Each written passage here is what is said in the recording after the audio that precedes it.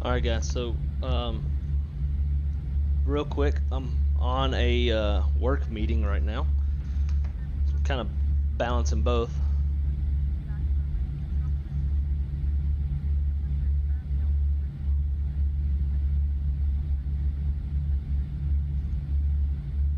Thanks guys, y'all have a good day. See y'all later. Alright, that's done. So I had an internet outage. It's the third time today that I've had an outage. I don't know what's going on. I tried to remotely reset my stuff as well as reset my modem and router. Hopefully it doesn't happen again, but that one actually kind of happened at a good time because I had a meeting and I was able to jump in on. Wasn't required to be at it, but it's like, hey, if my internet's not working, my iPad has LTE, so I was like, I'll just jump in while I can. So anyways, for those who are back, thank you for coming back. Sorry about that. I should probably do this real quick. General options, make sure the data resets. Yeah, there we go. So it looks a little, ground textures look like shit outside.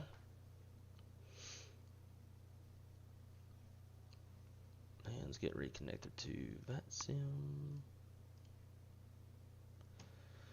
Dustin, good morning, dude. Just saw your message, but I haven't had a chance to read it yet. But anyways, so we're back at it. Work meeting's done. I think nothing else is on my agenda for today. So hopefully everybody comes back. I think we had like 14 or 16 people, which is pretty high for me.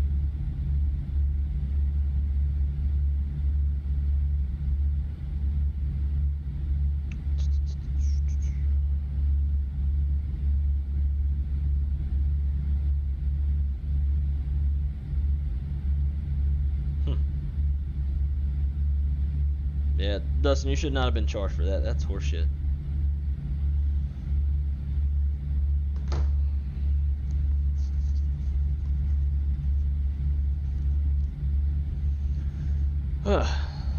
Well, that sucks. We had a good thing going there. Then we have to restart all over again. Is what it is, I suppose.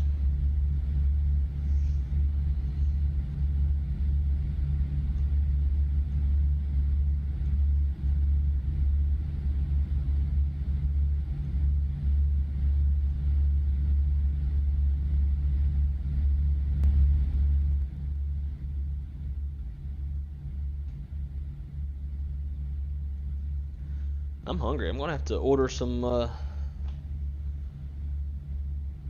DoorDash. My dog's just staring at me. The big beady eyes.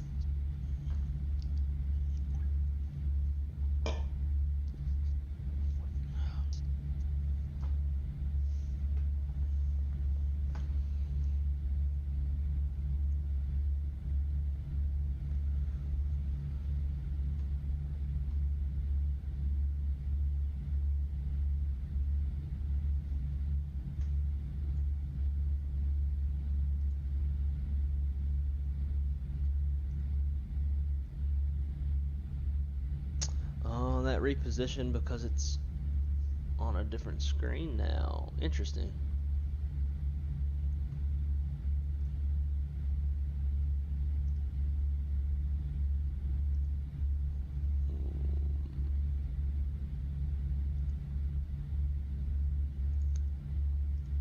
Why can I not get to my...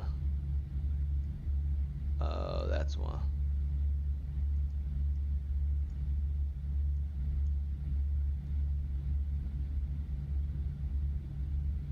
This thing does not like to put something else on this monitor.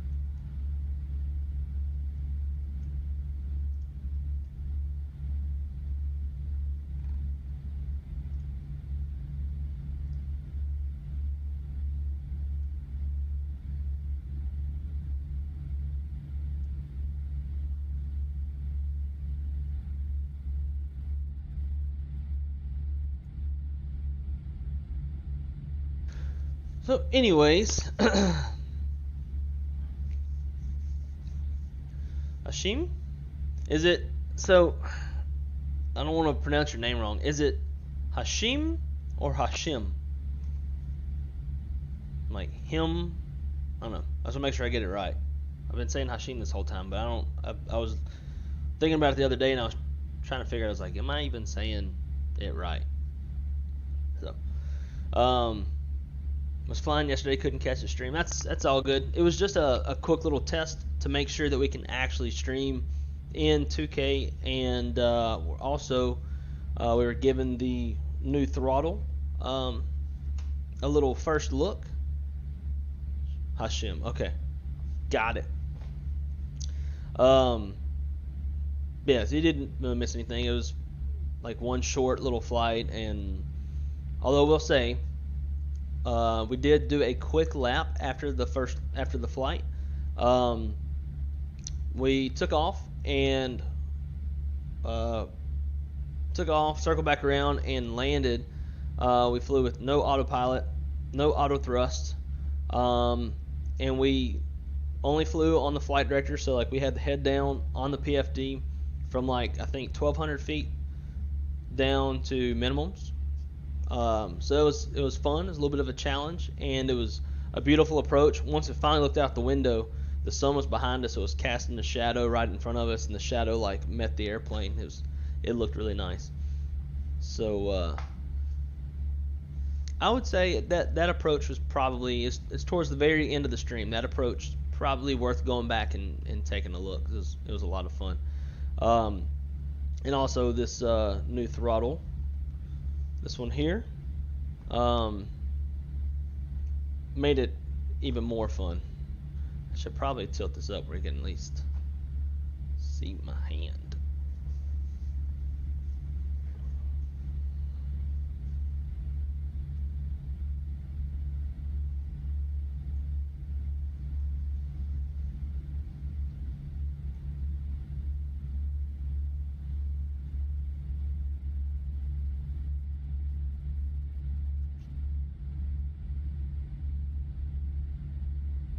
There we go.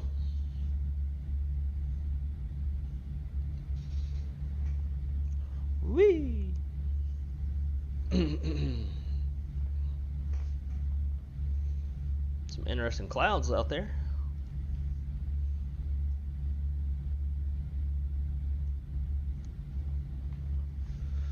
So anyways, that was a lot of fun yesterday. It was a little bit more of a challenge than typically do, so it made it a lot of fun.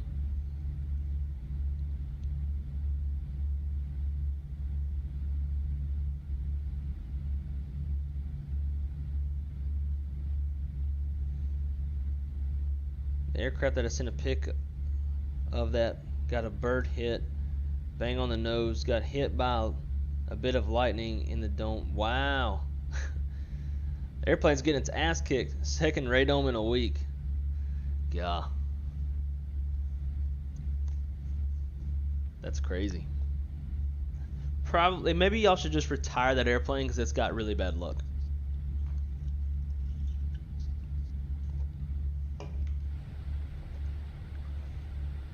Alright, so let's start programming for the arrival. Let's check out the Addons real quick.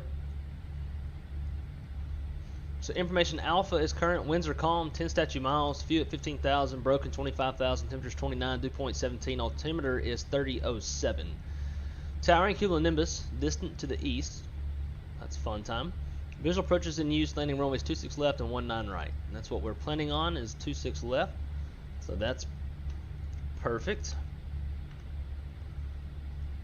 So let's get all that stuff put in here. And 3007. I believe it was 29. Yep. 29 on the temp. And the winds are calm. And minimums, I believe, are 200 feet. Yep.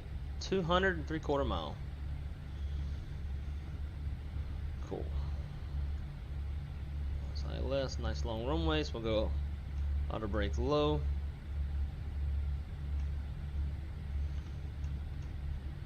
And now, y'all know what I do.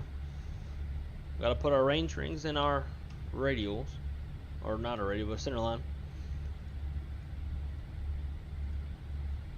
26 left. We're going to do 3-degree glide slope. We'll do 6 miles on this one.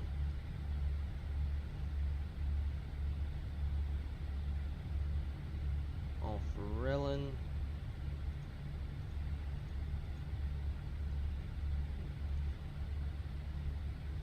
And it's going to be 079.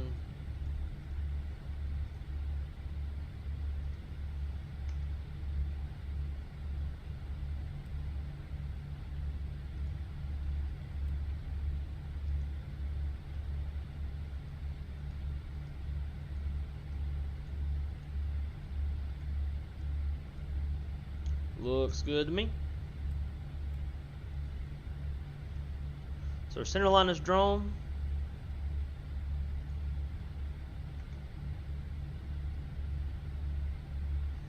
And we got our range ring, we're set. Now, during the distraction of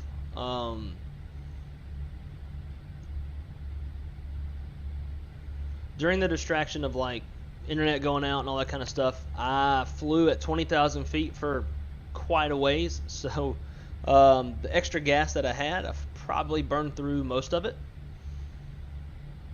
Typically in a 320 Classic, we want to land, our minimum planned landing fuel is 5.5, and we are currently at 6,000. So we're going to be landing pretty close.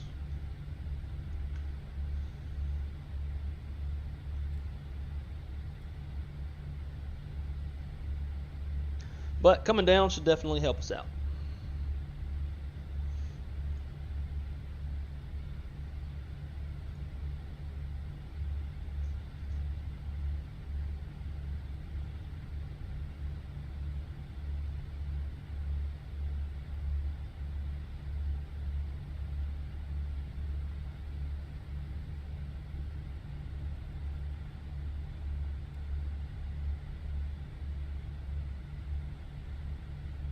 Altitude is 6,000.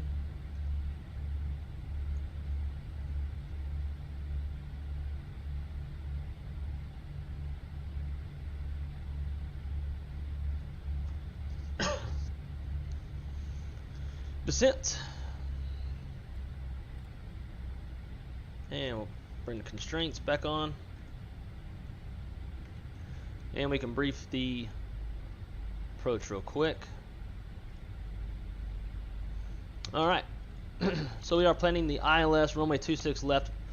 Approach frequency is 111.5. Final approach course is 259. Final approach fix is railing at 3,800 feet. Decision height 200 feet off the ground. Touchdown zone elevation is 2,069, which means we need to be stable by 3,069 feet. So we'll just call it 3,100. We have a standard, where'd it go? Standard 3-degree glide slope. Approach lights, PAPI on the left, we go miss, we're going to climb to 3,200, then a climbing right turn to 6,000 feet on a 080 heading on the Boulder 286 radial, or the Boulder VOR radial 286, however you say that shit. And again, our minimum is 200 foot ceilings, 3/4 mile visibility. It's a beautiful VFR day, no issues there. We do have towering cumulonimbus reported to the east of the airport, which is where we're coming from, so we'll be aware of that. Terrain is a factor, so we got our terrain on the ND. On runway 26 left, we have high intensity runway lights, approach lights, PAPI on the left, 3-degree glide path on the PAPI, it's grooved, and from the glide slope we have 9,401 feet of usable runway, it's 150 feet wide. Once we land, we're going to try to exit by Alpha 6, and then we'll cross 26 right, Alpha 6, and make our way into the A gates.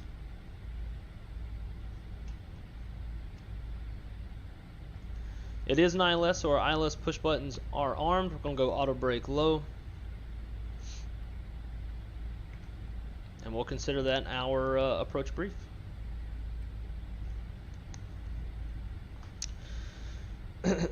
Yeah, the lightning demolished the nose. I'll send you a pic. Cool, sounds good. Ooh, pushed it in completely. So, did the radome protect the weather radar from getting fried?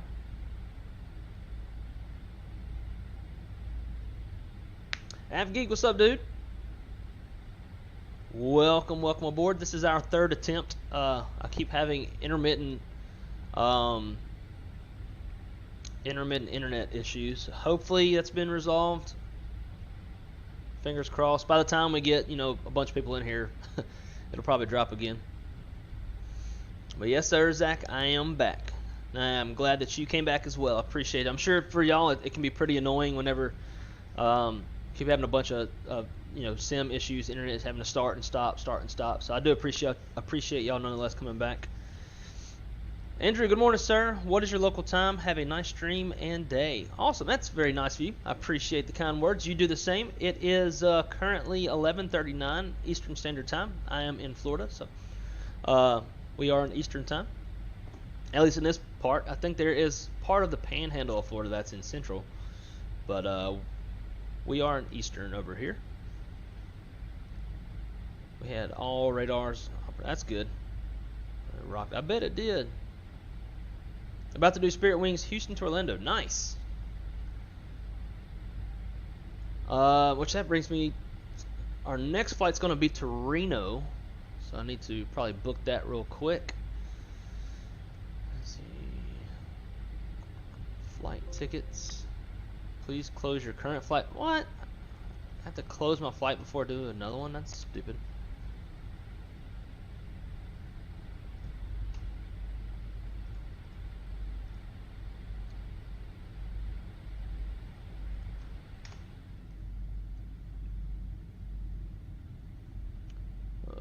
Let's go one way. Las Vegas. Reno.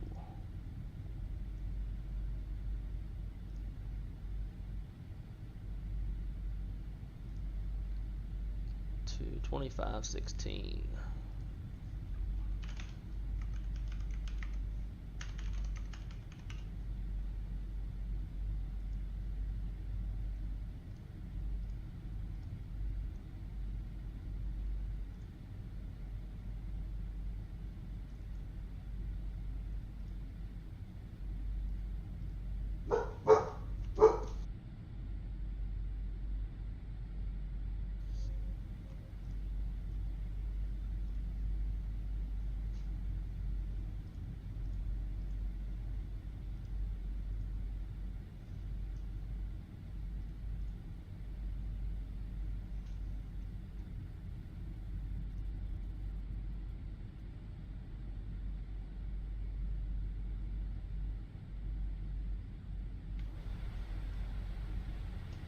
There's transition altitude.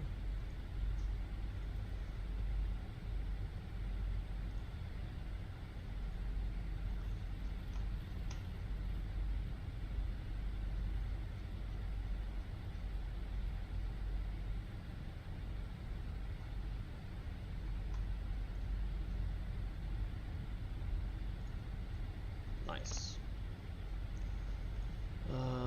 340. Let's go a little bit lower than that. 34 should be fine. Nah, we go low.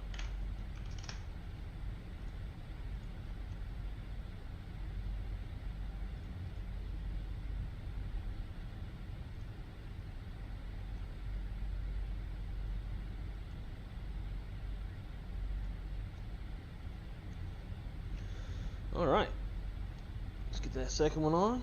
Throw a little bit of speed brakes so the airplane can slow down and get back on the glide path.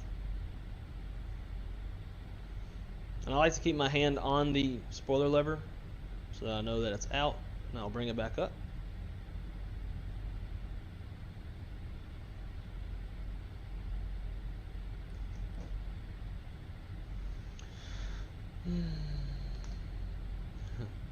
You're just too popular, it crashes the internet. Yeah, bullshit.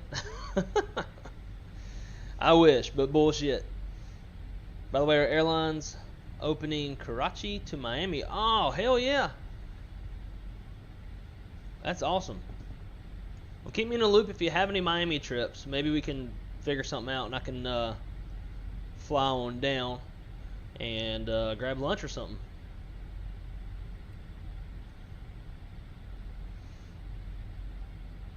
Had an airport code exam the other day. I failed. All those little tiny alternate airports, I had no idea what they were. We don't even do that at my airline.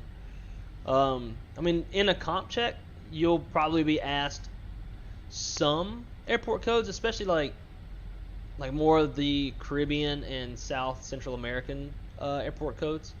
I know on my initial comp check, I was asked some, and I got pissed off. I was like on our map that shows us all the airports, if you go click on the airport, it will tell you the airport name and not the city. So you go to Central South America, it's like Rafael Hernandez International Airport. It's not Aguadilla or whatever the case may be. So I got irritated. I was like, dude, I don't care what the name of the airport is. I just care about the city. I gave my comp checker a hard time. Which probably shouldn't do on my initial comp check, but fight or flight takes over during high stress, and I was definitely in high stress, and the fight side started kicking in.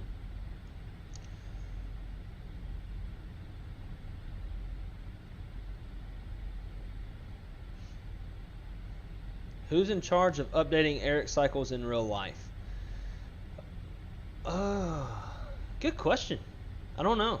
I know the nav data cycle comes out. It's implemented into the airplane, as well as all of our software and our systems and stuff like that.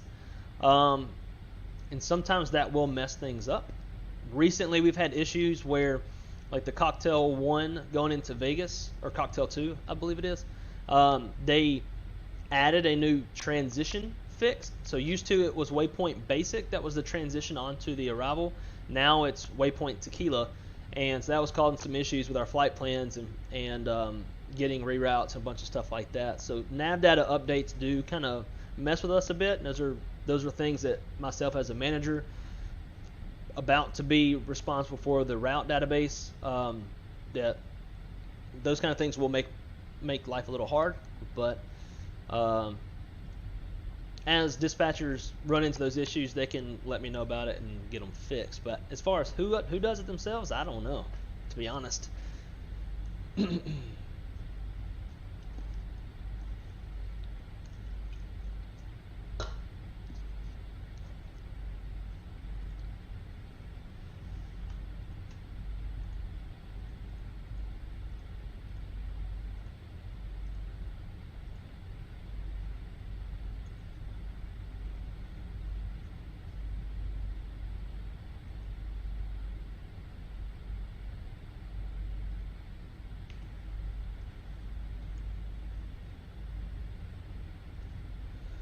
Las Vegas traffic, Spirit Wings 2511 is 30 miles to the east of Vegas. Planning ILS runway 26 left, Vegas.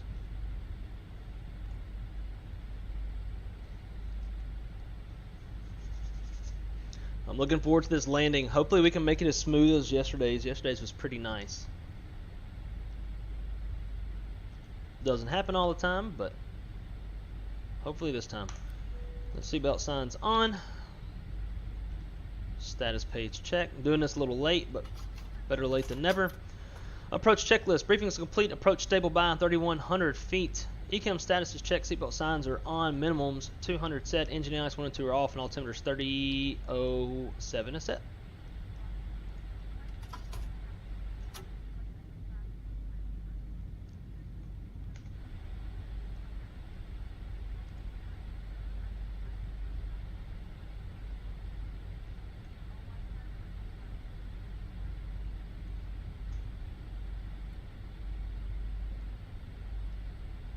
We do have some other folks in the Vegas area, so we want to make sure we're doing our call outs.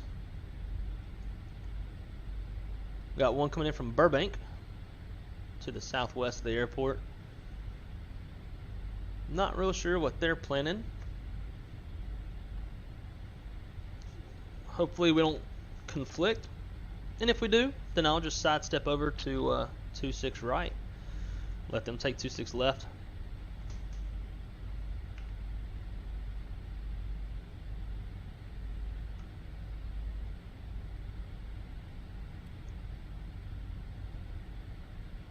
I'm not seeing them on the TCAS.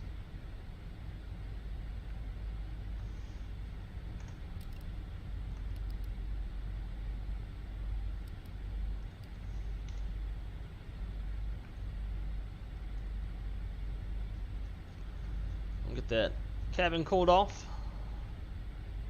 We're going to be turning around and we're going to be heading up to Reno, Nevada. Flown in there a couple times. But the common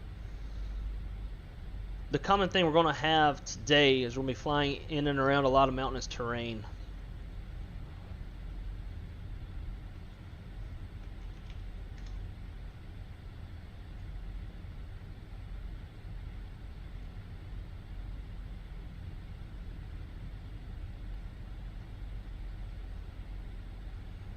Six right. It's got an ILS. That's a good start.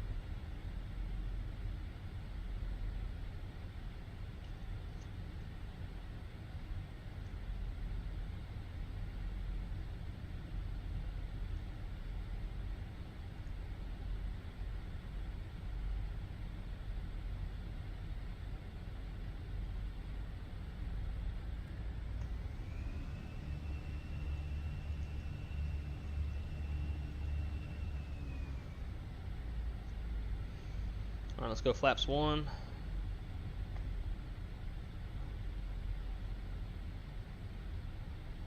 Not yet. I need VNE plus 10.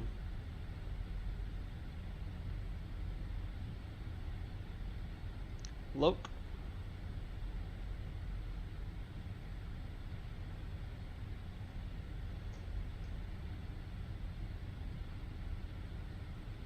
Help the airplane out just a little bit.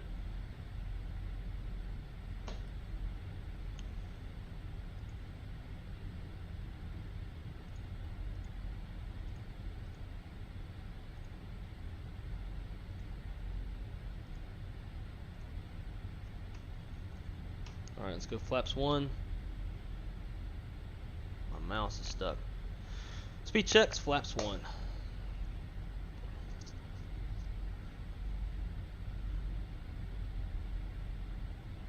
Las Vegas traffic, Spirit Wings 2511, 16-mile final, runway 26 left. Southwest, I see you at my 11 o'clock. Do you need me to sidestep over to 26 right for you?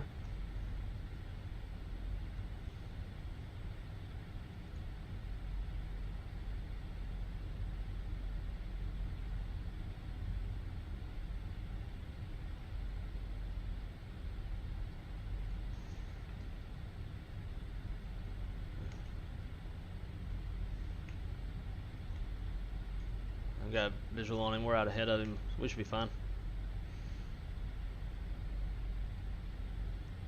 Keep our speed up.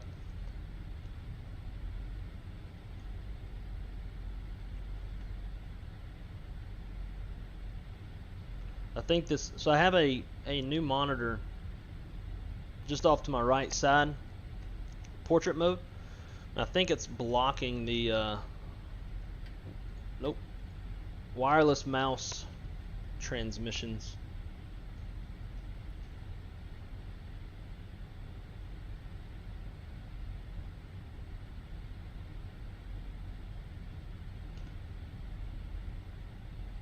It's not. It keeps like locking up.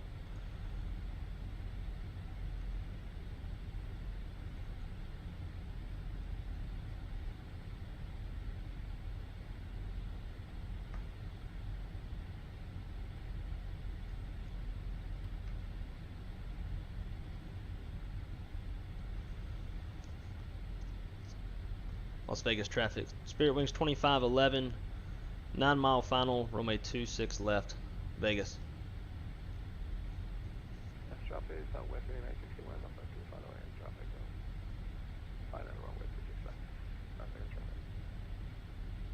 Alright, there's VD plus 10, so we'll go flaps 2.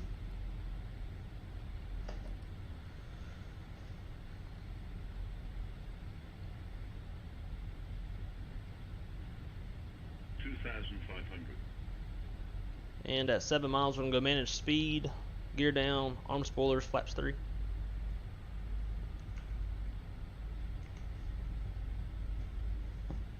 Should have had the turn off lights and taxi light off until cleared for the approach or clear to land, but went ahead and turned them on since we're not in controlled airspace. And guys, if you're just joining us, please smash that like button. Definitely helps out the channel.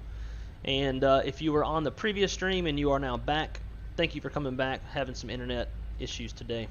Alright, so there's 6 miles. Manage speed. Gear down.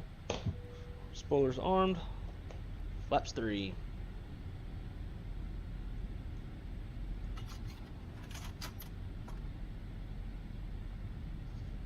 And flaps full. Alrighty, landing checklist.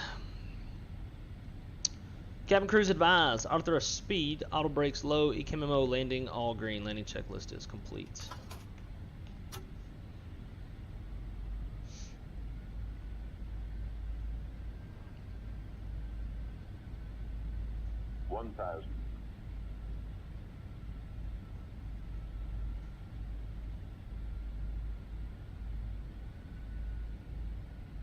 Hopefully the frames don't get hit too hard.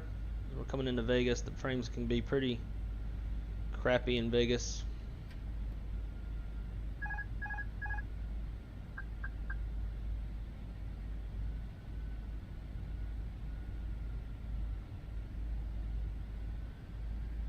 $500. $400. And I never trust a glide slope on this runway. 100 above. Like it, even the Pappies say we're too low, but look at the glide slope. Have me damn near in those buildings. Continue.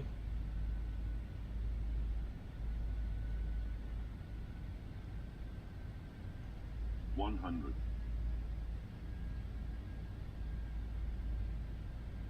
50, 40, 30, 20, retard. 5.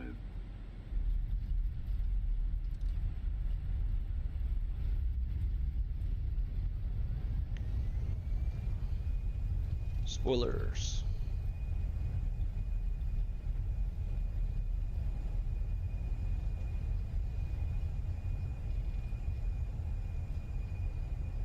Reverse idle.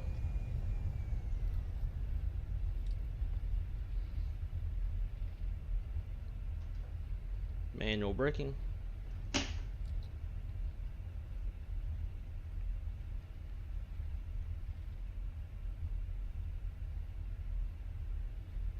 Las Vegas traffic. Spirit Wings 2511 clear, runway 26 left. Vegas.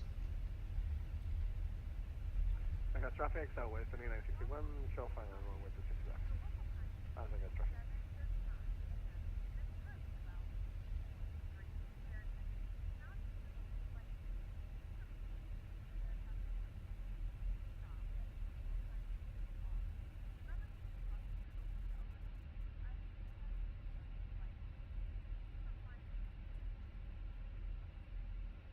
Alright, we're going to hold short right here.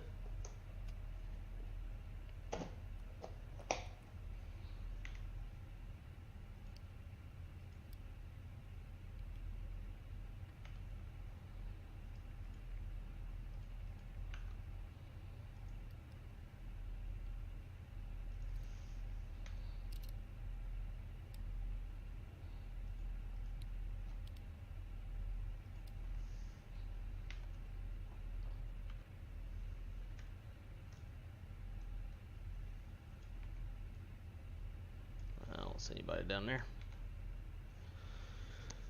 Vegas traffic. Spirit Wings 2511 crossing runway 26 right at Alpha 7, taxiing to the A gates. Vegas.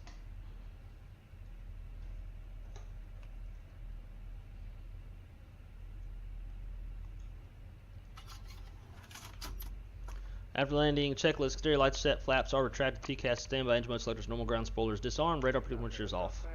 Southwest, 2961, Bucket, runway 12611, Alpha 5, crossing runway 26 right, Alpha 5, to gate Charlie. As I got traffic.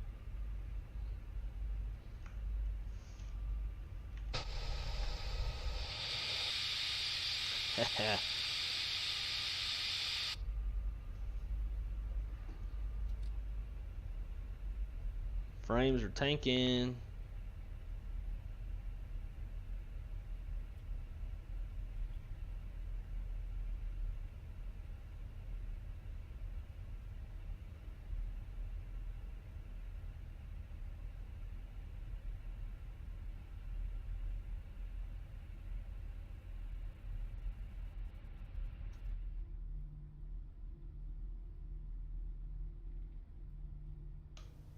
Pretty normal with Vegas.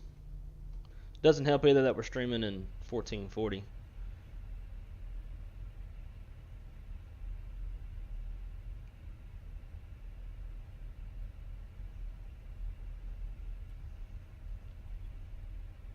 Alright, so there's 3 minutes. AP is online. You can shut down too.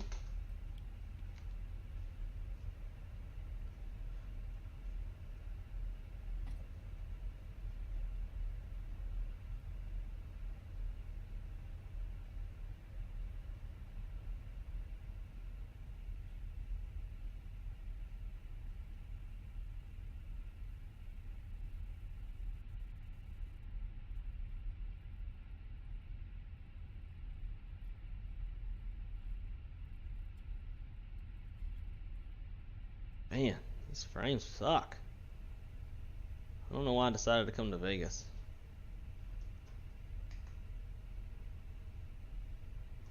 We'll just park over here with Allegiant. I know Spirit does use the A gates.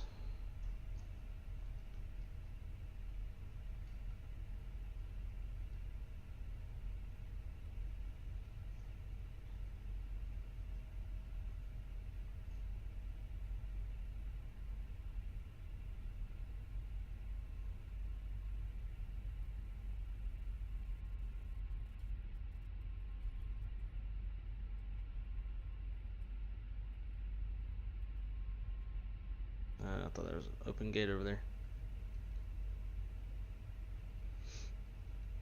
We'll just take this one here.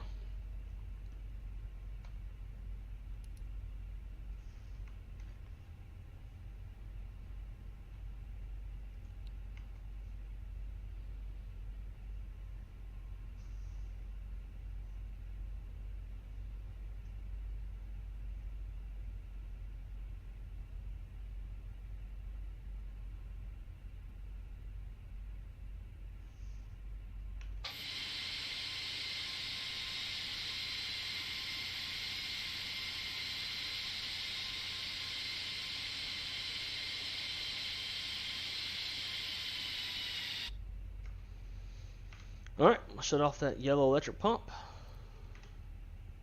Shut down engine 1.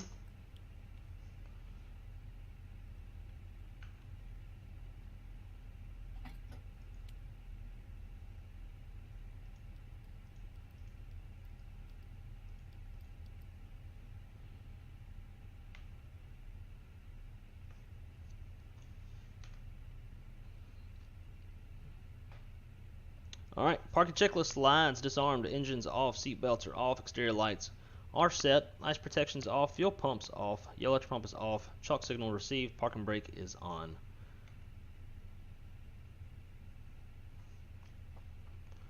Submit this report so we can get the next leg.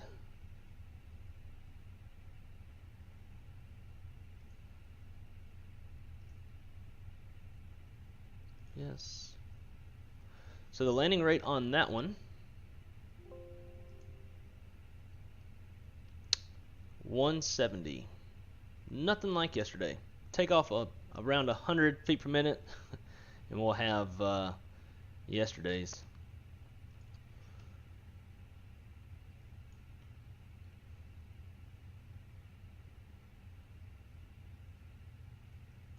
All right, let's get the next flight ready to go.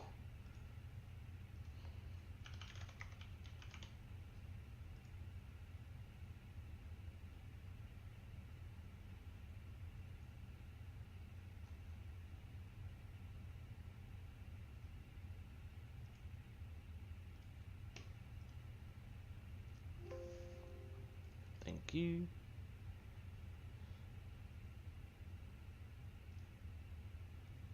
All right, we're gonna be cruising at 30,000. That works.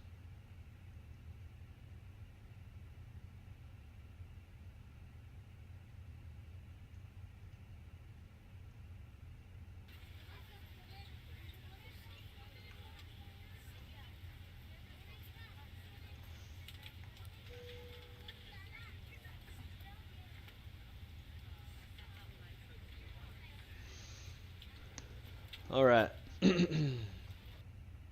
DLS can't come fast enough. That ain't no joke, man. I'm so ready for that. Looks like things have gotten a little bit smoother. AOC menu, receive messages, arrival message. Sweet. All right, so let's set up for our next leg and let's get going. So our next leg is going to be Spirit Flight 20. I messed that up. It's 2516. I put in 2516. That ain't right. Or 25616 rather is what I put in.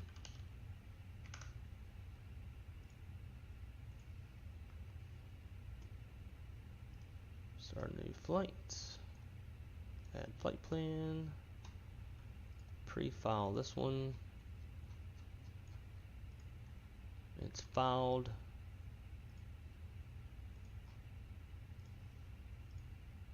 Our charts up and ready.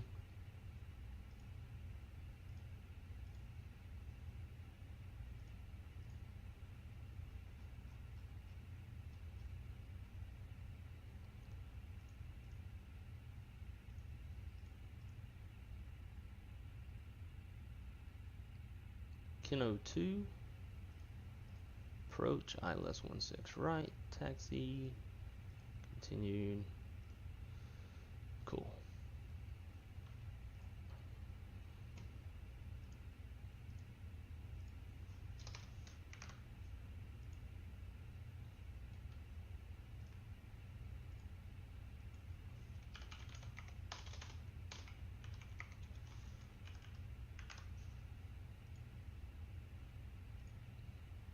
All that's set. All right. Over to the chat real quick before we get underway.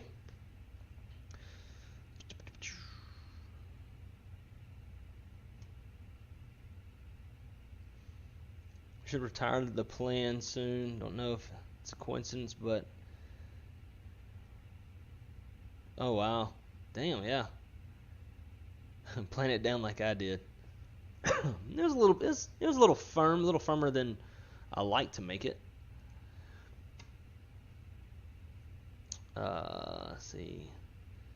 What I can find, it is the AIS that does the Eric Cycles Aeronautical Information Service. Okay, interesting.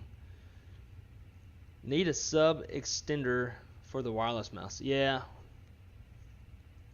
I do. I mean, I got all kinds of USB ports. Just that one's in a bad spot where it's being blocked.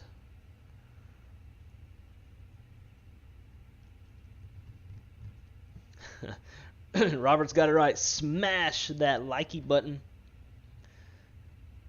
If everybody that has, I greatly appreciate y'all. Nice landing, thank you. It was nice on the center line. That was about it. All right, let's rock and roll on our second leg of the day. We got quite a few more to do. So we'll go. Nope, wrong button. Let's go sim brief. All right. Atsu. AOC. Let's go init. Init.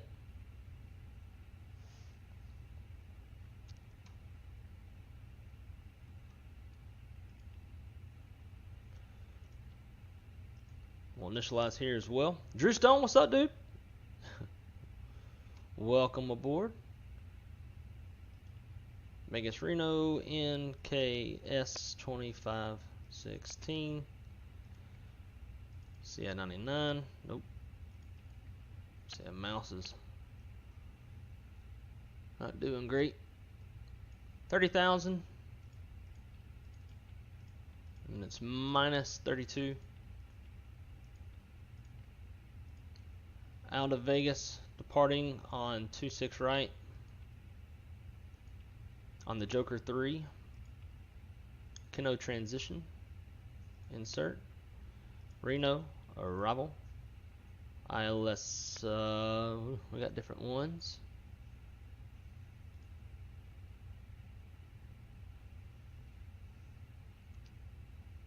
We'll do Zulu, I guess.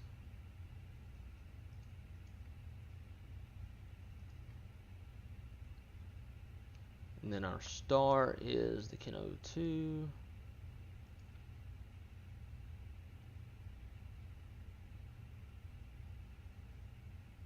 Approach via.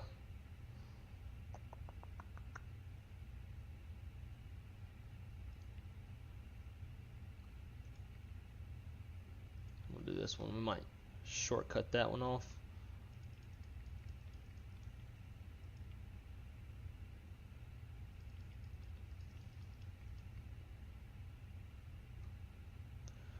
Alright, secondary. For engine out, we'll go sales, compute, we'll hold that. RadNav, we'll do loss. And net, let's see, our triple pause is 46.8. Wind data uplink.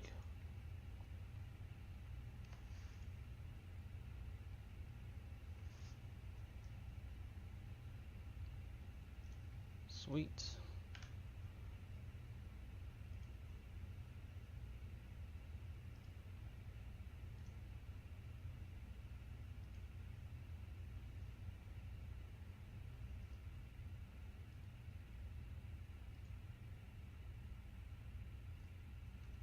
What time does it say it is? 14:54. I think the internet messed it up. It's definitely not. It's 16:11.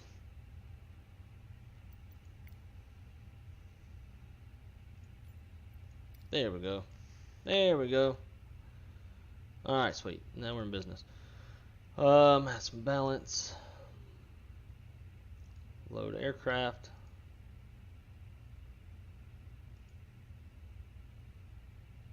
Oh, because they're still getting off. Everybody get off the airplane.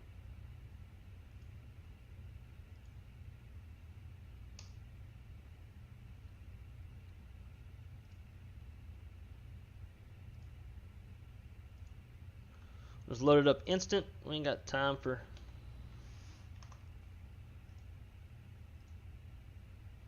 negative 167 on the inbound. Says PAX. We've got a 96% satisfaction. Satisfaction is not guaranteed on my flights.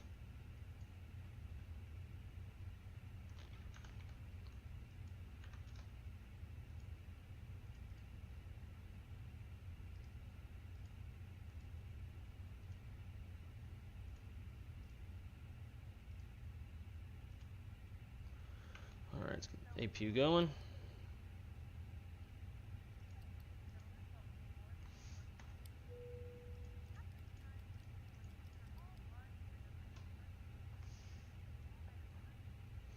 Alright, top altitude 190.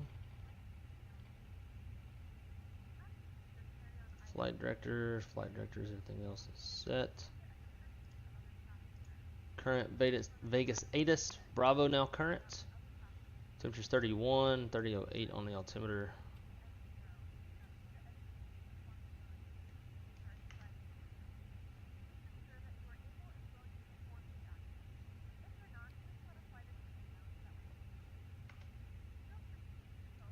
sure. Nope, still not. Cool. Alrighty. Departure brief. It's going to be, again, a right seat takeoff. Type is a 320 for tail strike avoidance. There's no MELs or CDLs that degrade the performance of the aircraft. It's going to be a single engine taxi over to runway 26 right for departure. Our taxi route is going to be Golf Bravo,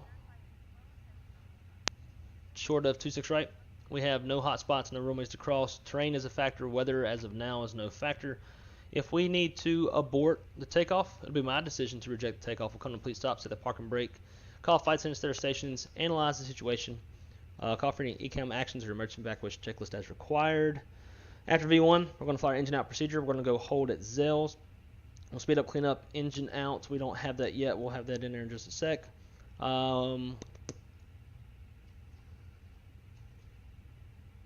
Let's see. We are going to be over max landing weight. If we need to come back, it will be an overweight landing. We'll come back on runway 26 left. If all goes as planned, we're going to fly the Joker departure. Top altitude is 19,000 feet, and we're squawking 2,000.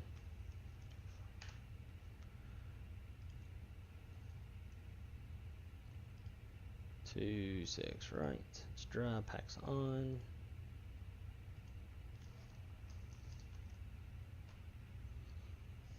All right, 2 down 0.4.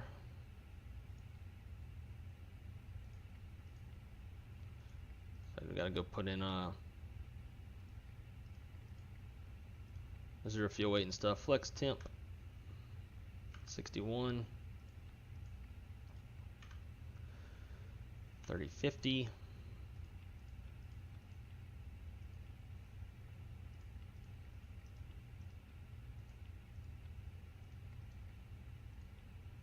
And our V speed's 47, 47, 49.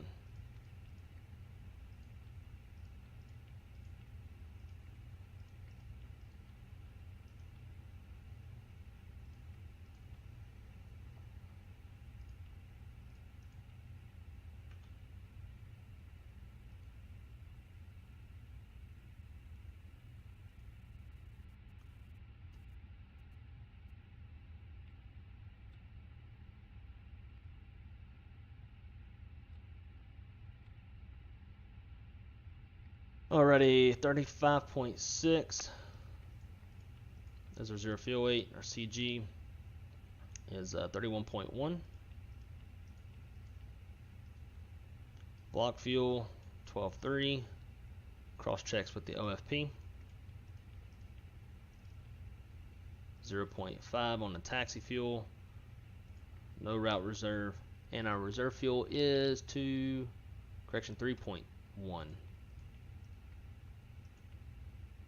There we go, that's accepted. 30.4.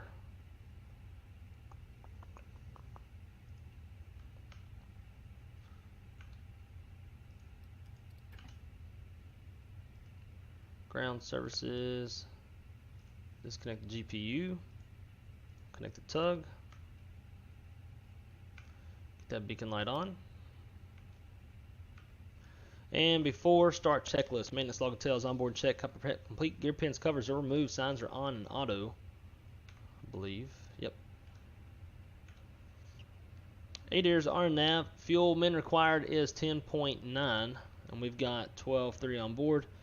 Altimeters 30.08 set, EFB's checked, one door slides closing on, beacons on, thrust levers are on idle, parking brake is on, transponder is in auto before start is complete.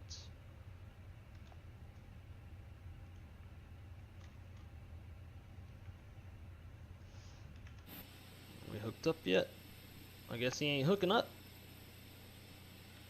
He's going to try to as soon as we hit pushback. Alright. Vegas traffic. Spirit Wings 2511 is pushing back from the Alpha gates. Vegas. Here we go. Brakes released. And let's start the push.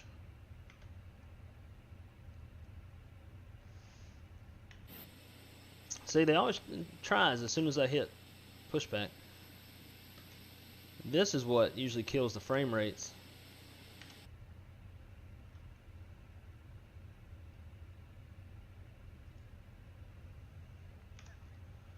Alright, let's fire them up.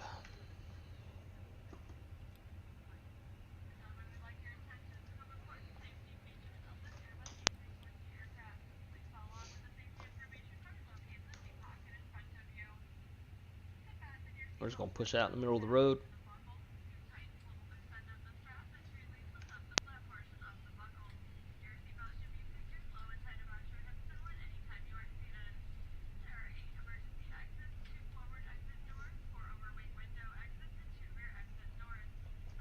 Parking brake set. Clear, disconnect. Y'all have a good one now. We're looking for the pin off left side of the airplane.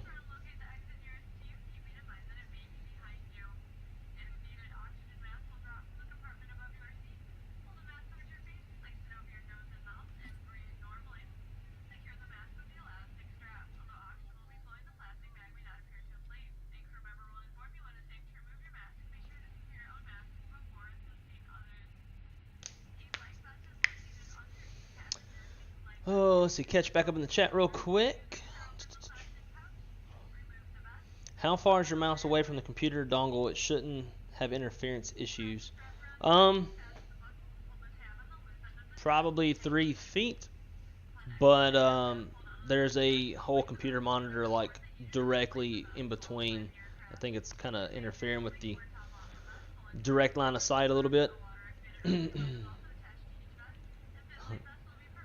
Better than my negative 300 plus landings.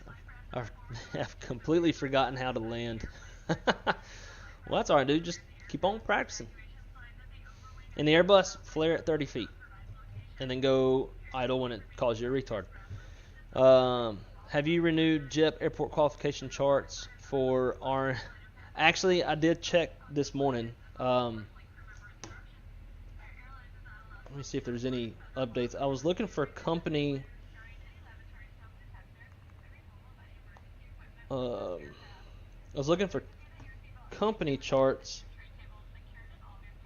to see what the parking gates were in Albuquerque. RNO.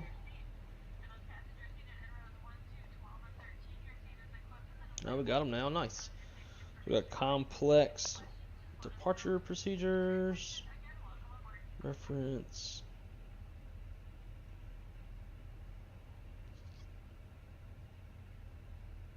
I don't see any parking gates though.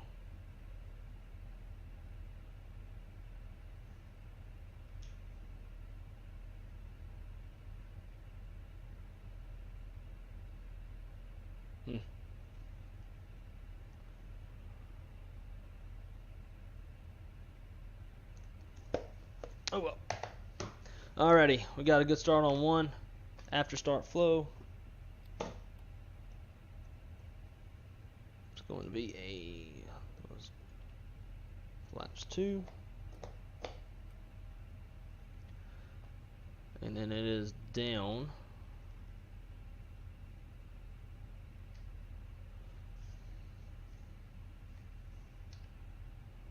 Yellow electric pump. Alright, after start checklist. Engine anti-ice is off, the electric pump is off, rotor trim 0, after start checklist is complete. Vegas traffic, Spirit Wings 2516, taxiing from the Alpha gates over to runway 26 right. Vegas.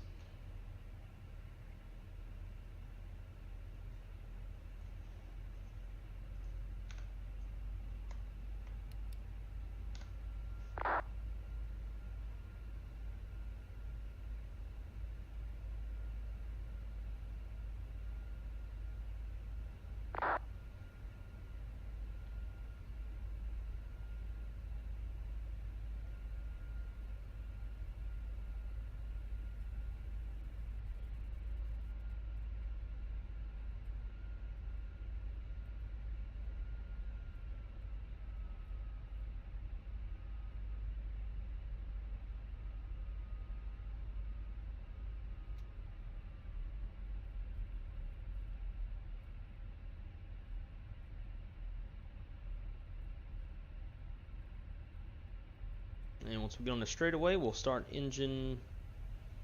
Actually, we'll start engine 2 when we get a little bit further down. We get on Bravo.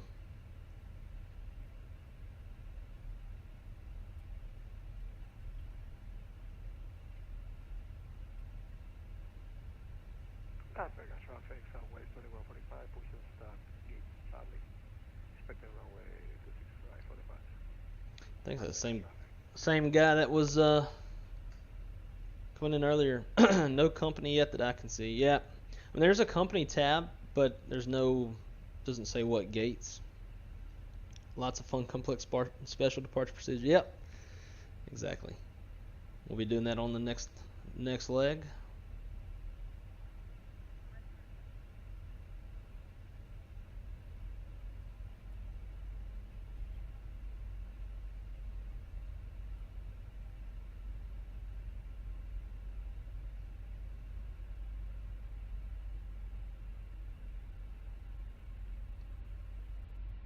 What is populating your airports with aircraft? That is Latin VFR static airplanes.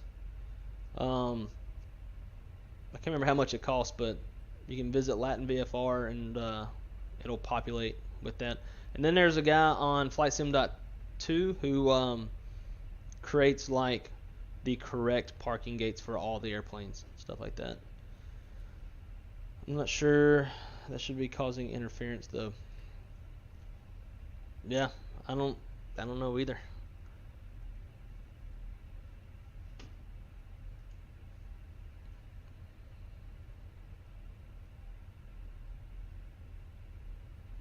Using gate B9 in Reno. Roger. That's where we shall park.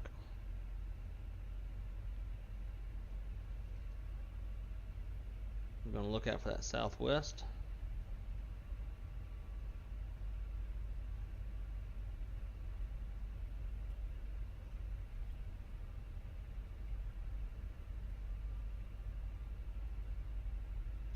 No. I charged it up.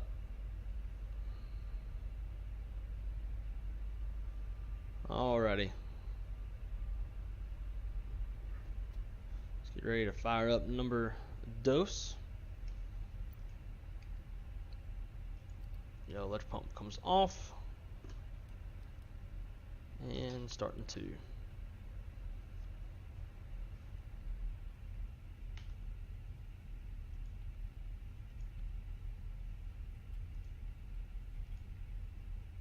Another load sheet, and it's the preliminary one, so that's late.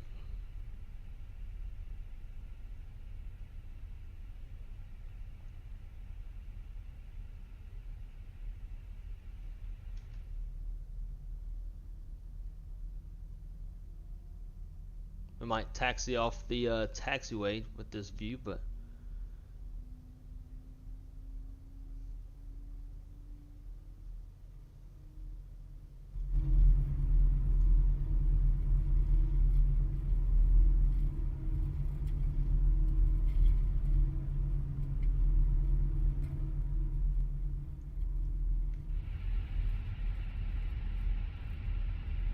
figured that would happen. And it's available. Start that 3-minute warm-up.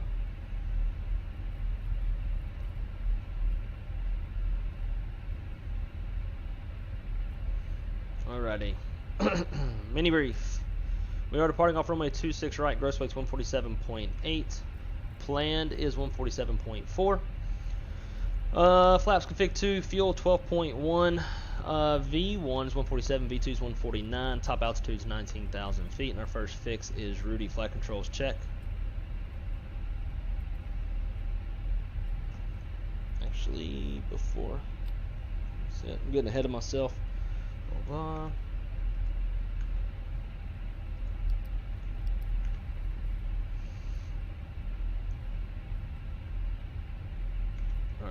After start checklist, engine NIS is off, yellow pump is off, road trim 0, after start checklist is complete. Flight controls check. Full up, full down, neutral, full left, full right, neutral, Rudder. Vegas traffic, very good afternoon, American 28 Foxworth. Just terminal out of 3, now we'll be following the green line. Full left. To full right. 1 Bravo, Charlie, Romeo, and holding point Alpha 2 for runway 26 right. Vegas traffic. Alright, flight control check complete. Forward takeoff flow.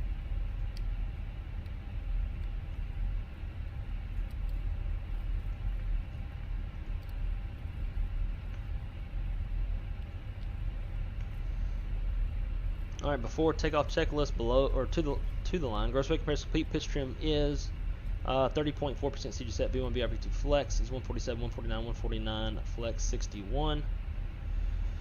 Let's see. Flaps config 2. Flight instruments check. Flight controls are checked. Ecom memo takeoff all green. Ecom status check. Wishers on auto take cast code set TR. Ecom grid advised. Mini rates complete. We got 50 seconds left on the timer.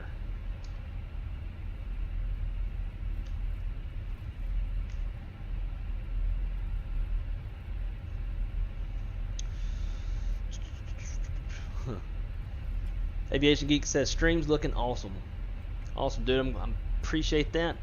Been trying really hard to get this 1440 stuff to work. Definitely puts the computer under a heavier load. I figured I might would have to do X-Plane since it's a lot less, you know, or a lot more forgiving rather. But we actually managed to get it to work so far. Hope the internet doesn't drop again. Alright, there's 3 minutes. So we're now ready to go as soon as we get to the end. That's almost perfect timing.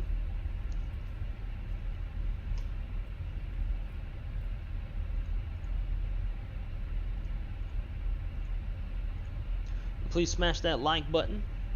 Like and subscribe if you haven't already. If you are enjoying the content, hope to earn your subscription. So we got 12 people watching. That's pretty good for me. I don't usually have that many. I have no idea when X-Plane 12 is dropping. Biggest traffic, Southwest 3113, taxi to 26 right for departure. Biggest. I wish it would come on because I would like to take a look at it. We're going to hold short here.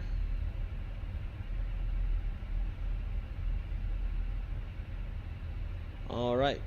Before takeoff checklist below the line. Takeoff checklist below the line. Takeoff runway 26 right is confirmed. Fuel min is 10.8 and we've got 12 on board. Engine mode selectors normal. Blue packs are set. Before takeoff checklist below the line is complete.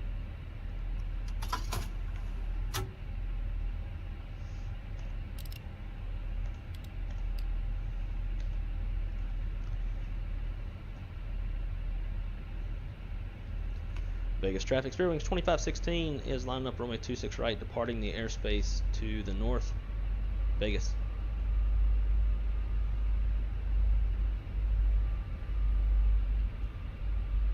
Clear on the approach.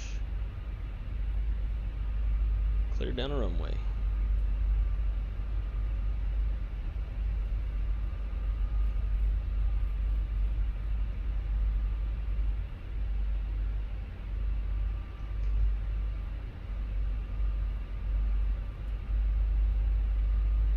Here we go.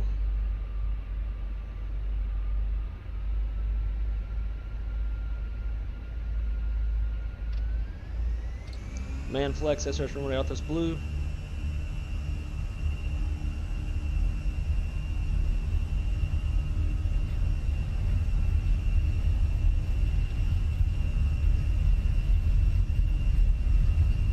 Knots they're set. Neutral by 100.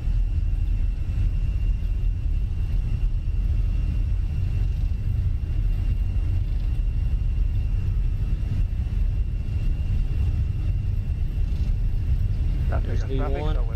Rotate. Line up on wait, runway 26 right. That's again traffic.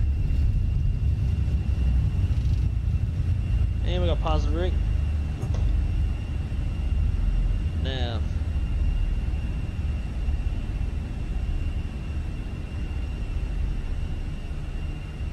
Vegas traffic. Spirit Wings 2516 is clear. Runway 26 left. Exiting the airspace to the north. Vegas. Alright, there's acceleration altitude. Look for positive trend on the airspeed. There it is. Thrust climb, climb.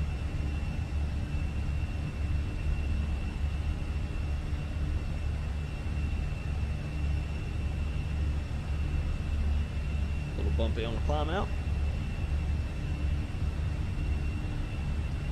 Vegas traffic, American 284, now holding point Alpha, runway 26 right. Flaps 1, speed checks, flaps 1. And after him, we'll do line up and wait. Vegas traffic.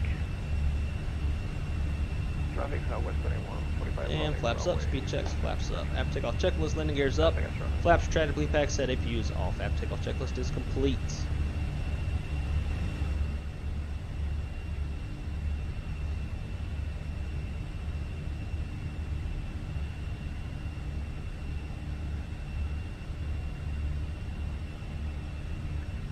Vegas traffic, American 284, now lining up 26 right and wait.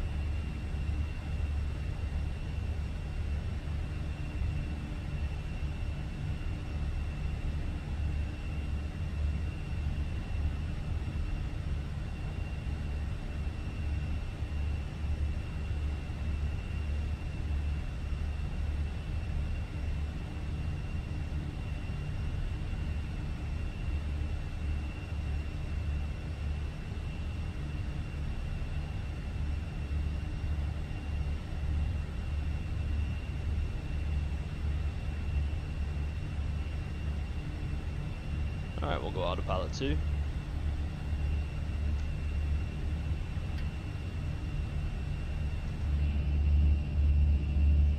Look at that. It's a pretty wing view.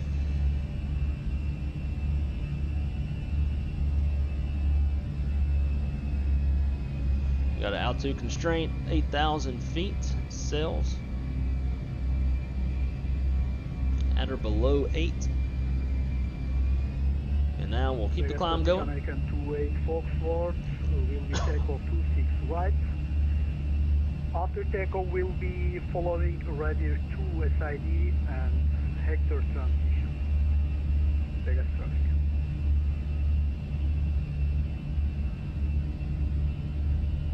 As Vegas traffic, Southwest 2145 airport. We on deck with keep it to departure. As Vegas traffic.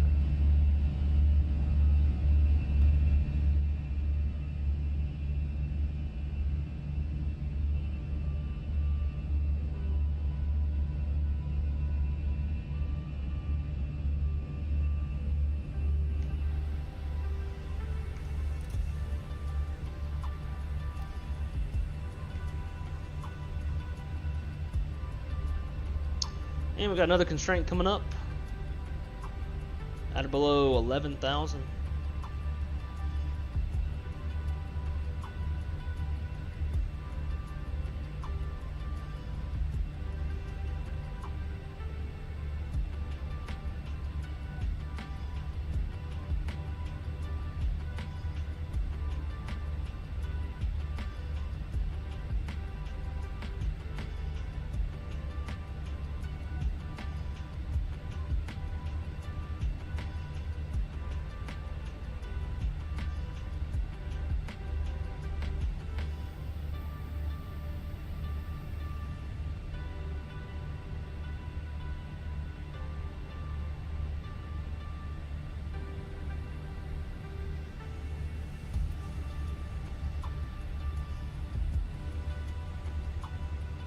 Vegas traffic, American 284 now reaching 4,000, reaching the side direct exit.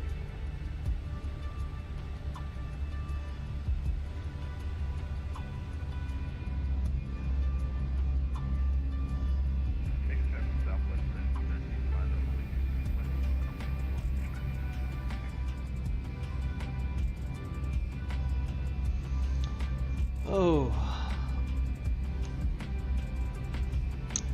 We got a lot more flying to do today. We're gonna go. So we're going to Reno. I don't really want to go back to Vegas, although realistically, to go to Boise and then to go to Salt Lake would have to be out of Vegas. But as we saw, Vegas was killing the frame rates, so I don't really want to go back there. So I don't know how we're gonna do the next two. Maybe we just jump seat on from somewhere else. Let me take a look. What options we got?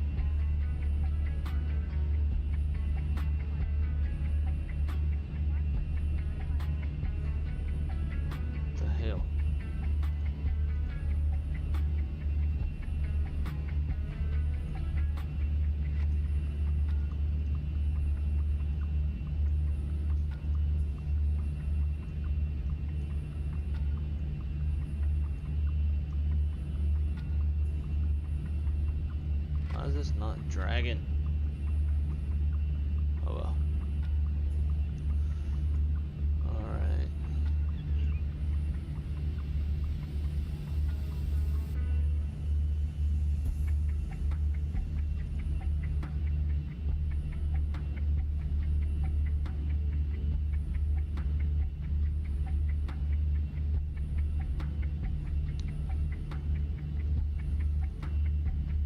Trying to figure out what we should do.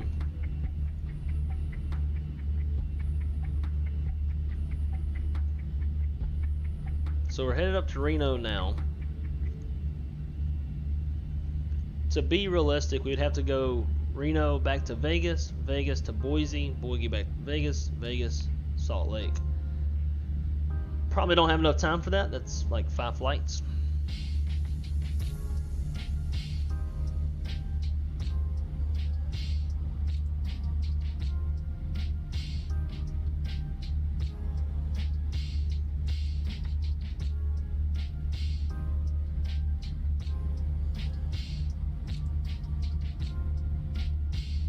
I mean, theoretically, we could just bring the plane back to Vegas and then do Vegas, Boise, bring the plane back to Vegas, then Vegas, Salt Lake. But I would imagine y'all would probably get tired of seeing departures out of Vegas.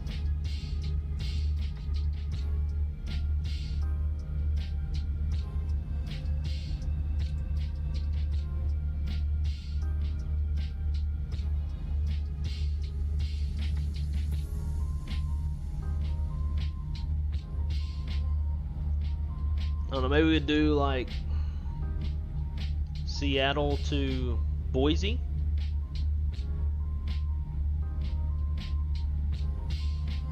And then Boise, Salt Lake. Something like that. This is something that I made. It's pretty easy to do. I can't remember how I started it. It's a Google Maps function. Yeah, I think you just like go into your settings or something like that, create a map, and then you just like zoom in on an airport. And I don't know if we wanted to add this Air Force base.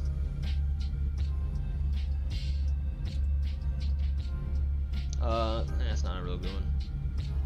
Where's Oklahoma City Airport at? Oh, right here. So you click on the logo, hit add to map, and then it puts it over on the left side. And like I just went and downloaded a Spirit logo from the internet, and once it's added to the list, you click this little button here and select what logo you want, and that'll put the logo on there. So obviously all the yellow ones are Spirit, And then the blue ones are larger airports that Spirit does not fly to. And then I got all my X-plane airports as well. I was trying to drag.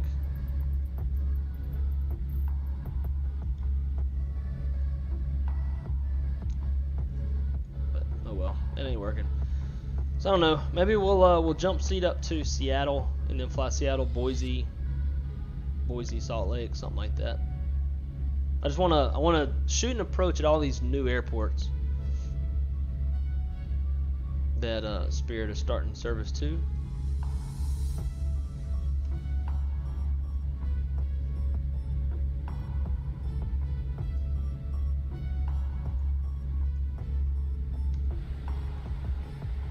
Oh my God, there we go doing it again. Burning all of our gas.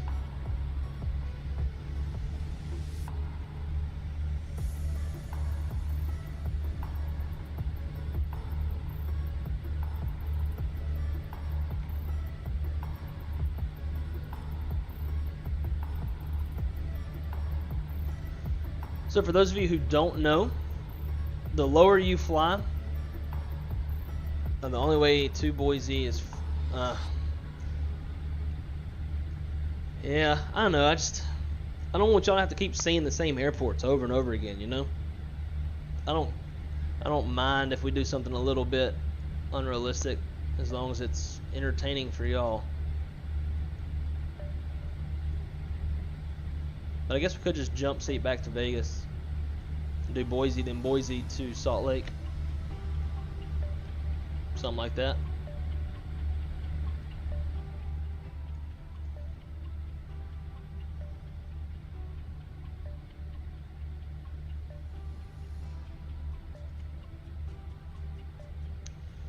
So we're planned to land with 6.7, 6.8. Now we're probably going to be landing with less than that.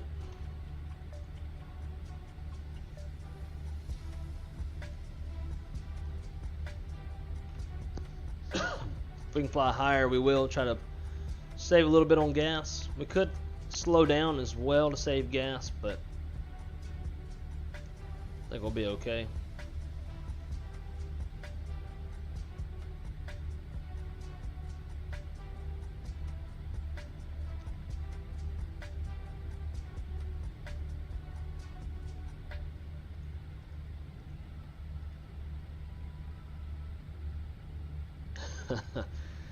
So if we're trying to land at our destination with 5,500 pounds, which is the minimum planned landing fuel for a 320CO, that gives us 3 minutes of extra time.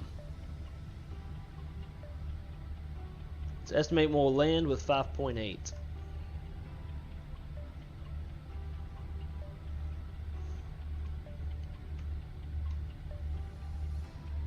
Now that's typically just for planning purposes, not like actual.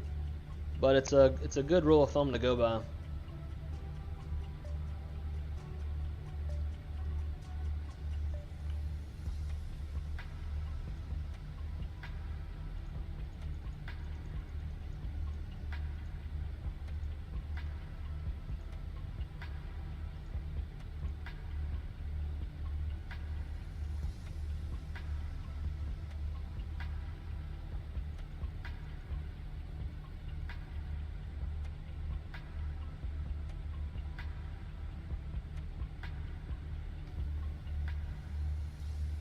Oh.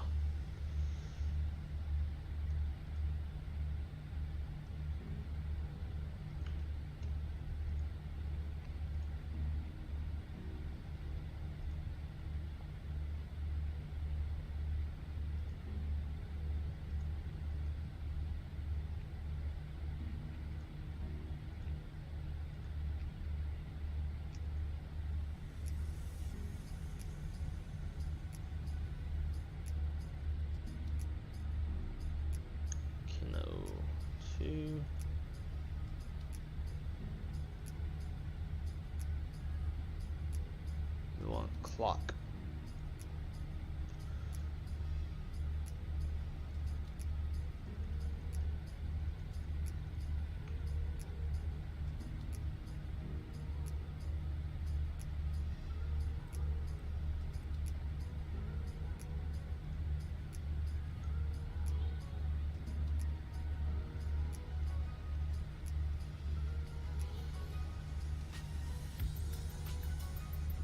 That looks a lot better.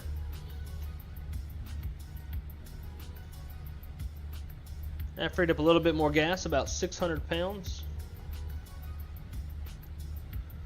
I don't know why that's amber though, it shouldn't be amber.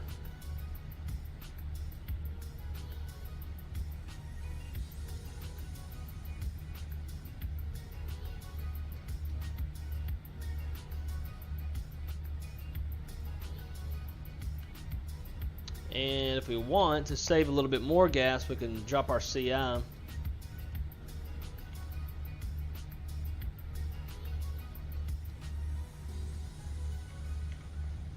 Sweet.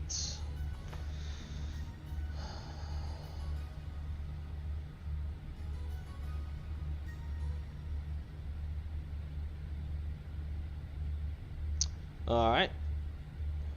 Skardu approach. What's the airport code for that one? Is that the one that you've been putting the like all the stuff in the Discord? As far as like your company documentation, is that the same approach?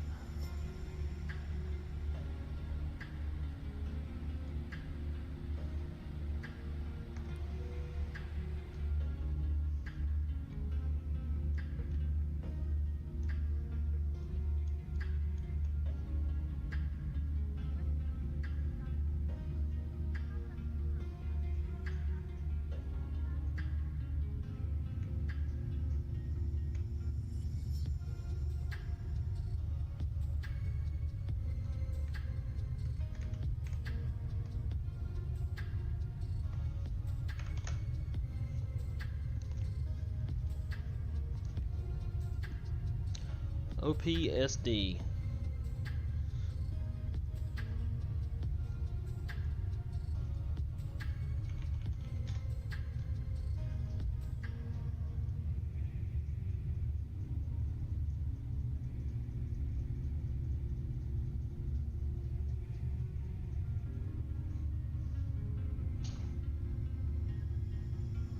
Nice long runway.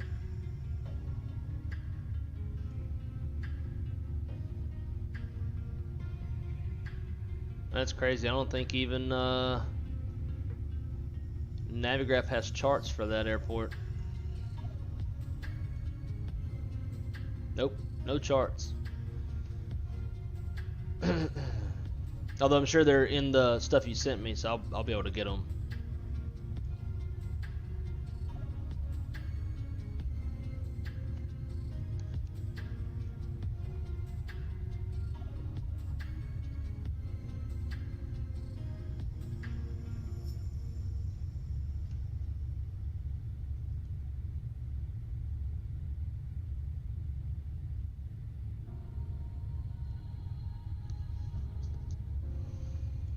Alright, yeah, so we'll definitely put that on the to-do list. I need a way to remember that.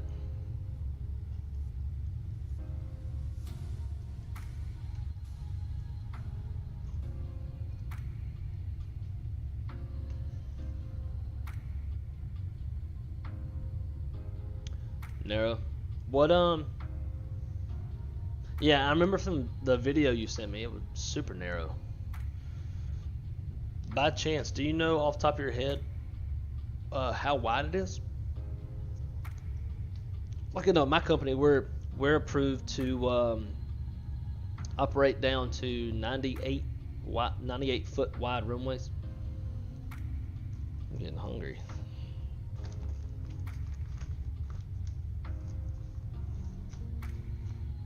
Yeah. Paper definitely like fits in this throttle better. So a lot of times, like I've got my little for my departure brief and mini brief and stuff, I have this little paper as like a little outline of things to cover in the departure mini brief.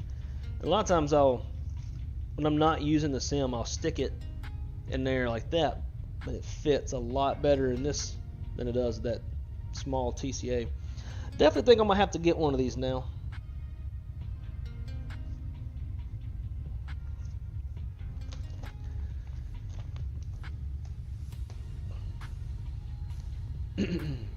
So I guess we maybe we should cover show this thing again. Is there anybody in the chat who was not here yesterday and did not see us talk about this throttle? For like the up close look at it.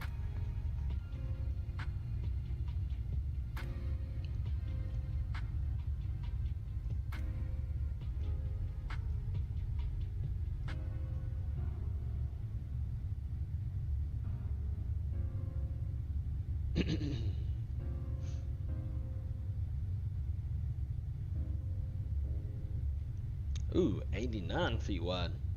Damn, that is narrow.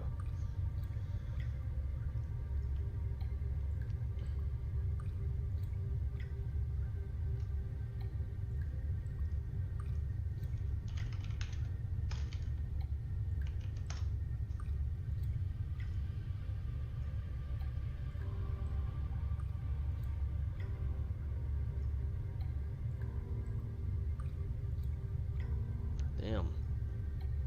So if I am going to order one of these, I probably need to do it quick because they're going to be closed from August 14th to September 3rd.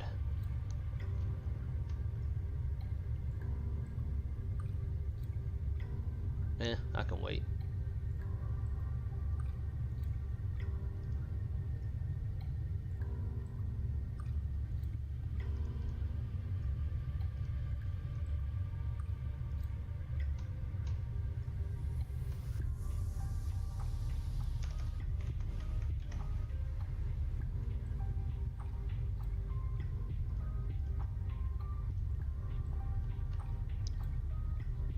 Okay, so Zach, I'll show off the throttle for you. I'd get the throttles if I could help my crashes. I mean landings. Yeah, this thing definitely not going to help out with that. So company, in fact, I put the I put it in the description. Like I just now did it, but I'll send it to you. It's Flightsimpm, so it's a little bit different from the one that V1's got. I do believe it's a little bit larger and a little more true to scale, but some of the functionality is not as realistic as the Throttle Tech version.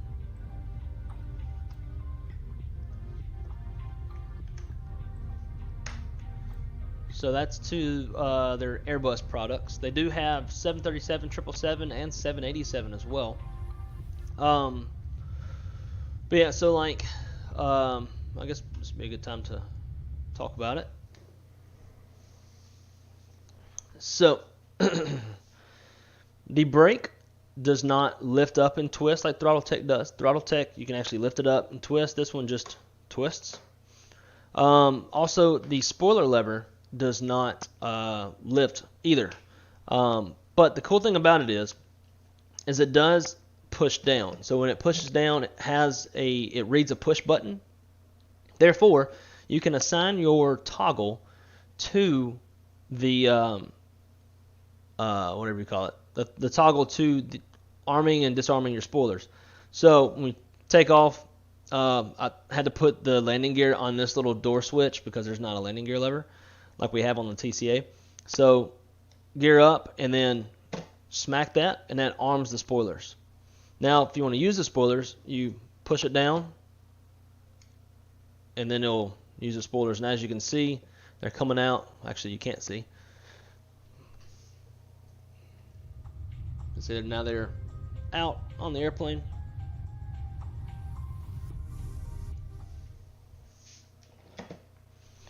But yeah, so you can still actually use the spoilers, like as far as arming and disarming.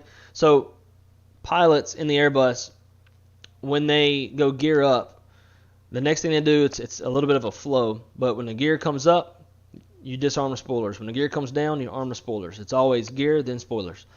So often when the spoilers are armed, what you'll see the pilots do is they'll go gear up, and then bam, they'll give a little smackaroo on the spoilers to disarm them. You can actually do that with this, which is pretty cool. Everything else is relatively standard. On your engine master switches, they are made out of metal. They do have a little bit of play in them. I'm not sure if that's realistic to the real airplane or not, but they got just a little bit of play. But nonetheless, you still have the lift gates. So in the real airplane, to start or shut down the engines, to use the switch, you have to lift up on the switch and then move it. This one has that, which is pretty awesome. As you can see, it is backlit. I don't know if I can turn off my key lights. I think they're disconnected. Let's see something real quick.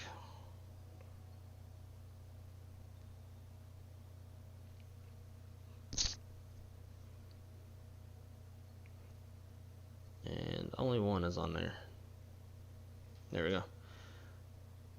Trying to make it a little bit darker, but you can see that well,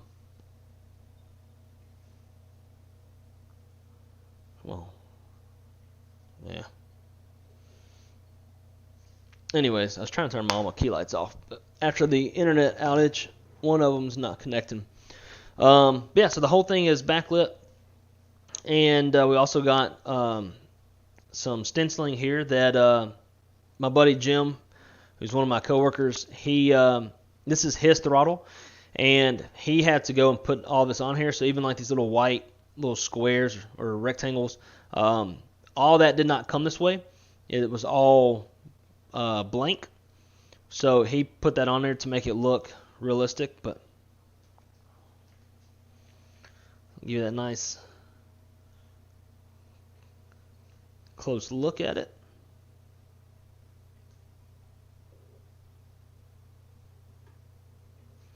So they are two separate pieces, as you can see.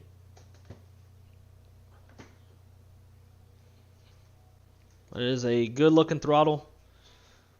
I believe it's mostly true to scale. And then the dog's just looking like, what's going on? So yeah, that is the Flightsimpm or the Flightsimpm throttle. And one of my favorite things about it is you got so much more range in the throttle inputs. So it just gives you more accurate throttle inputs. Like yesterday we did a quick little flight and did it without auto thrust, and it's awesome, like just how precise you can be with your throttle inputs.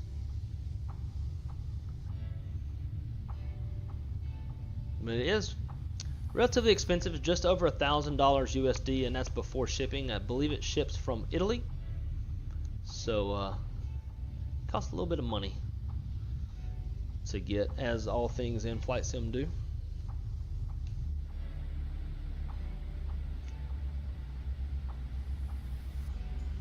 Get a little bit of mountain wave.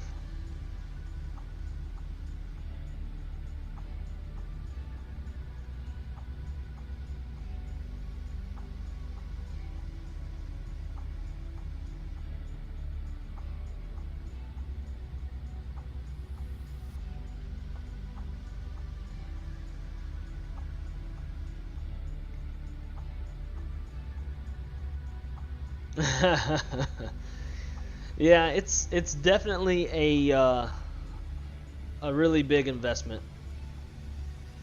I'm considering it, but it's definitely pricey.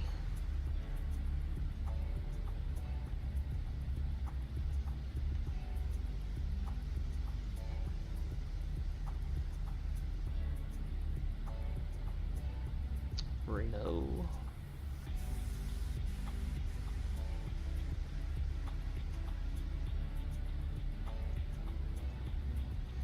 Alright, altimeter is 3018.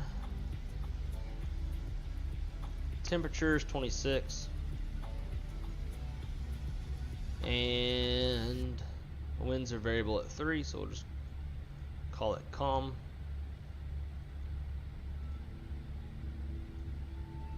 And our minimum's 200 feet.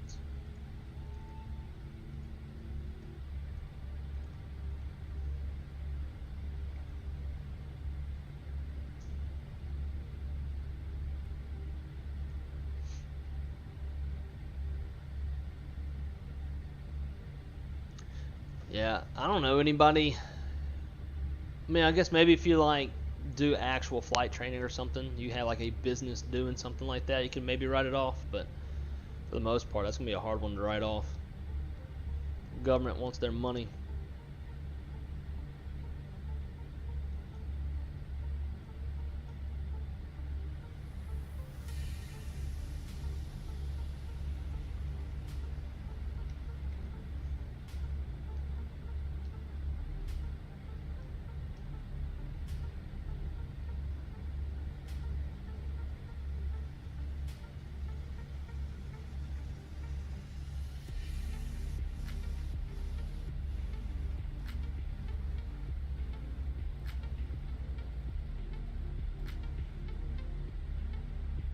Alright, gonna be coming down in less than 20 miles.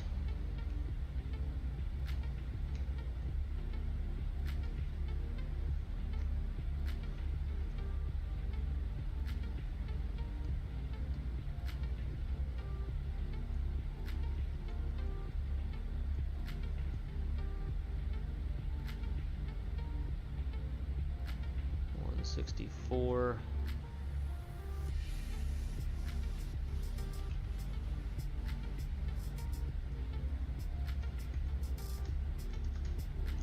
$254.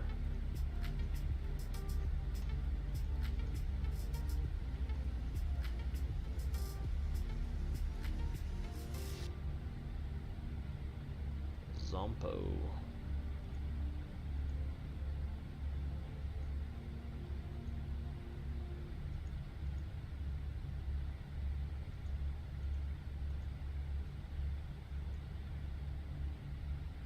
God, this mouse is driving me nuts.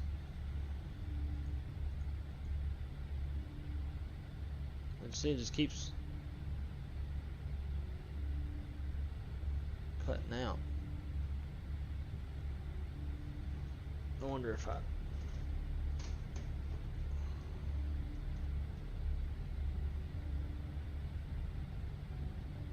Yeah, there you go.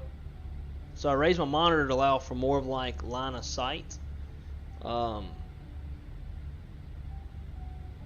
now it seems to be working a bit better.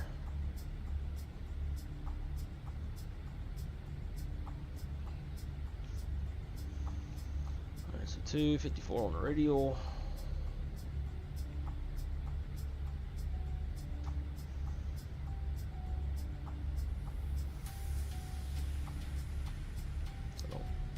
Not actually what I want.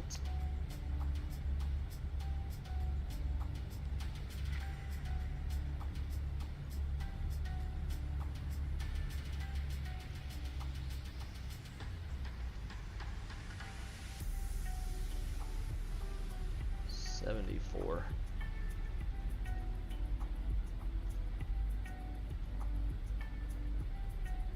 There we go.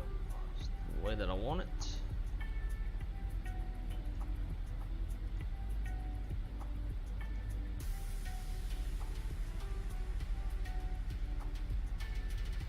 Alright, time for a little approach brief. It's sticky on my fingers.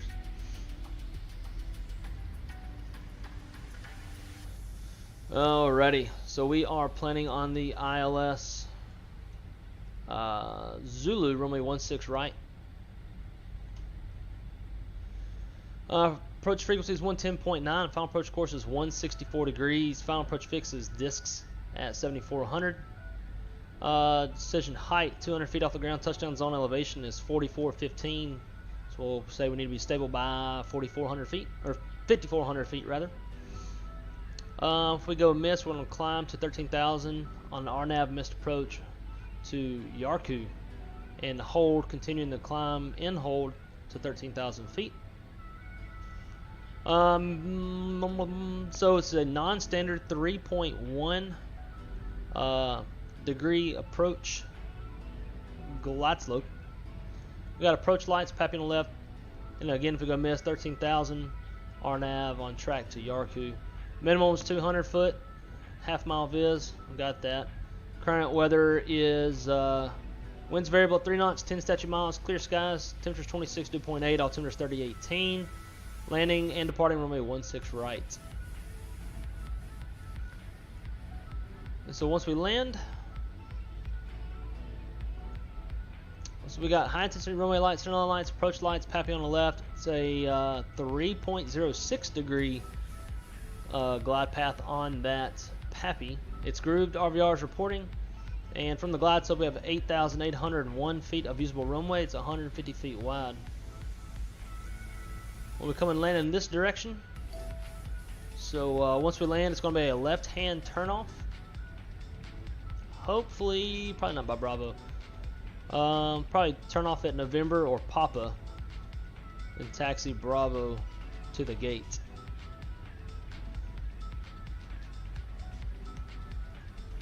It is an ILS. We have our ILS push buttons armed, auto brake low. And the start of the approach is at 8,000 feet. So we've got that in there. That's where we're heading down to. Terrain is on the ND. We've got our constraints up. Got any questions? Throw it in the chats. Approach brief is complete. Flying fly-by-wire right now and just received new cruise altitude out of nowhere.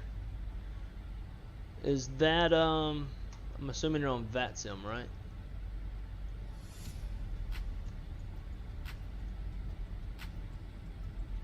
Houston to Orlando, unless that's old. Sometimes, whatever this is called, Valance is a little behind on updating. I don't see any airspace being controlled right now between Houston and Orlando. So who told you? Who changed your altitude? Oh, not on VATSIM? Okay. So how'd you receive a new altitude?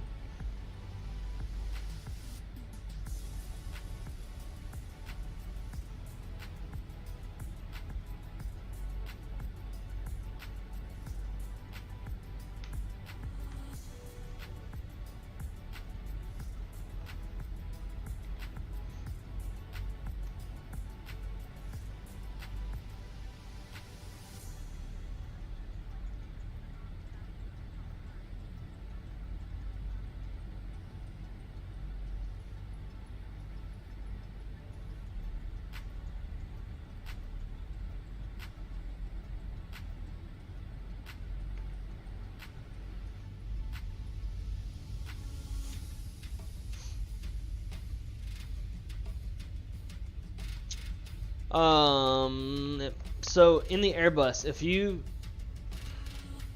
dial your altitude too high on the flight control unit, so like let's say if you had it set to 30,000, but then you dial this up to like 31 or 32 or something like that, the airplane now thinks that you are meaning to go that high, so it will change your cruise altitude in there.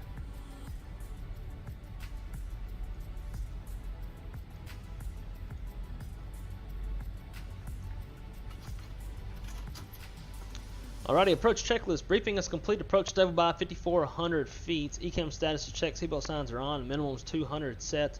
Engine NIS 1 and 2 are off, and altimeter is 3018 set.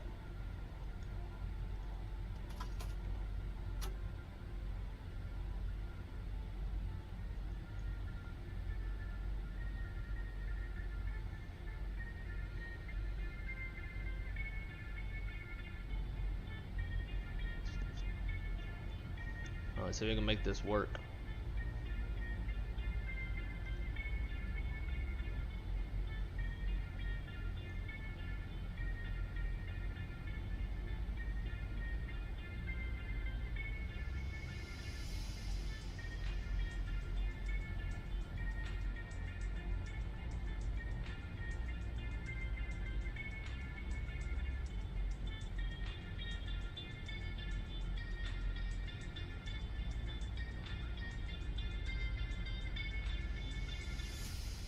Well, I was trying to do like a little announcement thing, but PAX isn't cooperating. Ladies and gentlemen, we have started our initial descent into the Reno area. We'll be on the ground about the next 15 minutes. Ask this time though, turn the seatbelt sign on. Please take your seats. Flight attendants prepare cabin for arrival. Bam.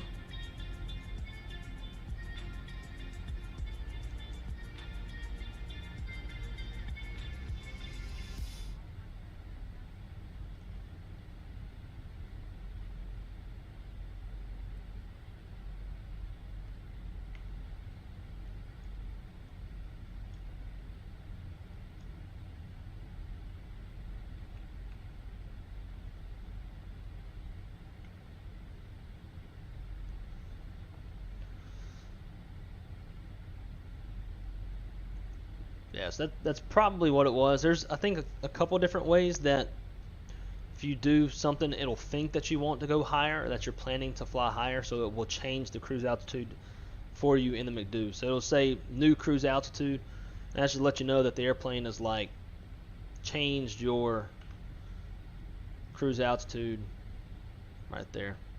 But it'll pop up a little message in the scratch pad.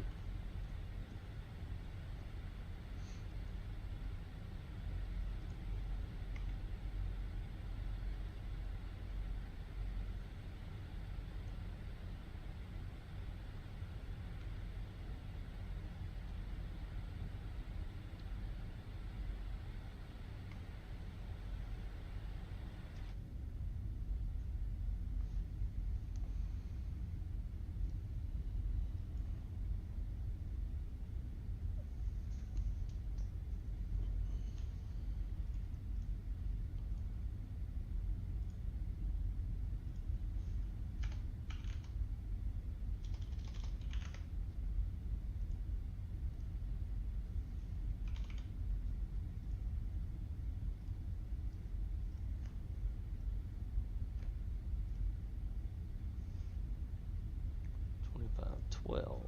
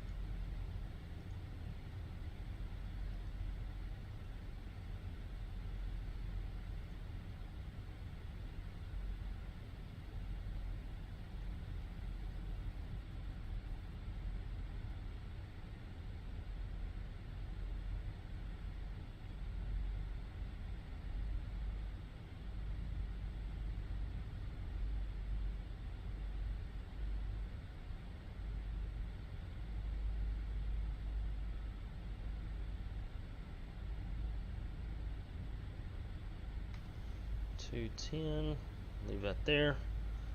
Ravini plus 10, so we'll go flaps 1.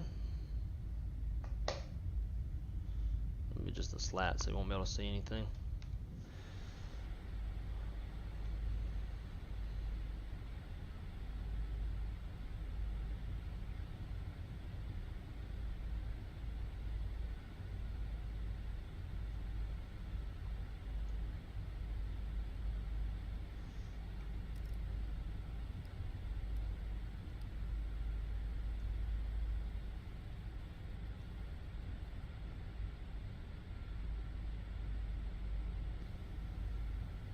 Reno traffic, Spirit Wings 2516 is on the downwind, roughly 11 miles from the airport. Planning runway 16 right, Reno.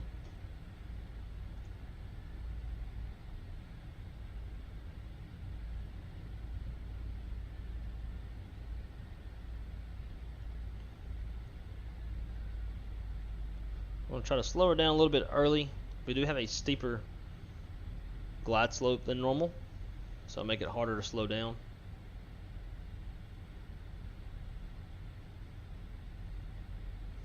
Cool, Zach. Glad that helped.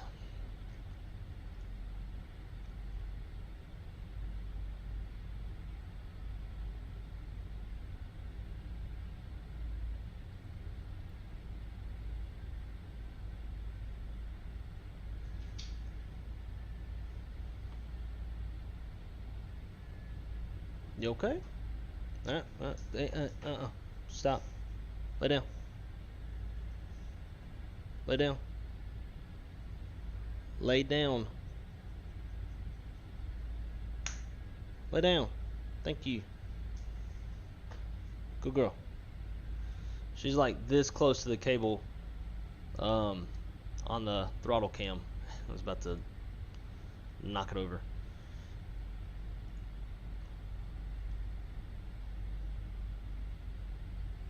I'm gonna take it down to 170.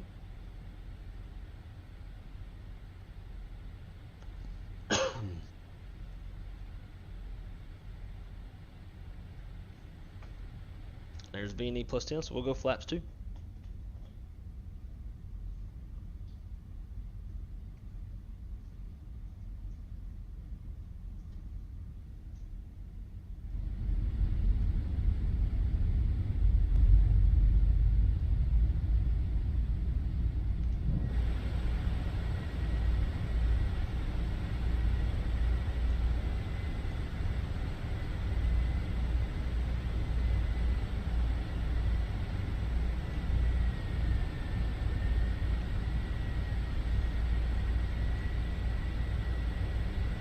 Got a visual on the airport.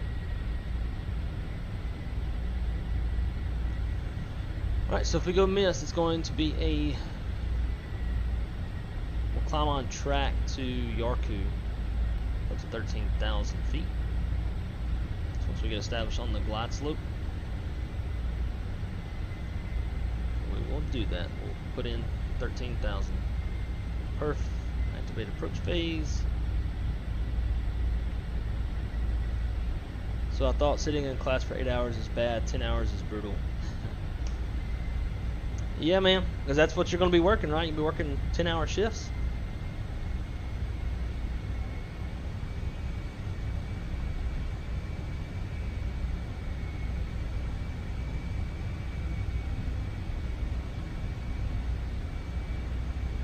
So they're getting you conditioned for work.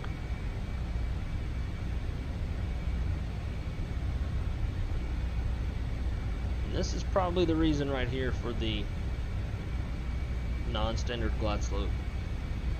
Glide slope star, Loke star.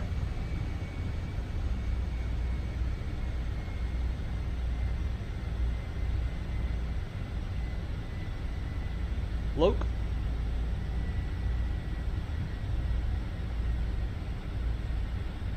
Glide slope. Now we'll tune it on up to 13,000.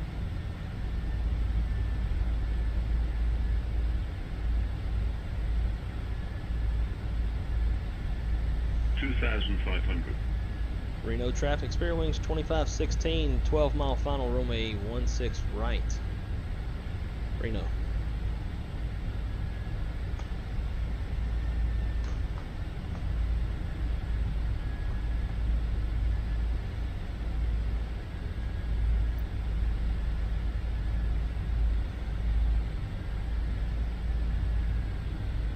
And we got nobody else coming in.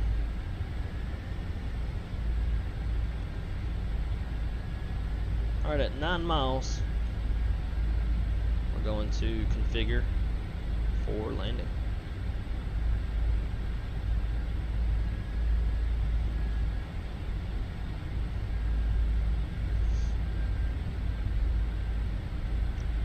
There's 9 miles. Manage speed. Gear down. Arm spoilers, flaps 3.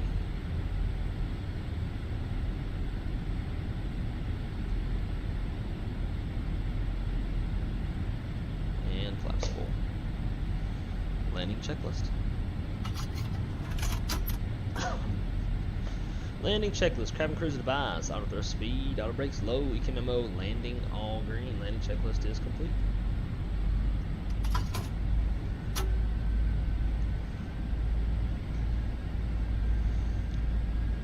Yeah. Oh, I know. Our ground school is exactly the same. How many weeks is your ground school, Jay? Ours is like 3 weeks. Well, yeah, the ground school portion before OJT is 3 weeks. Alright, so we're stable. Here's my airplane.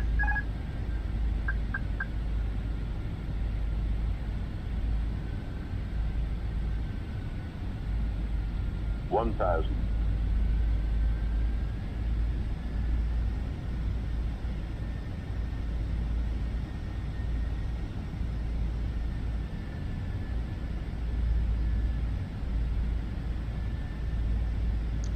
Cool. Same as us.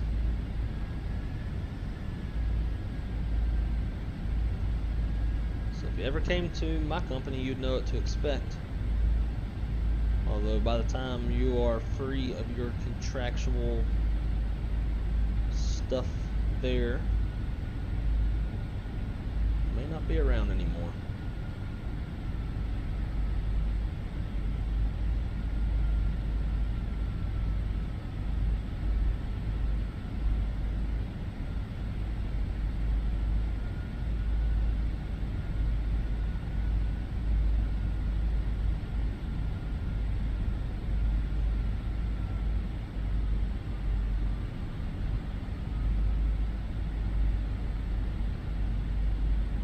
$400.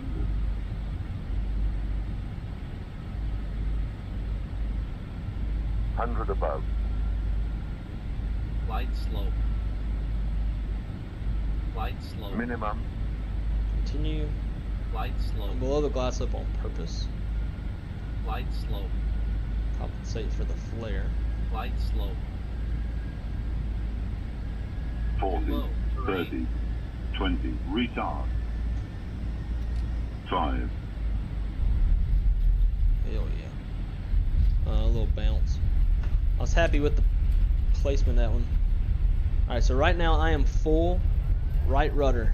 And nothing happens until... What the hell?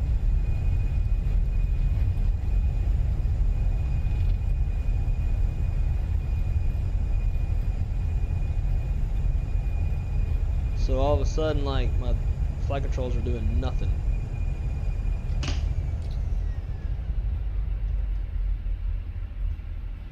My rudder pedals are like gone. I'm hitting the brakes and we're still in auto brake. Stand by.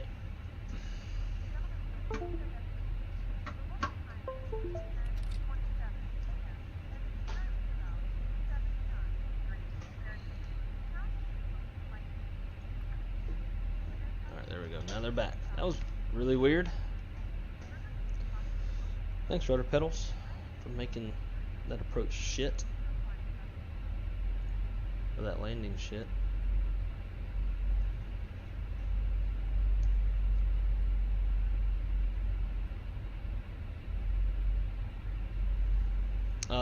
Jay, no news with all of that.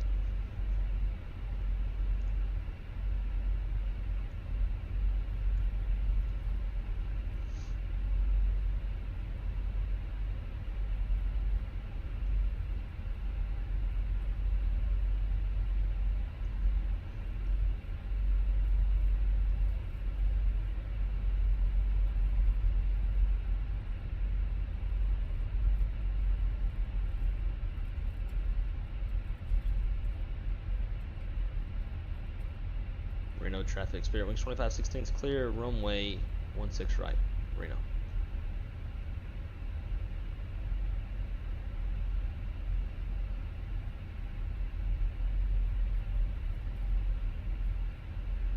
Alrighty.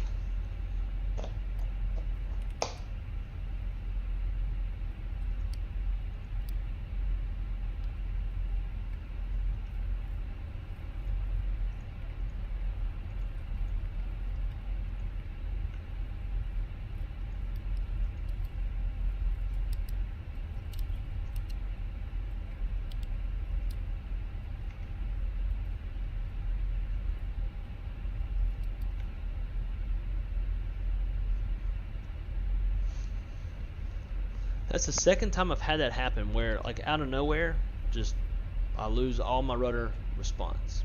It's like the sim quits reading the rudder for some reason. It's really weird.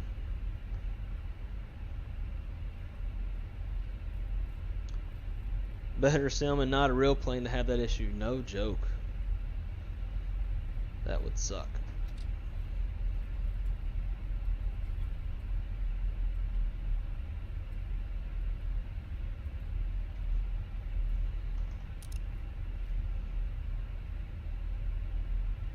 Crossing 7 and 2.5.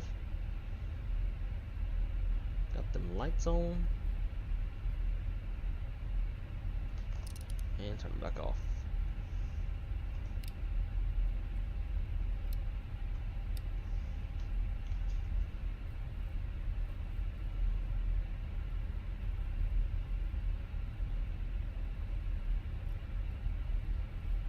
Alright, APU is available. Shut down engine 2.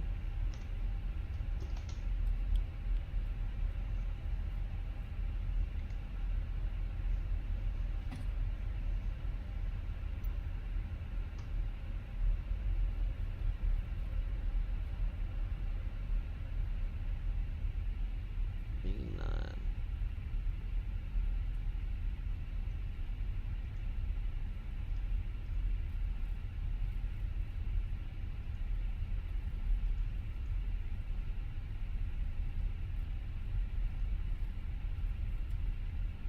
Might have an airplane in our gate.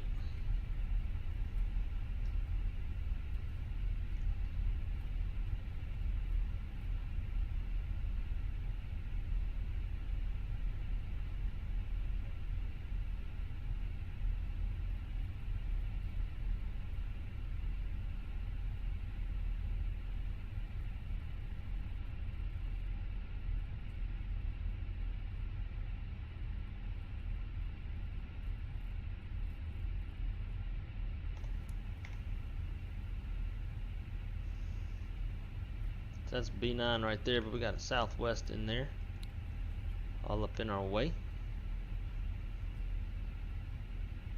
So we'll just come over here to B7.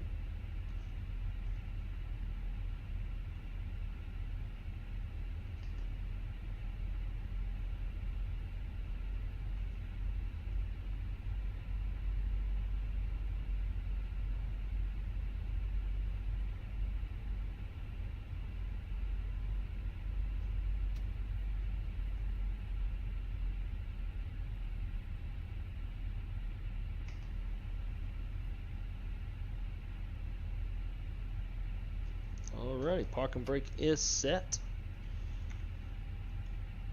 Yellow pump comes off, and we'll shut down 1.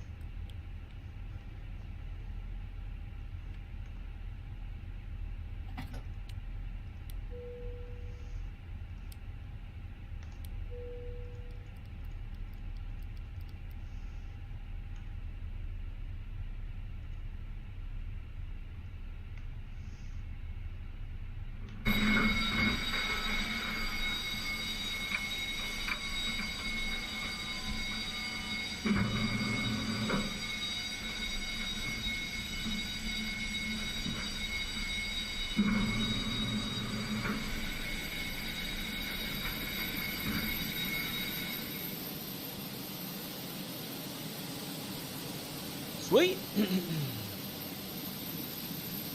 So let's see. Let's do a debrief on the last 2 flights real quick.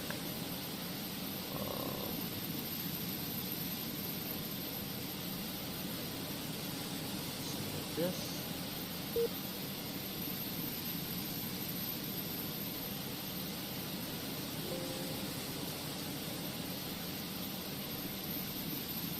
All right. So Valanta says. Touchdown at -162.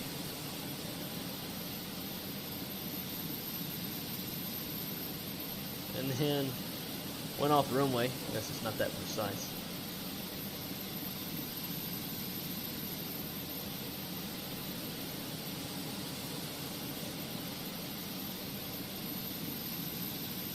And then take a look here at a pilot's light. Go to logbook.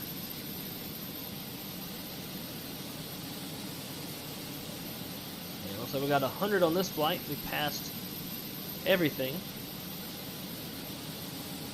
It says land. Oh, this says landing rate was 104.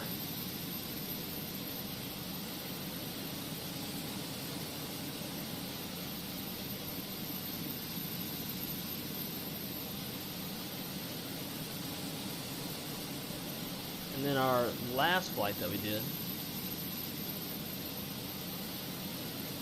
Oh, I had to pause to show my stick sensitivity in the first stream that messed up. That's what that was about. Had I not paused the stream, and I knew that was going to happen, I was like, screw it, whatever, I'll give up the points to help somebody. Had I not paused it, I would have gotten 100 on that one. So now, just under 1,000 experience points to go until captain.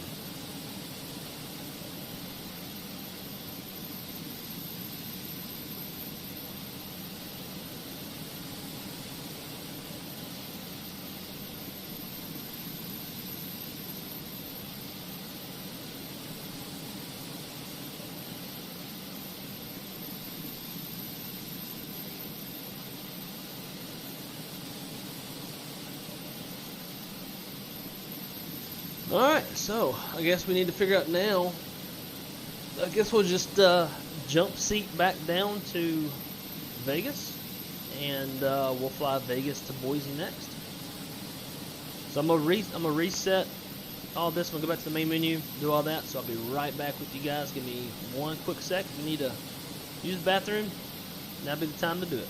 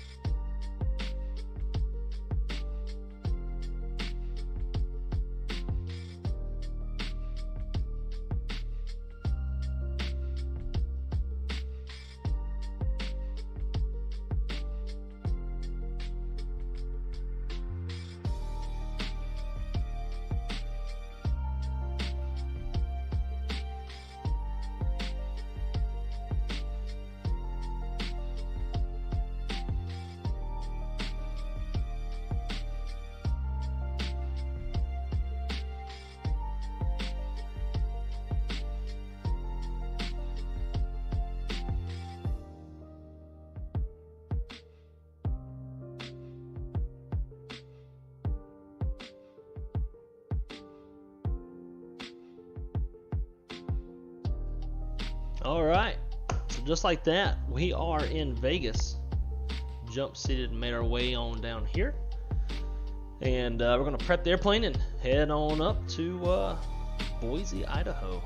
I think the best flight that we're going to do today is probably going to be into Salt Lake City.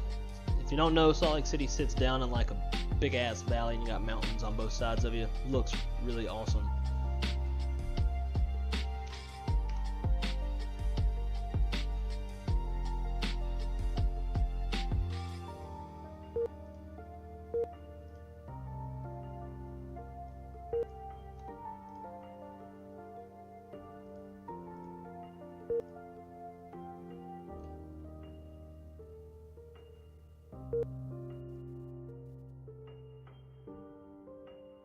Let's find some weird. Oh, I think we're gonna have Vegas online. Showing Vegas Addons is up.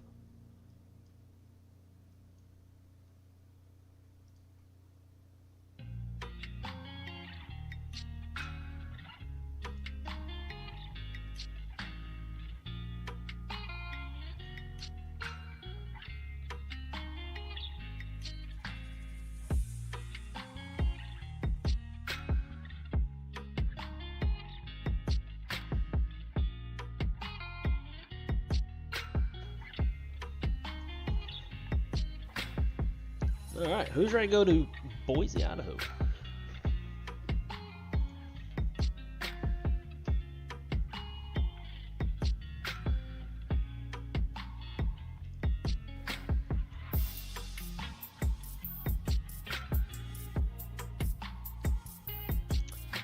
So Jay, I just get the gate information.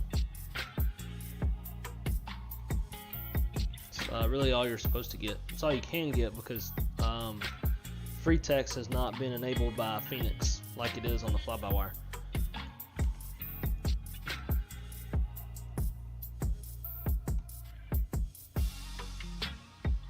Alright, let's see.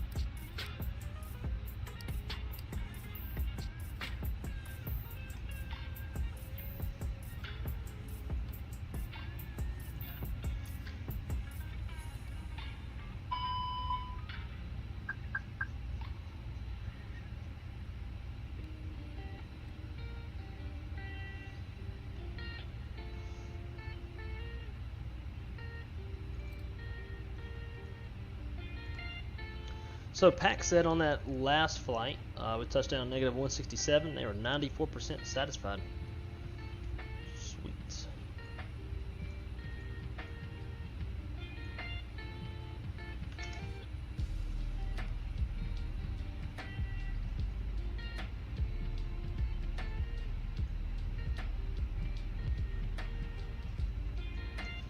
This flight is a full boat.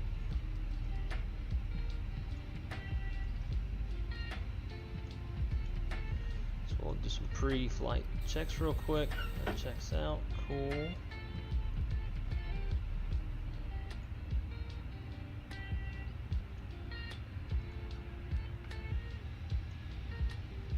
Let's get a little.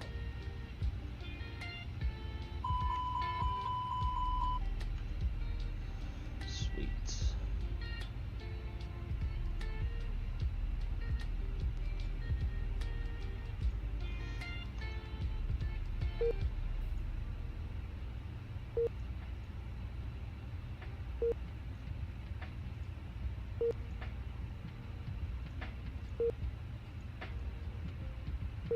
Who's flying with a weird airplane today? Saab 340. Who's got a Saab?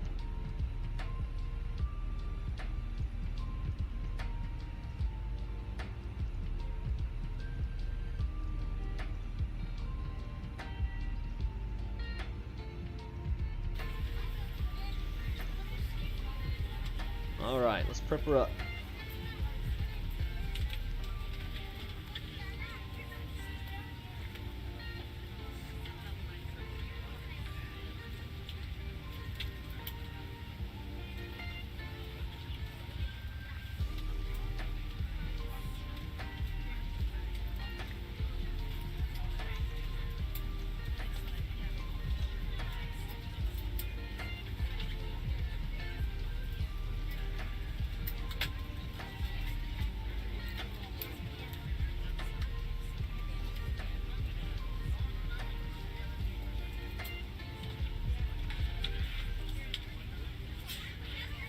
Alright, NKS 2512. Find a cost index of 40 on this one. Cruise altitude 350, and the temperature is 44, or minus 44. Out of Vegas, departing off runway 26 right. On the Rat Pack 3.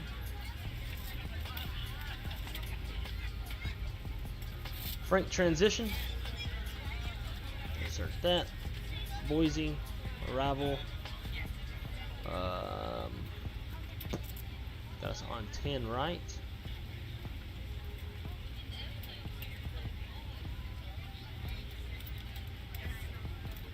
There we go. ILS Yankee 10 right. What's that? I knew there was an ILS there. On the Spud 4. Growth transition.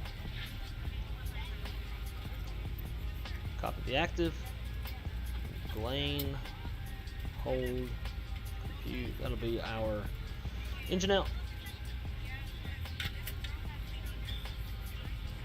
R2 net. Our triple pause is 484. 48422. Wind data uplink.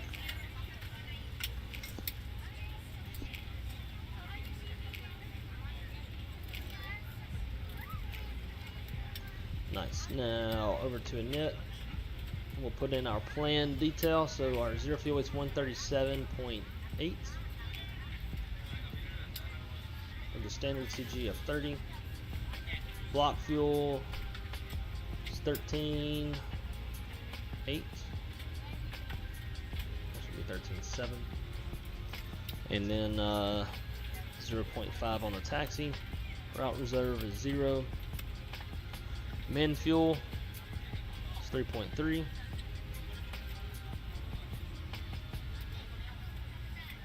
And we are planned to land with 5.8. So we definitely don't want to burn any extra gas than we have to.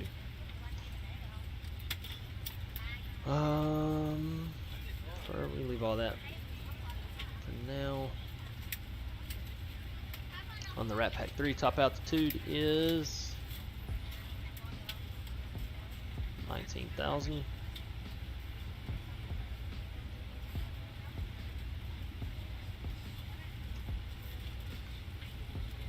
And we'll get that APU started. We got our gas. So we can turn the seatbelt sign on, and the fuel pumps can come on.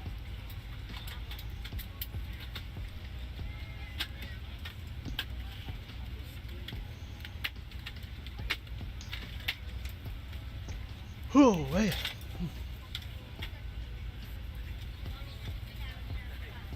So it's an hour-and-a-half flight. So if we're off the ground in like roughly 2 o'clock, be 3:30 by the time we land.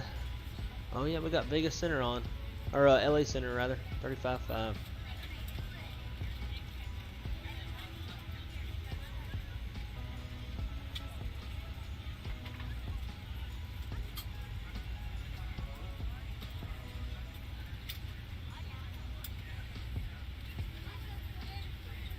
Did I say? Yeah, 35.55.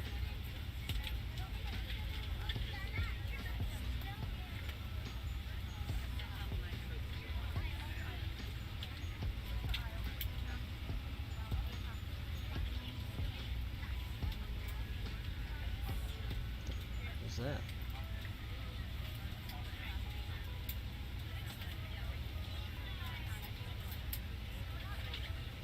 Y'all see this?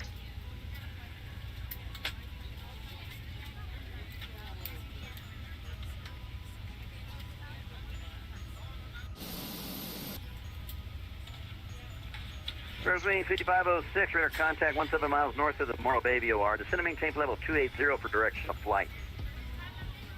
Descend and maintain level 280, frequency 55. That's Rosemead 5506, you're in my airspace. Radar service terminated. Frequency change through. Go ahead and switch to advisory 122.8. Have a good flight into San Francisco. Roger, 50.8, we'll probably be soon on the return flight, frequency 55. All right, see ya. Remember, odd altitude on the way back. Roger.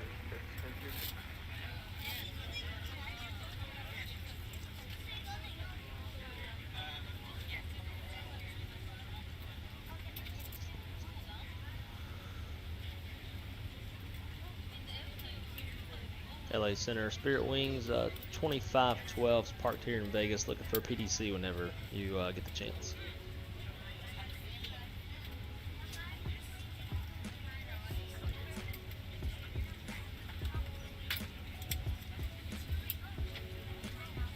Los Angeles Center, American 502, climbing out of flight level 212 or flight level 230.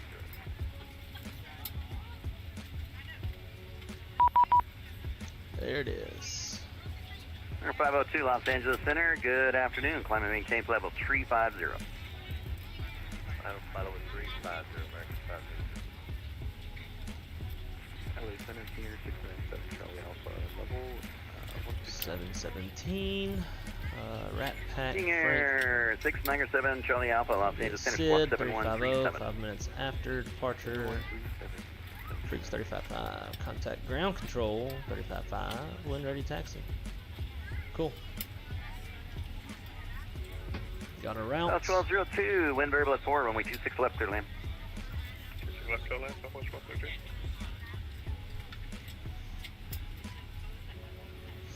Alright, so Vegas, Addons. Guys, 3383, Los Angeles Center. Yeah, just had an Info Charlie.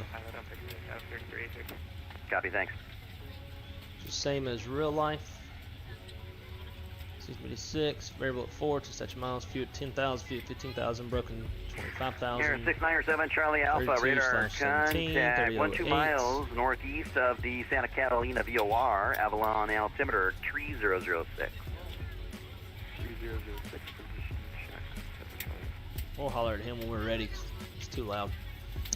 Departing runways 26 right, 19 left, 19 right. If I had to guess, he'll probably give us one of the 19s.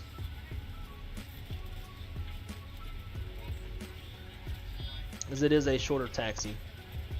Probably 19 left. So I'm gonna, let's do this. Let's go secondary, copy active.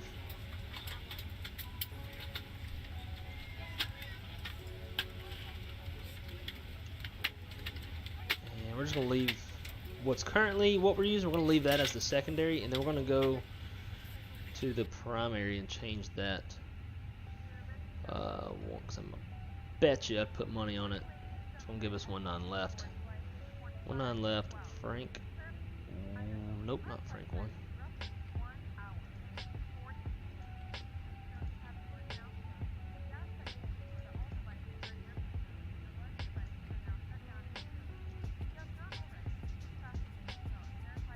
Rat Pack 3. Frank transition.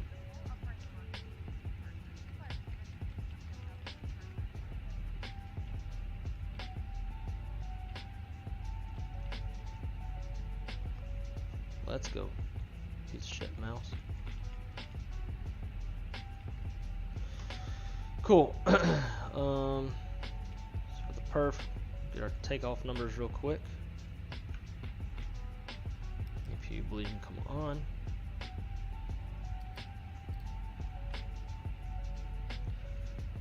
One on our left is what I'm banking on. Dry. Too bad I can't run numbers for 2 runways at once. You can do that in real life.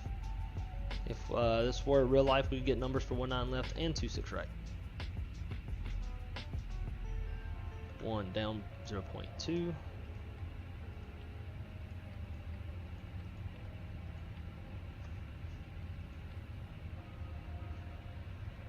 $64.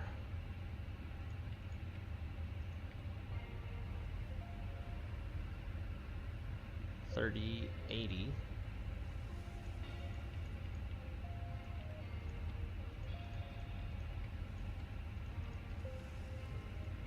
So our engine out and thrust reduction, acceleration, climb altitudes.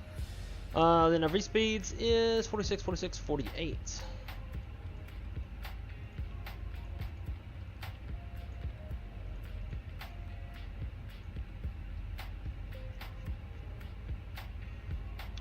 Cool. So now let's cover to a knit.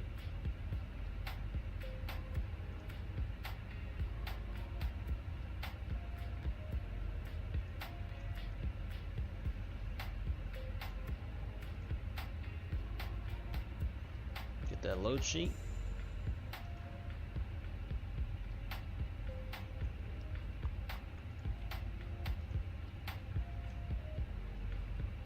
This mouse is starting to drive me nuts.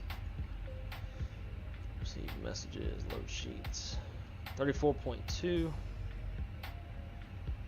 Damn, we got a bunch of no-shows. We're supposed to be 137.8, and we got 134.2.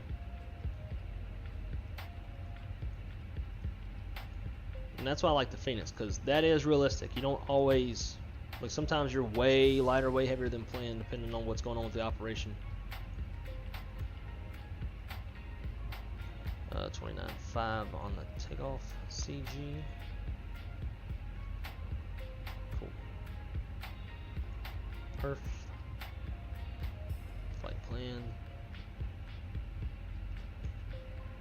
Fighter's constraints. 19's in there.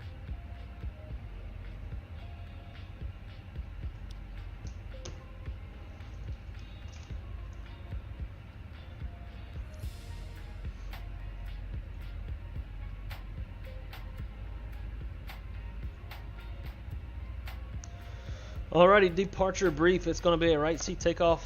It's a 320 for tail strike avoidance. No MELs or CDLs that degrade the performance of the aircraft. It's going to be a let's do a 2-engine taxi. Help ourselves out so we don't get too busy. We can focus on what he says. So 2-engine taxi. Our taxi route's going to be it's like Golf Delta. If he gives us 19 left, which is what I'm expecting. Weather is no factor. Terrain is a factor. We got the terrain on the ND. No hot spots, no runways to cross. If we need to abort before V1, it'd be my decision to reject the takeoff. We'll come to a complete stop, set the parking brakes, call the flight center station, call for any income actions or emergency evacuation checklist as required. After V1, we're going to go flying.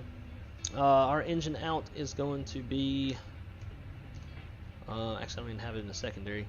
We'll hold it Glane. We'll speed up, clean up. Engine out is 30-80 off the ground. We are over max landing weight if we need to come back. If we need to, we'll probably request 26 left. If all goes as planned, we're going to fly the Rat Pack. Departure top altitude is 19,000. We're squawking 7117. Before start checklist. So those are good. On the slides, we'll get those out the way. My God. See, as soon as you look towards the strip, that's when the frame rates just tank.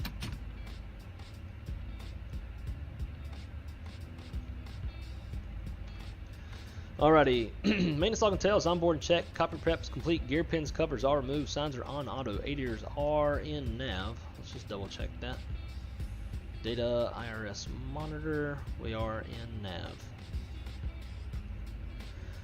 nav. Fuel min required is 12.4. We've got 13.7 on board. Altimeter is 30.08 set. EFB is checked. Windows door slides closed and arm. Beacon is on. Thrust lever is idle. Parking brake is on. Transponder is in auto. Before start checklist is complete. Information Charlie. All right, let's go.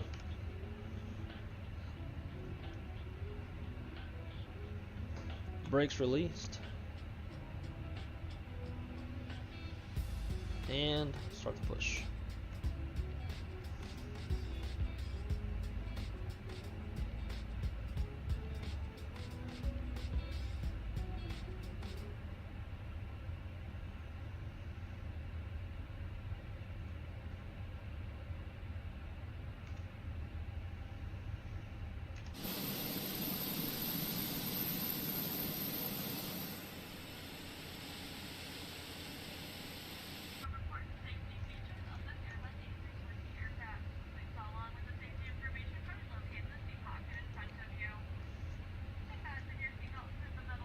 All right, we're gonna roll one.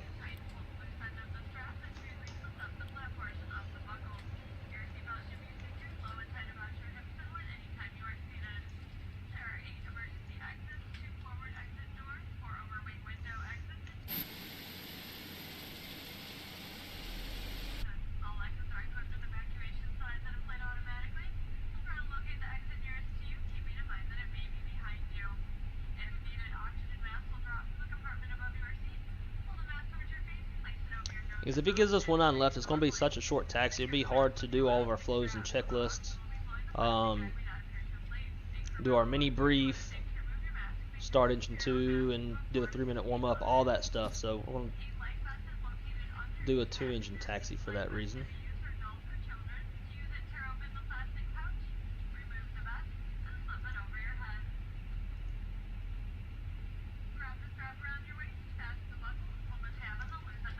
Alright, park and brake set.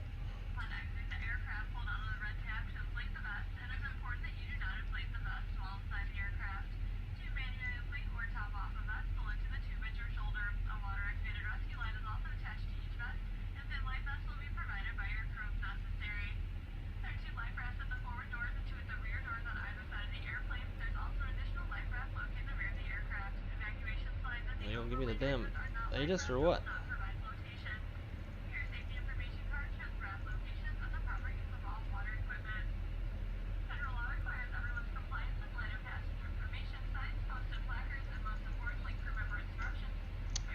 Bitch. Alright, let's fire out number 2.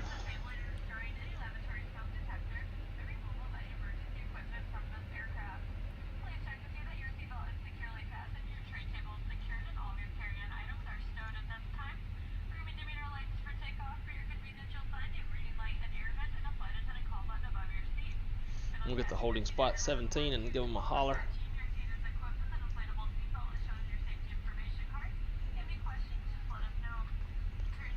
See if we got anybody else out here in Vegas. See, oh, we got several. So they're all at the gate.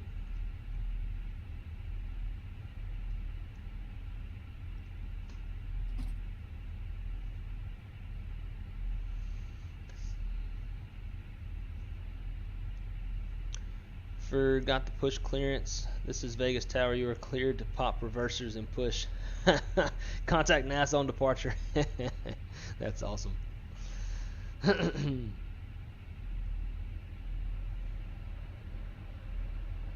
Alright, engine 2 is avail.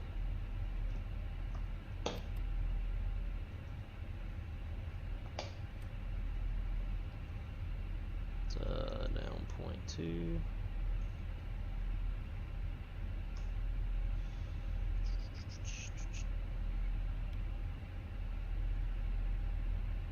I don't think. Yeah, it shows remote C. Alright,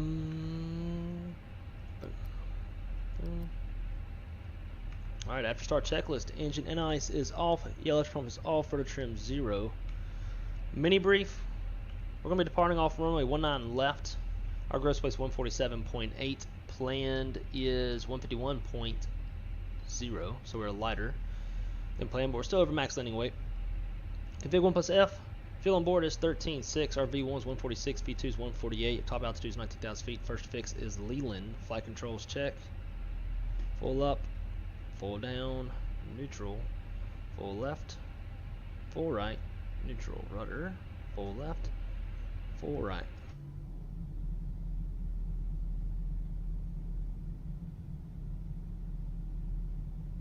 is nice.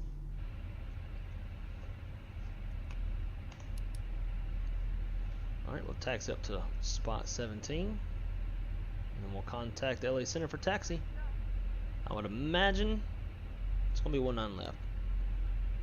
If it gives me 26 right, then I'm going to wish we hadn't done a 2-engine taxi.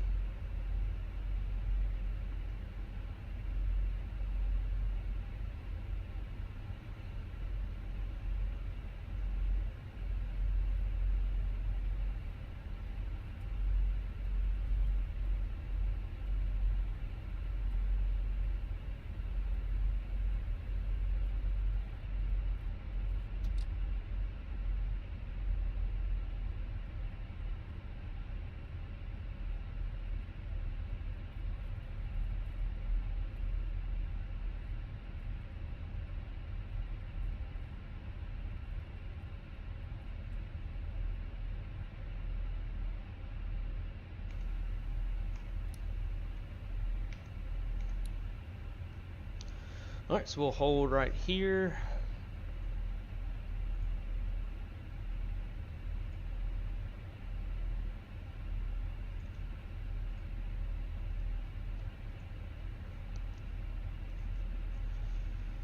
And let's see.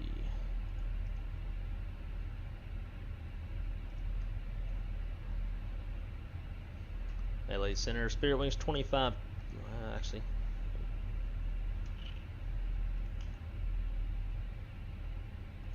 Do that.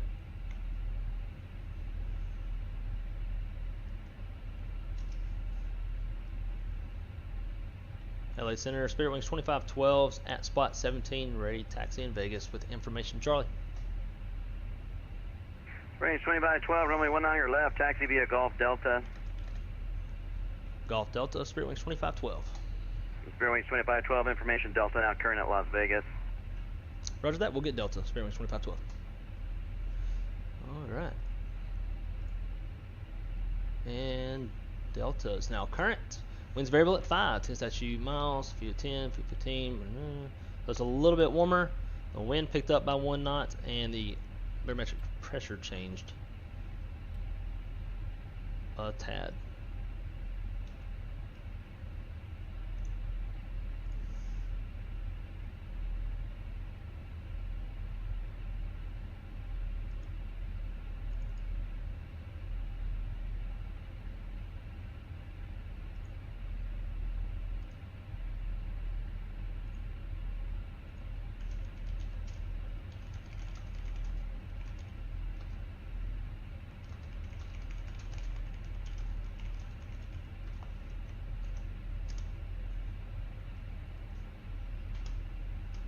Alright, let's go.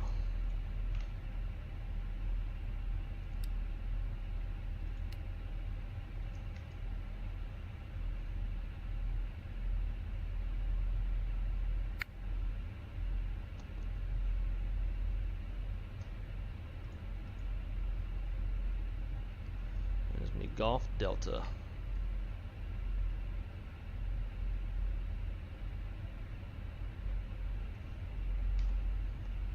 Clear on the left, clear on the right. Now bear with me on the frame rates. The frames are going to be a little choppy until we get out away from the strip.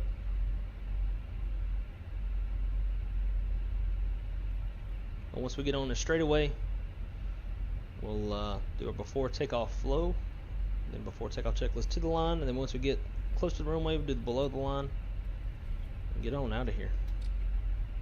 Del 658, wind variable at 5, runway 26 right, clear for takeoff. 26 right, clear for takeoff. Sky 3383, Lima airspace north, radar service terminated, frequency change approved, Oakland Center offline, switch to advisory 122.8, see you later. 22, Sky 3383, appreciate service, have a good day.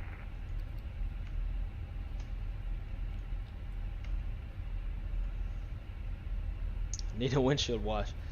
Yeah, it's actually a mod that increases the bug stuff. It's not usually that bad.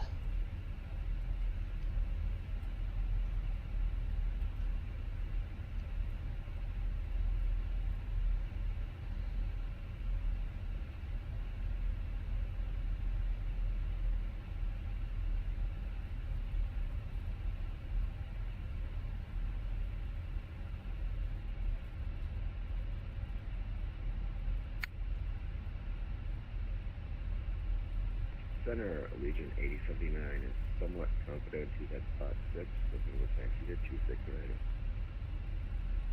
Legion 8079, 26 right, taxi via Bravo. Taxi via Bravo, Legion 8079.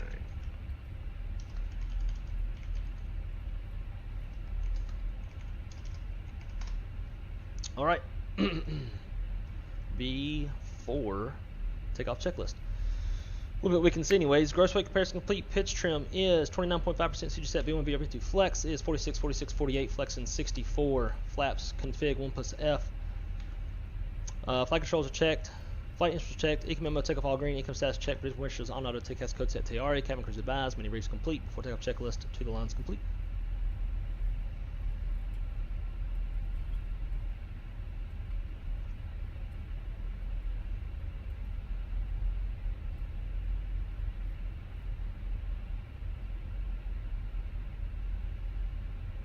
So as we figured, we got 19 left for departure. So now we'll come back down here to the secondary, and we'll copy the active, and then put our engine fail procedure in there.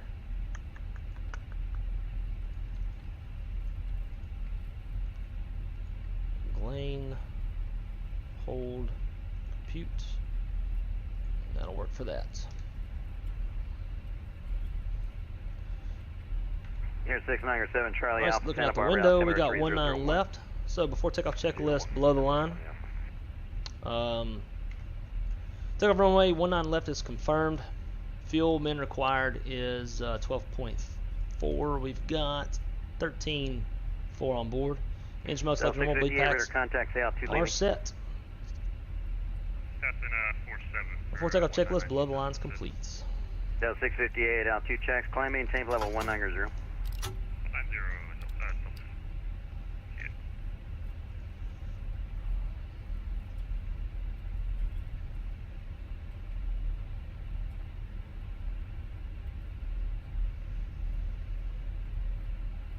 Spirit wings 2512, 19 left, line up and wait. 19 left, line up and wait. Spirit wings 2512. Legion 8079, wind variable at 5, runway 26 right, clear for takeoff. Clear for takeoff 26 right, Legion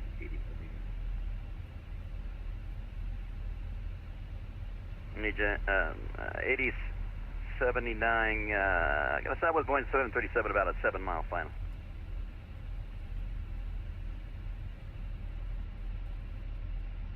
We'll watch out and get out of here quickly. Legion 8079.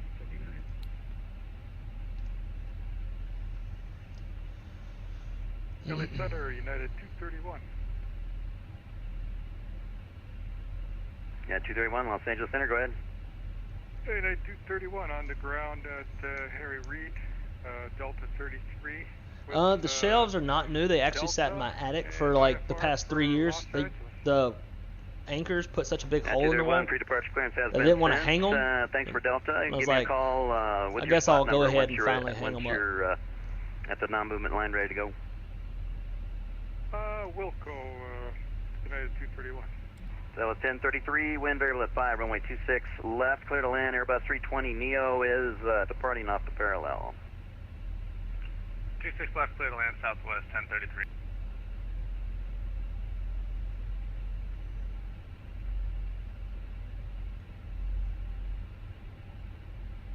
There goes the departing traffic. We got landing traffic. So once he clears out the way, he'll probably let us go. I would guess. I don't know. It's that smart person ATC stuff.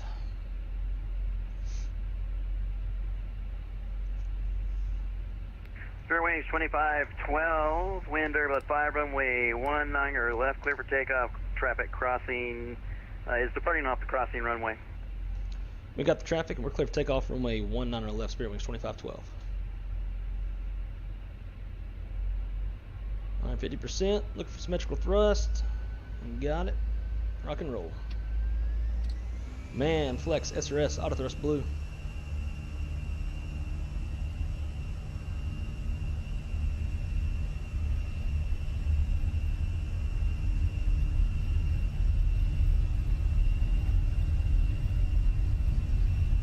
8 knots thrust set.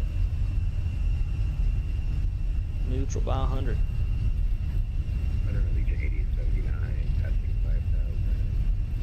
Coming in about exit departure.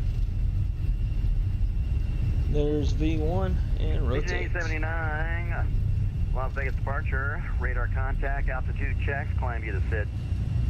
Pause rate, gear up. Nav. Senator Walker 2129, flight 78, ready to descend. Or 2129, runway 26 right, taxi via Bravo. You have information, Delta?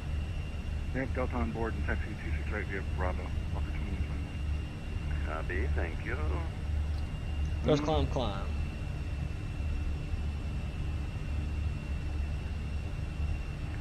Someone 1033, welcome to Las Vegas. Exit to the right, cross 26 right, taxi to the Charlie gates, monitor this frequency.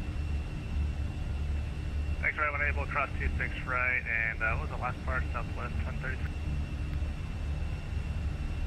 Taxi to the Charlie Flaps gates. 1, speed checks, flaps, or flaps up rather, Cross speed 26 checks, right, flaps taxi to up. Charlie gates, Southwest 1033, thanks. After takeoff checklist, landing gears up, flaps try to bleed pack set, APU is Runway off. 2512, radar contact, say altitude leaving. Leaving 4.5, Spirit Wings 2512. Runway 2512, altitude checks, climb you to SID. Climb via SID, Spirit Wings 2512. Del 658, climb maintain level 370. 670, 66.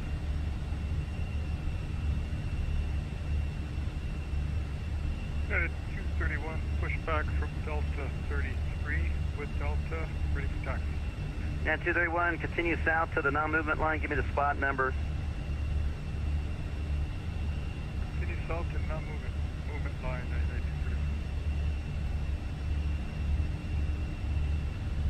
231. Alright, 19 blue.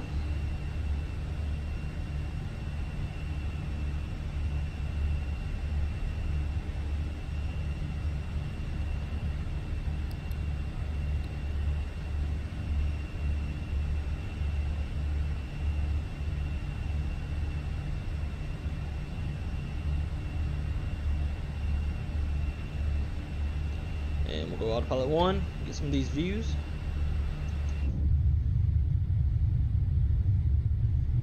At 231, push from Delta 33 with Delta.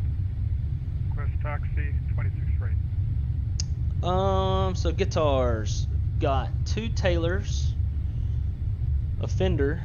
I don't know, yeah, that Fender over there. That was my my grandpa's. I just actually took that out. Now 231, continue all the way south, just before the Charlie taxiway, then give me a call. So I kind of want to restring it, Affirmative, United 230. but those are the last strings that he touched before passing away. That ramp's pretty large, so... Same with the pick.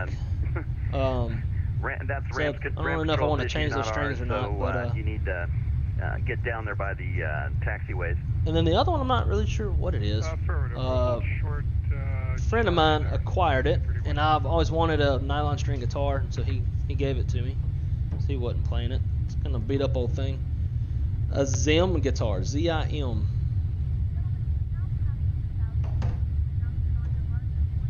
Figure 500, runway 29er, taxi via Alpha, the altimeter at San Luis Obispo, 3005.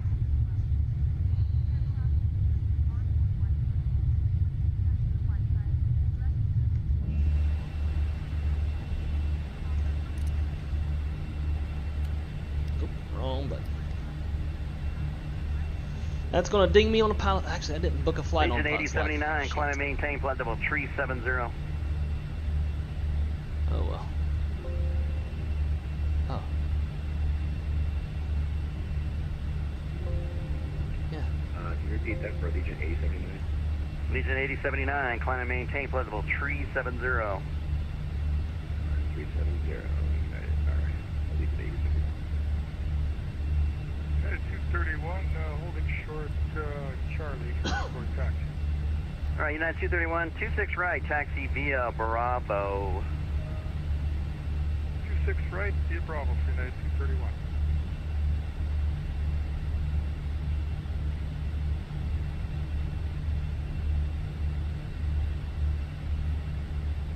wonder if somebody's gonna make a mod to show Lake Mead like damn near dry. It's almost there.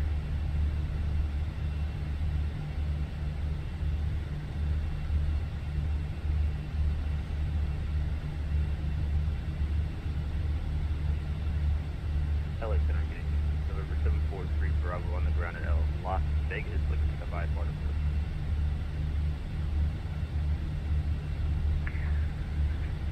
On Jet 743 Bravo, Las Vegas. Good afternoon. Your flight plan showing flight level 340. That's incorrect for direction of flight to Boise. I can give you a 330 or 350. Which would you like? I'll take 330 on the Jet 743 Bravo. Copy.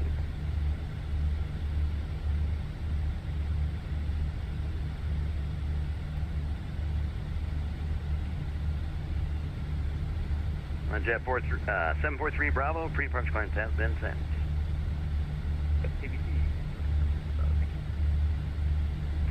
Walker 2129, wind variable at 5, runway 26 right, clear for takeoff. 26 right, clear for takeoff, Walker 2129. Spirit Wings 2512, plan maintain level 350.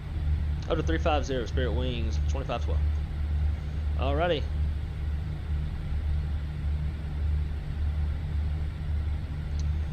$35 blue. Whoops. Legion 8079, what's your indicated airspeed?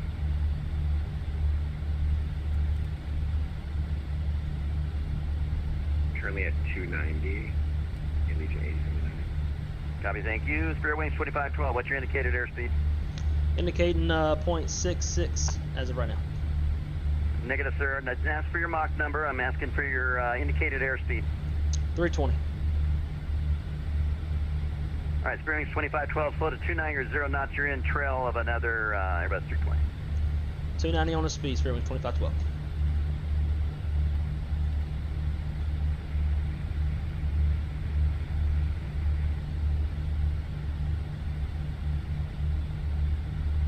Well, help us save some gas. Mirror 500, fly runway heading, wind variable at 3, runway 29, clear for takeoff. And it'll help us climb pretty fast too. This airplane will dump the speed. I'll use pitch rate to dump that speed. So it's 1410, contact SoCal approach 124.5, see you later. 1410, good day.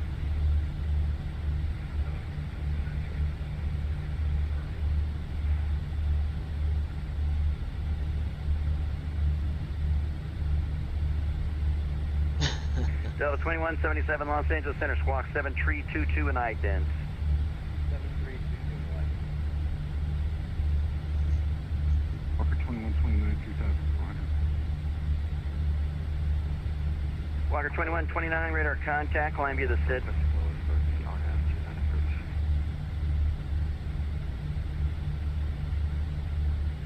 You have said Walker 2129.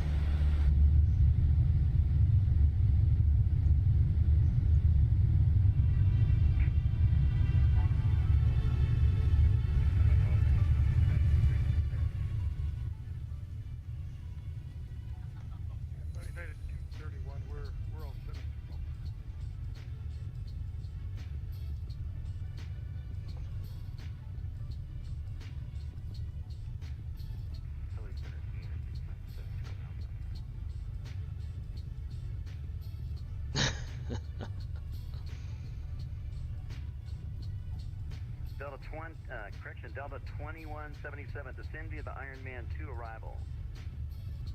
Iron Man 2 arrival, 2177. King Air 69 or 7 Charlie Alpha, were you calling? Affirmative, would you like to request lower for the RNAV runway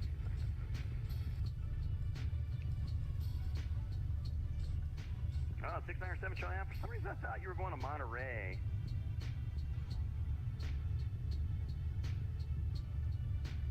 Alright, 697 Charlie Alpha, descend and maintain 6,000. Maintain 6,000, no problem.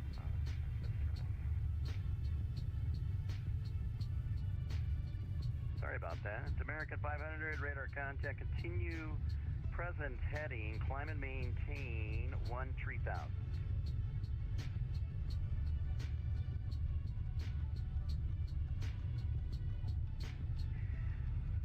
United 231, wind variable at 5, runway 26 right, clear for takeoff. 26 right, clear to take off, United 231.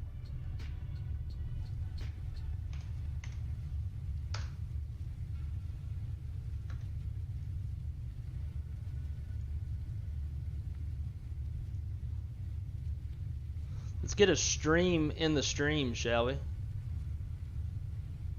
This is V1, who was in the chat earlier before my internet dropped. Real Airbus pilot, as I'm sure most of y'all know. American 2298, Los Angeles Center, good afternoon, squawk 7123.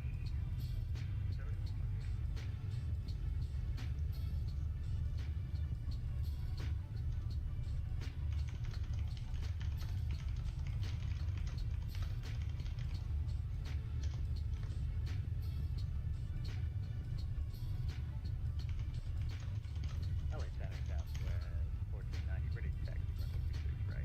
And we have information Delta. That's 1490, runway 26 right, taxi via Bravo, thanks for Delta. 26 right via Bravo, no problem. Southwest 1490, thank you.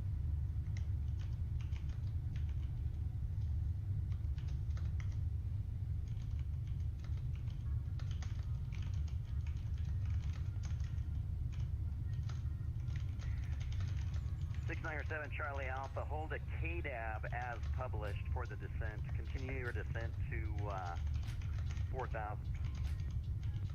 Alright, hold it, KDAB and push it. We'll continue to take down 4,000.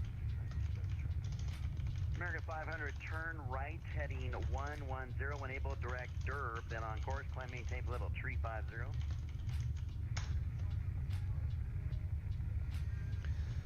Oh yeah. 231 radar contact, say altitude leaving. United 231, passing through 3,300. 231, altitude checks, climb maintain level 190. Up to 190, 119. Give me those sticks. School run, I just want to say, oh man, I appreciate you stopping by. Hope you have a great day at school. School sucks. I will never ever want to go back to those days, but nonetheless, thank you, sir. Hope you have a great day, and hope we'll see you soon. Keep it on the wrong side. Delta 658, contact Albuquerque Center 132.8. See you later.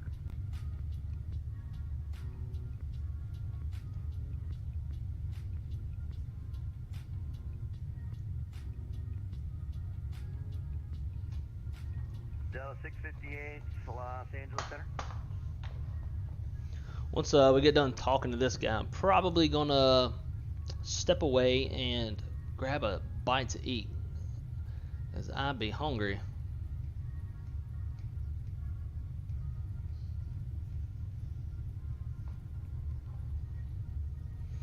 So it looks like V1 is demonstrating how they would handle 839 Los Angeles Center, reach 555. an NOP APU.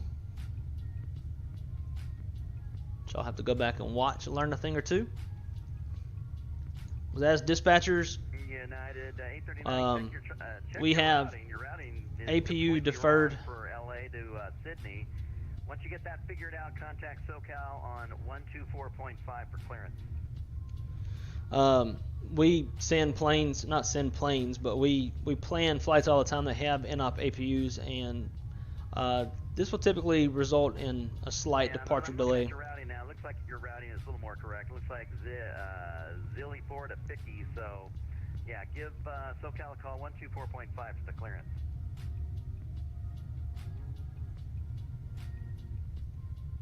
Del 658, Los Angeles Center.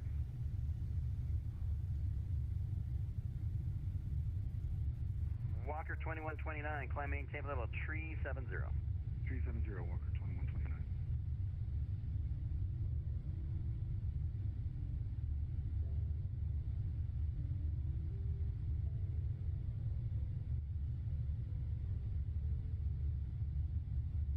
Spirit Wings 2512, delete speed restriction.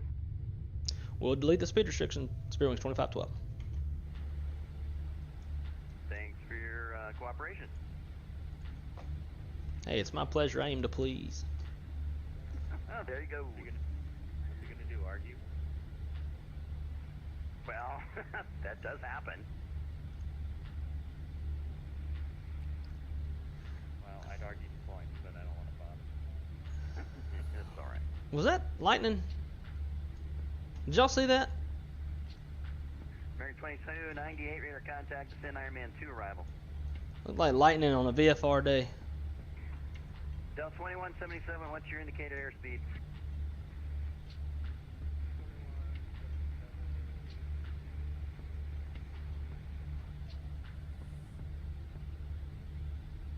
American 2298, what's your indicated airspeed? Say again?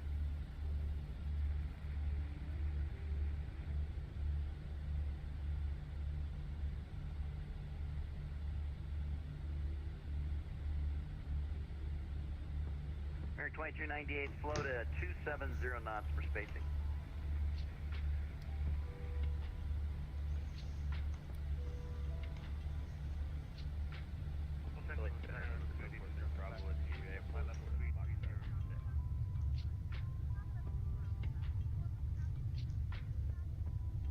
Yeah, I got blocked there. Delta was calling. Who's Delta? Delta 515 at flight level 330 with you. Delta 515 Los Angeles Center, squawk 7260. 7260, that's 515.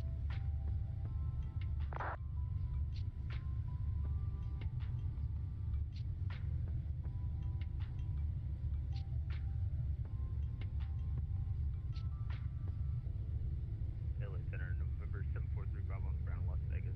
On the GA ramp, holding short of Foxtrot, ready for taxi. 743 Bravo, check your transponder code. You're not squawking the discrete code assigned. Runway 1 on your right, taxi via hotel.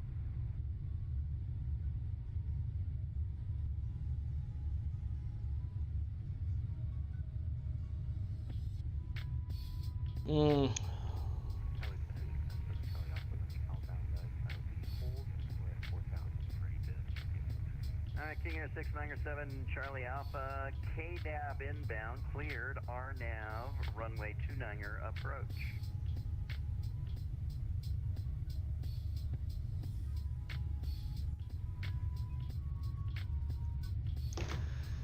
A lot of work, emails and stuff.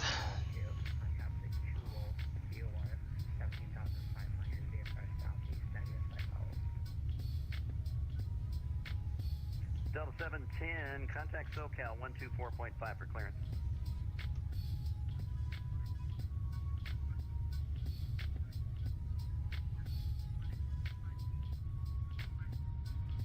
Alright, contact SoCal 124.5 for, well, let's see. Let me see what he's got going on. No, he doesn't say anything about leaving. Contact SoCal 124.5 for taxi.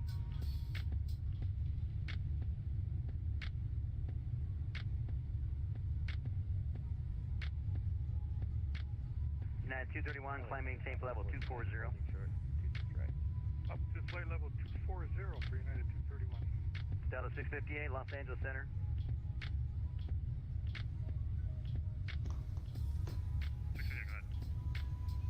Delta 658, contact Albuquerque Center 132.8. See you later.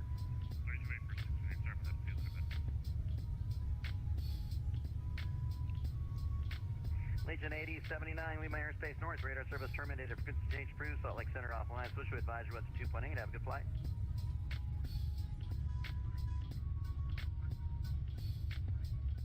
Southwest 1490, hold short, runway 26 right.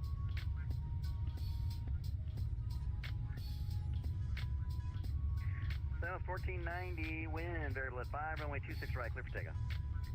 26 right, clear for takeoff. Southwest 1490, thank you. Watching Legion how 79, Los Angeles Center. V1 is starting his engines with an NOP APU. Legion 8079, leave my airspace to the north. Radar service terminated. Frequency change approved. Salt Lake Center offline. Switch to advisory 1 to 2.8. Have a good flight. Over to advisory, I'll let you know. Legion 8079. Spirit Wings 2512, Lima Airspace North, radar service terminated, frequency change approved, Salt Lake Center offline, switch to advisory 122.8, have a good flight.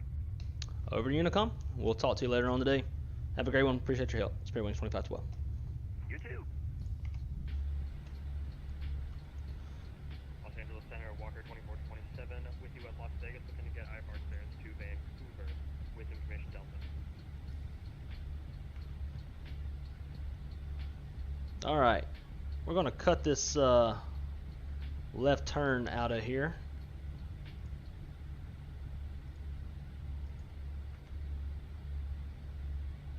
And I'm gonna run over and grab a snack real quick. I've only been streaming for a hot minute. How long have we been streaming? 3 hours, 15 minutes, plus the 30 minutes before that with the failed attempts. So give me a quick sec. I'm gonna be right back, guys. Getting really hungry. Haven't eaten today.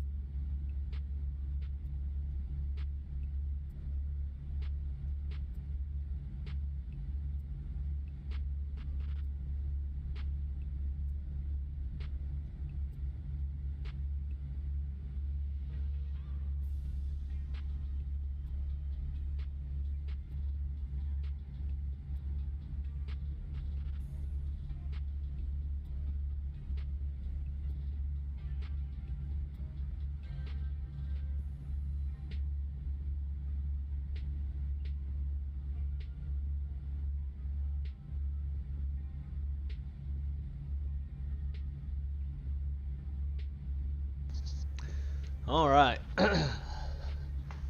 Did I lose everybody now? Made a little pork chop.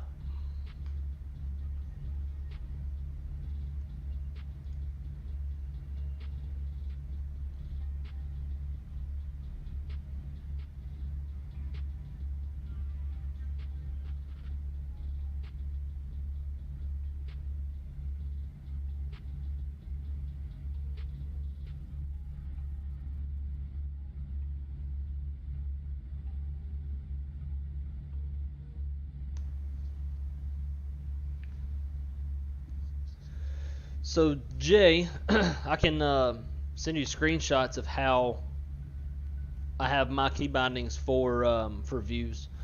Because you need to, at least you don't have to, but for me, I changed the key bindings on saving the view because I can make it easier.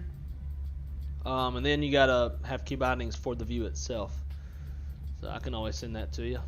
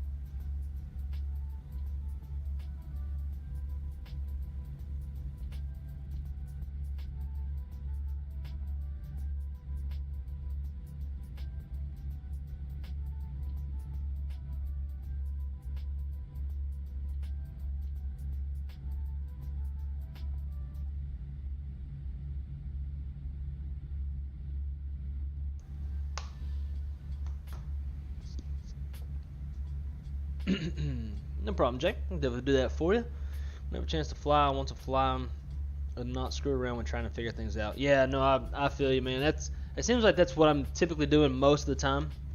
Is I sit down, aiming to fly, and end up screwing with frickin' settings or something like that, and it's super irritating. Especially with streams, there's so much stuff I have to set up for a stream.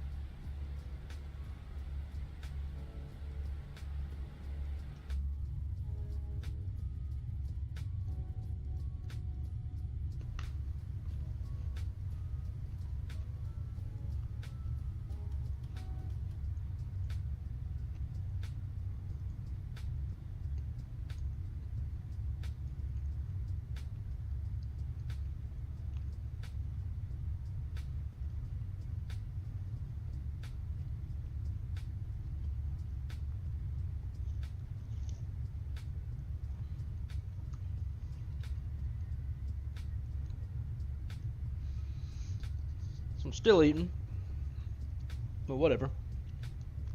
And also drinking my girlfriend's high noons. She's gonna be pissed, but whatever. I'll just buy her some more.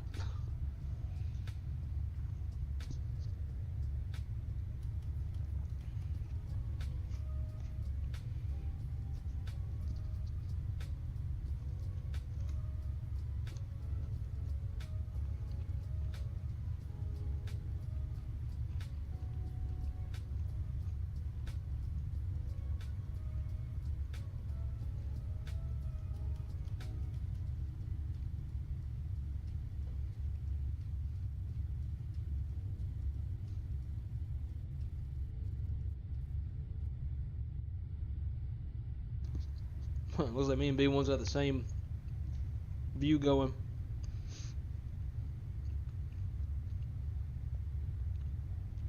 In fact, like the terrain kind of looks a little bit the same too, minus the mountains. You would almost think they're like flying the same trip. I'm making you hungry. It's pork chops with salt. What's his name? Stale crackers, Cajun two-step. If you haven't seen him on YouTube, you ought to look him up. He's a really funny Cajun dude. But his Cajun two-step seasoning is really, really good. And I coated the hell out of these pork chops with it last night, and it's pretty fire.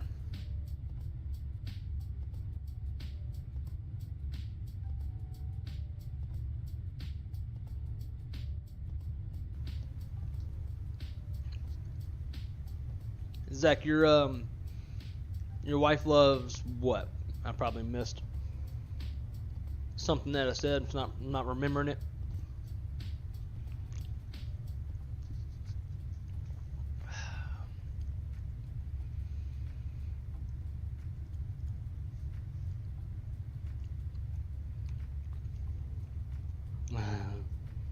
No, you can't have none. My girlfriend's dog just came in and she's looking at me, licking her damn jowls. She just got a TREAT, so she ain't getting none.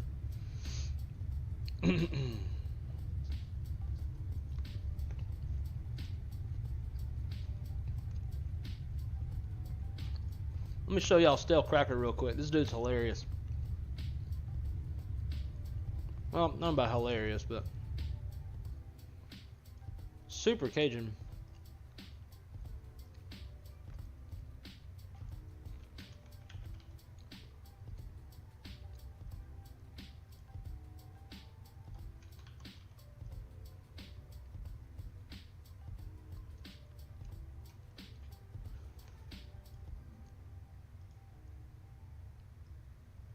So this is Stale Cracker. And I'm from Louisiana, so I kind of resonate a little bit with this dude. Just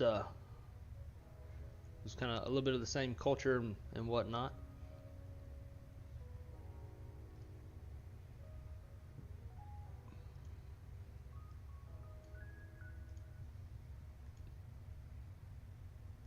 They got copious amount of that natty light, but we breaking in a new Cajun coffee, dude. Check this out. He got that Cajun accent. The Cajun accent's it's pretty different. Sacker. Hey, I'm very fortunate. 2 times in 1 year to break out a new Cajun coffin. You know we're about to bless it. Bringing that to that rolling ball. Hit it with that signature ball. Get that out of there. Get that. Oh, we got some more of that. Look at them jalapenos about to come out of there. Get that in there. That water's hot. Oh, what more seasoning? Look at the paddle smoke, dude. Get that out of there. That right there. That is. Let's see. Ooh, that's a big one. Look at that. That's a crawfish, dude. Look at that. Beautiful. Come look at them, man. Look how beautiful they are. Monsters. Monsters. Against the law. Look at the size of the claws, bro. Ay, ay, ay. Seasoning is pleasing, dude. Look at this. But anyways, that's Stale Cracker. He'll do crawfish. He does jambalaya, gumbo, crawfish, all sorts of stuff. He's got a pretty big following. His famous saying is, while we wait, hydrate. So, like, you got to let the jambalaya simmer for 25 minutes. While you wait, hydrate. And he pulls out a beer and he shotguns a beer. So Cajun folks are a lot of fun. They love to party. They'll tell you that all the time. And most of them love them LSU Tigers just like I do. Now, I am not Cajun. I'm from the north part of Louisiana, therefore what they would consider Yankees. But anyways, Cajun folks are a lot of fun. Like when I played high school baseball, we'd invite a lot of the South Louisiana teams to come up and play. You know, it's kind of like it's a rule, like you can't drink at a high school baseball game, right? Like parents shouldn't drink, but you know, they like all the parents would like kind of go back to the trucks. Like the trucks would be parked kind of off to the side of the field, right? Many people out there, and they just pour beer in like a styrofoam cup and they drink and just hang out, keeping it on the DL. Them South Louisiana teams though, they didn't give a shit. They'd bring a whole Yeti up into the stands, pop a top, hey, let go Boudreaux, hey, and like, Cajun folks love to party. They're a good time.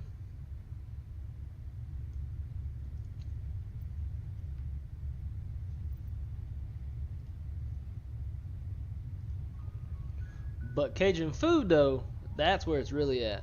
Cajun food is, so good. My favorite is crawfish etouffee. But I love it all. Gumbo, jambalaya, crawfish etouffee. Crawfish is, nothing tops crawfish, in my opinion. Nothing tops crawfish and beer. Like that combo is just God's gift to Cajun folks.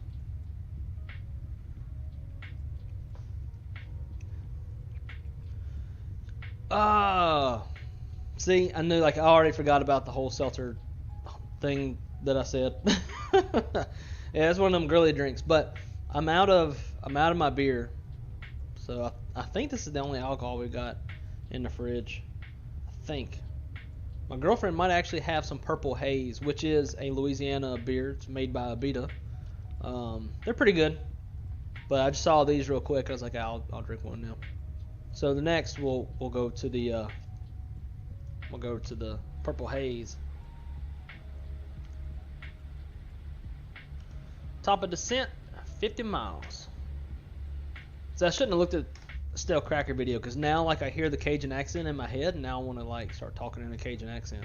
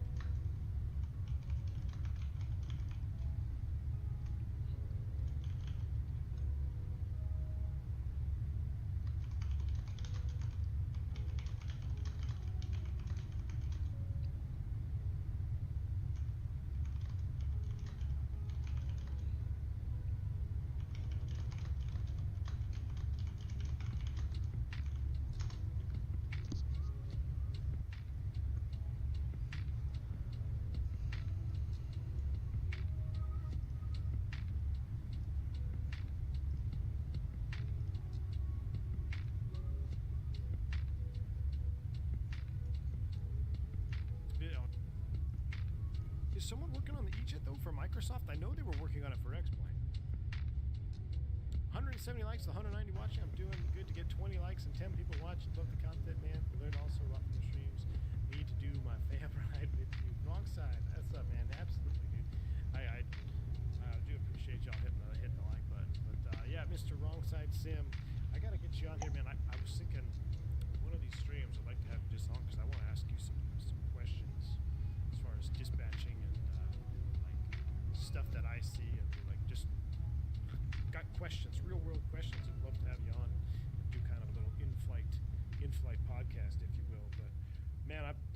Good to see you streaming.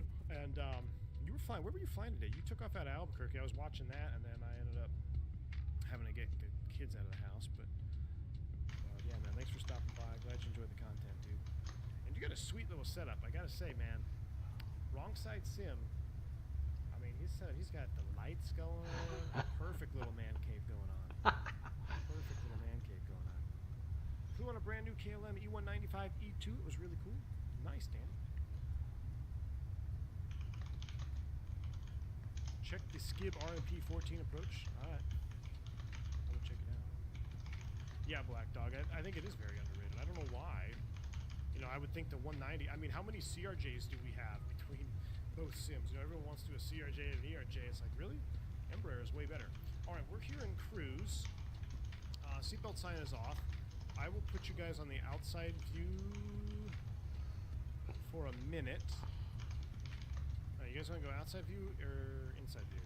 I'm gonna hit the lab. I'm gonna get my work iPad, and then we're gonna do some digging around on this.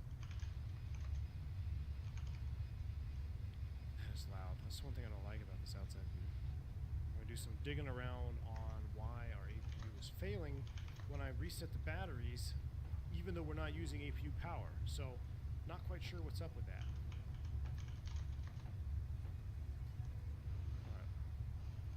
Kick it off with this.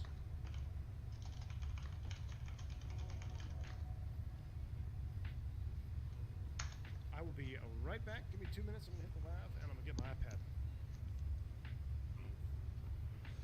Oh, V1. Good dude.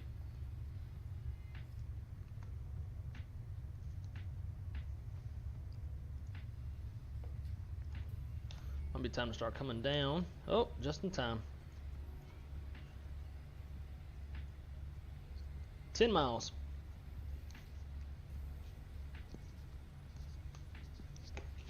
Last bite of food.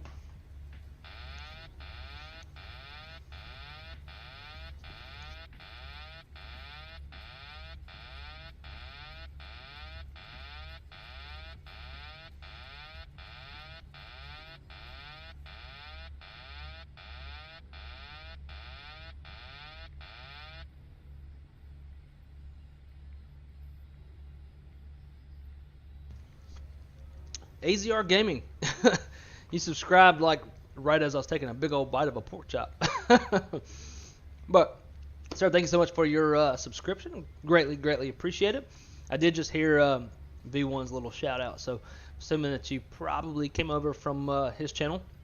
But nonetheless, thank you so much for coming to hang out with us, and hope you end up enjoying the content. We have a lot of fun over here on the Raw. All right, so we'll. Max Rank, welcome aboard, my friend. Welcome to the Wrong Side Simulations channel, where we fly from the wrong side of the airplane, the right seat. And for those of y'all who don't know me, who might just be joining, my name is Blake, and I am a real-world flight dispatcher, and aim to bring a little more context to your flight sim viewing experience. Probably not as much as V1, since he knows, you know, all the good stuff. I know all the normal procedures, flows, checklists, briefings, and stuff, but, you know, he's the real deal. So, with that said, let's actually,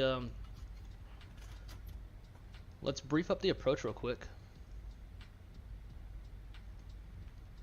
We'll switch over to charts. Alright, so we are planning on the ILS Yankee runway 10 right, and our frequency is going to be 111.1. Final approach course is 102. Our final approach fix is SITC at 4,100 feet. Touchdown zone elevation is 2836. So we're going to make our stable altitude 30. We'll just call it 3,800. Let's see. We have a standard 3-degree glide slope with approach lights, PAPI on the left. If we go missed, we'll climb to 3,300. Climbing right, turn to 7,300. We'll just box ourselves back around. Looks like we are still in uncontrolled airspace, so we can do what we want. Minimums 200 foot, ceilings, and half-mile visibility. Currently in Reno, information November is current. Winds are 350 at 6, 10 statute miles, few at 9,000. Temperatures 30, dew points 9, altimeters 30, 16. Visual approach in use, landing and departing runway 16 right. Perfect. That's what we're planning for. Now on one. Wait a minute. That's not correct.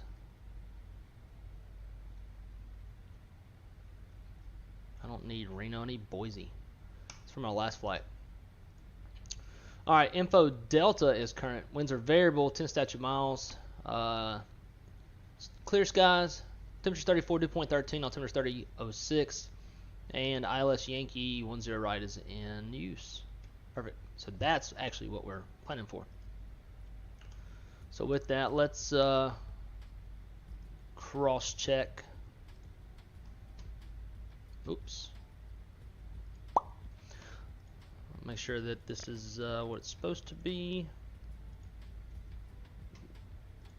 3006. Temperature is 34. And we'll just keep calm winds. Sweet. Everything else is set. Cool.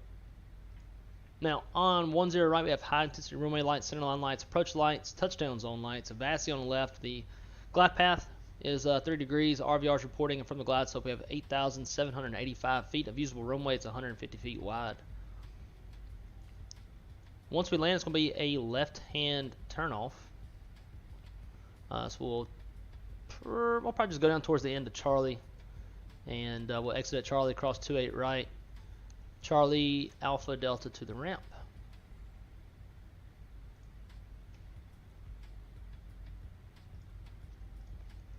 So, since it is an ILS, we have both of our ILS push buttons armed, auto brake low, and everything else is looking good. Once we cross transition altitude, we do our approach checklist, and get ready to land this thing.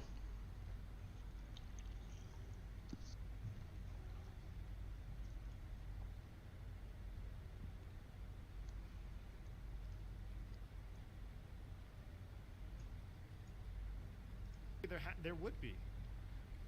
I guess I can neither confirm nor deny, but my initial guess would be yes.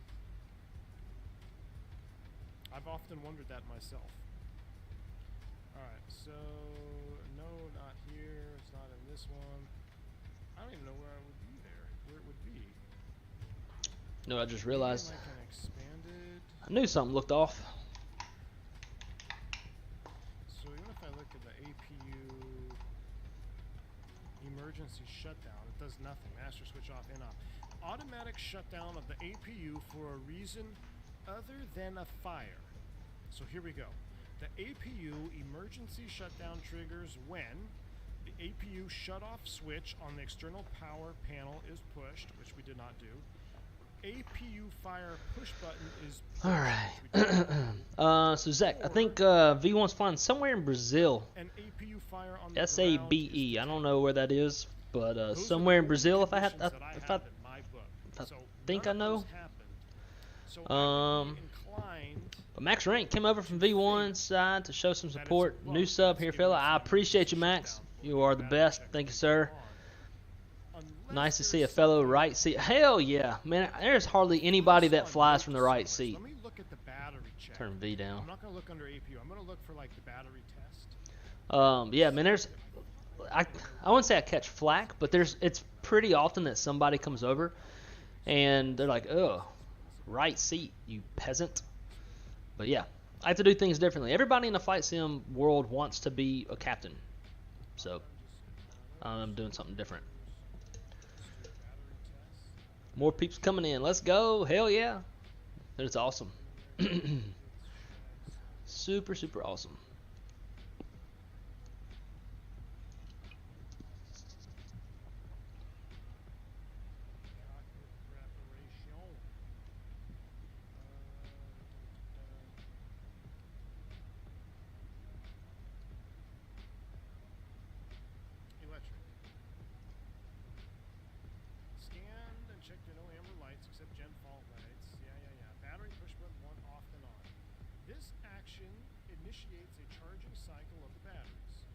10 seconds after setting all battery push button switches to on, check on the electric ST page that the current change of batteries below 60 amps and was decreasing. We did that. Deselect electric ST will check. If the charge at least one battery is not below 60 amps, wait until end of charging cycle and perform the check again. It says nothing else about this. Maybe I'm losing my mind. So it's got to be a bug. It's got to be a bug. Right, especially if the APU gen is off. Now, I could see, yeah, ground power has priority over the APU, so I could see there being some conflicting situation if I had them turn dome light off a little bit. Right enough, tad. So, if we were on just APU power only, then you turn the batteries off, battery back on, maybe there's some type of fuel delivery. I still don't even know why that would matter. But I had the APU gen off on ground power, and I did the battery test, and then when I went APU gen on, it shut down. It's got to be a bug. 100% got to be a bug. But, I mean, I haven't found very many bugs like that in the Phoenix, so I have a hard time just saying it is a bug, but I'm curious. Maybe I'll have to ask somebody who knows more. It's puzzling. It's happened more than once. Argentina ops, we do send a delay code. Fix your APUs, do some maintenance. Let's go ahead and straighten the line here. Let's go direct to DIL. The line here. Boom. Insert. Insert. Oh yeah, that's the juice right there. Sam, what's up, man? Good to see you.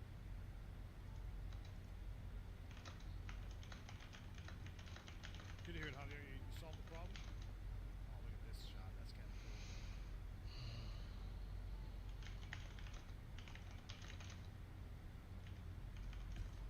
What's up? V1 recently, when I'm on a flight, I see the pilot standing in the galley. Alrighty. Why does the pilot sometimes go into the galley? Probably to take a leak, man. I'll wait till Or to do a visual inspection of the wings during the winter time, depending on the scan lights are out. Alrighty.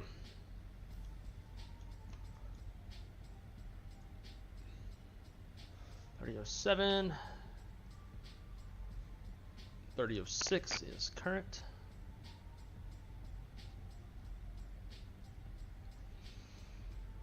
And let's get those seatbelt signs on.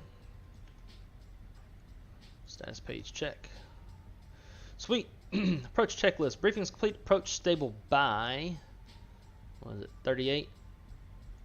What was it? Yeah, 3800.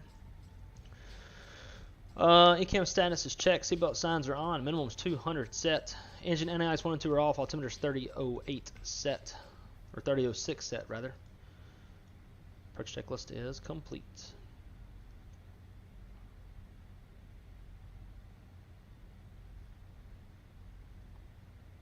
Now I gotta figure out what is up with this mouse.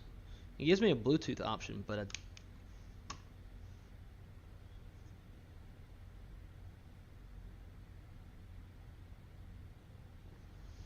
don't know how I'm supposed to pair it with the dongle.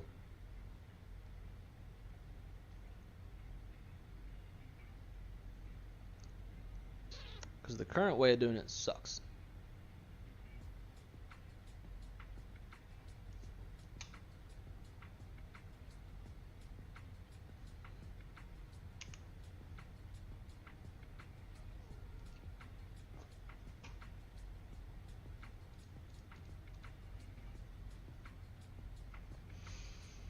Whatever, we'll just deal with it.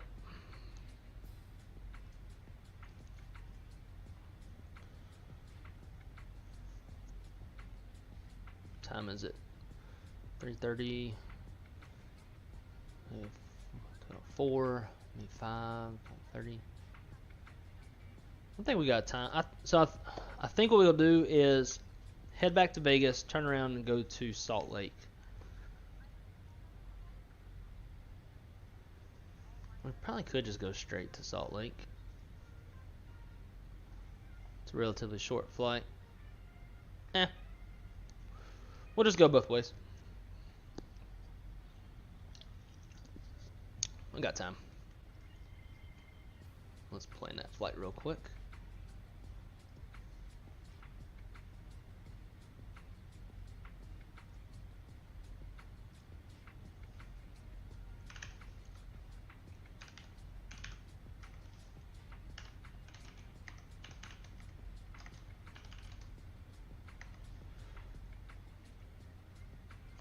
Vicinity thunderstorms. Oh yeah.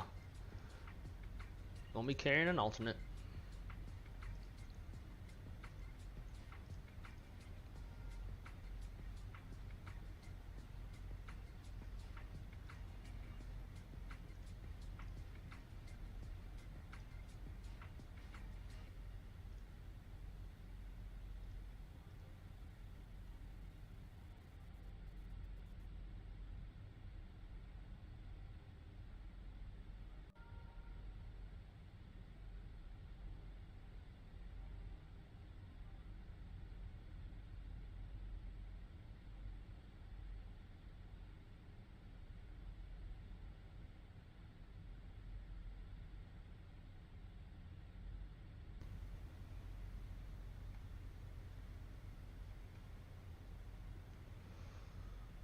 Cool.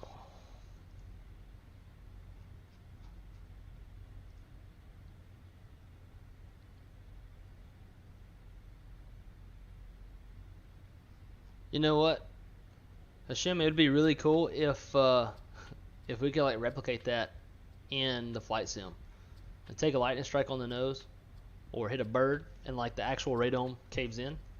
That'd be kind of cool. Then there's like a performance degradation.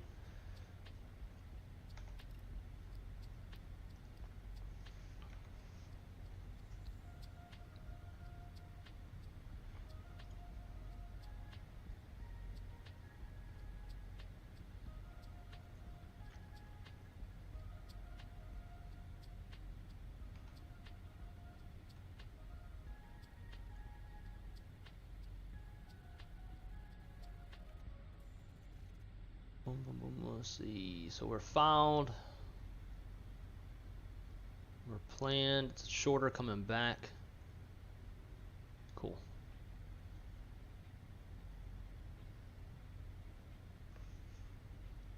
We'll make a really quick turn.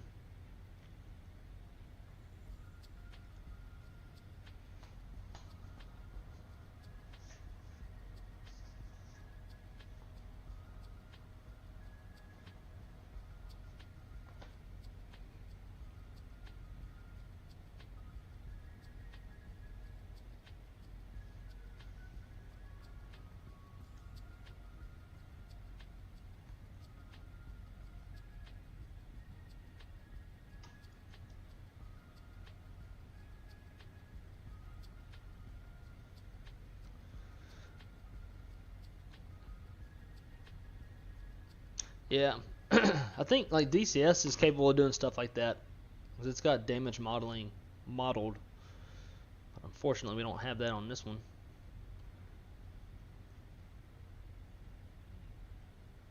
All right, let's see. So altitude at LB 44. So we'll keep it going down. Whoa, look at that. Where did that come from? Alright, let's go flaps 1.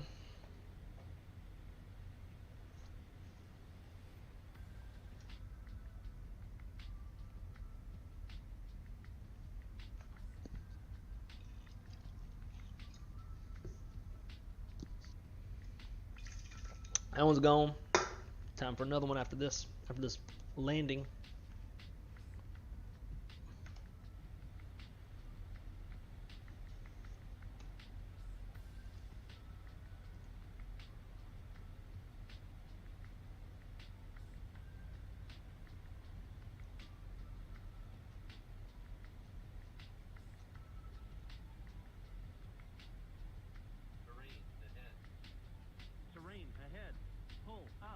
False.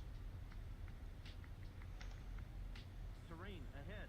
Pull up.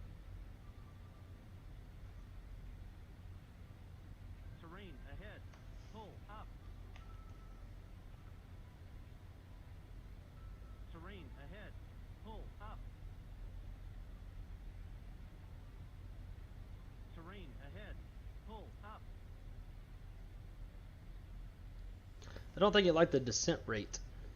But as soon as we shallowed off that descent rate a bit, it stopped doing that.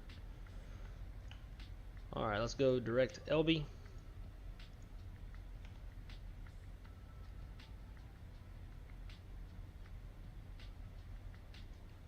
We'll level off. Bleed off some speed about that time. We should be right where we need to be. Keep that descent coming down.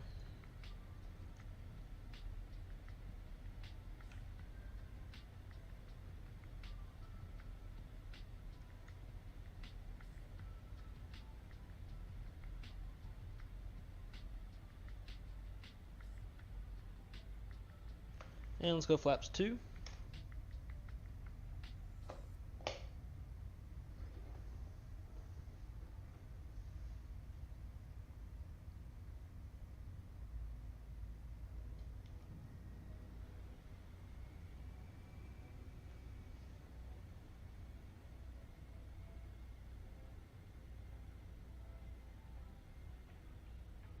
And let's dial it down to 170 till 6 miles.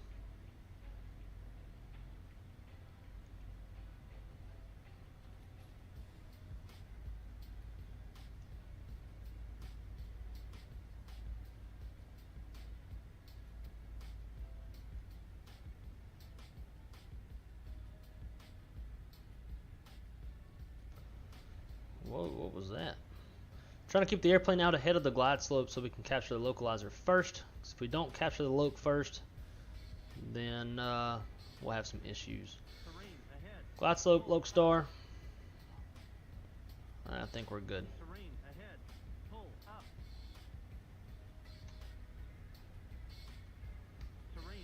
Alright.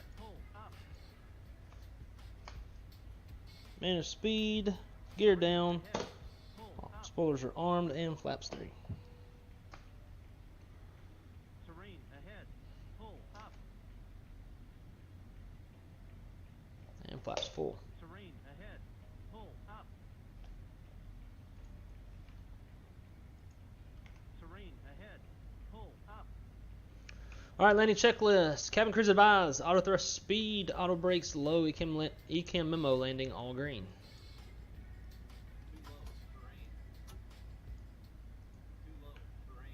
It really does not like it out here, does it?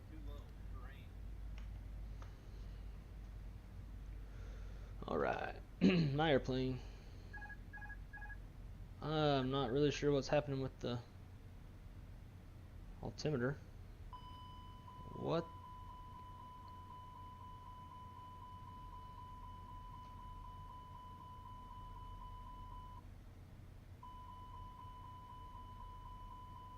Both engines are off.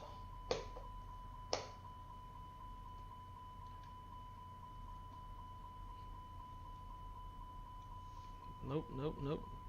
What is going on? How am I increasing speed like that? Alright, we're dead. No idea what just happened.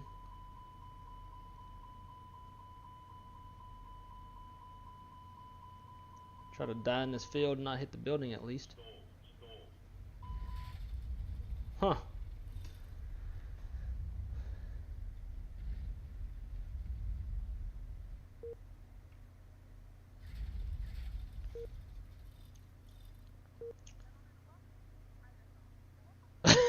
Welcome to Idaho. That's a hell of a way to... What happened? Like the airplane just... But yet the engines are running.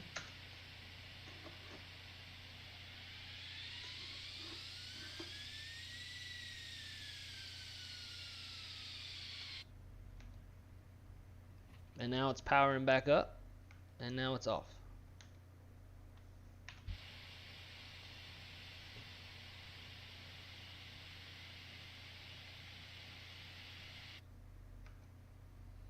It's like as soon as you go into idle, it dies. That's, man, what a waste of time. Alright, well, we hit the ground at, it says 33 feet per minute. At least we weren't flying on anything. Cool, well, I guess we'll just fire back up. Give me a few minutes to reset everything. We'll be right back with y'all. That's really weird.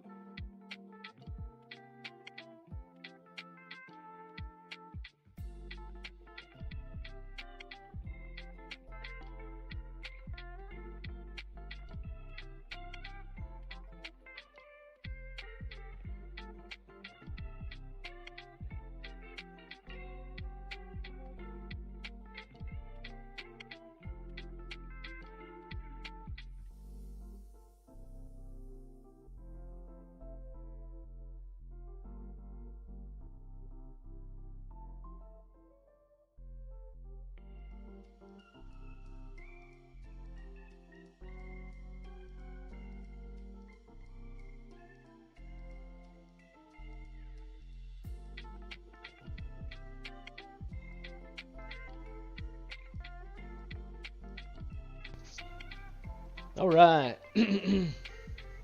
Got a beer. Think we are just about ready.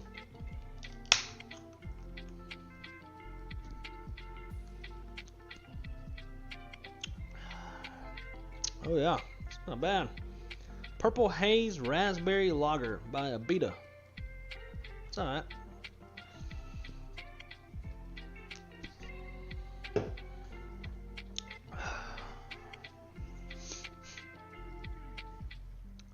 Thought there were a couple guys coming in to land on VATSIM. Looks like we got Allegiant on their way in. Southwest is on their way in. And then a private airplane. We ain't waiting for them though.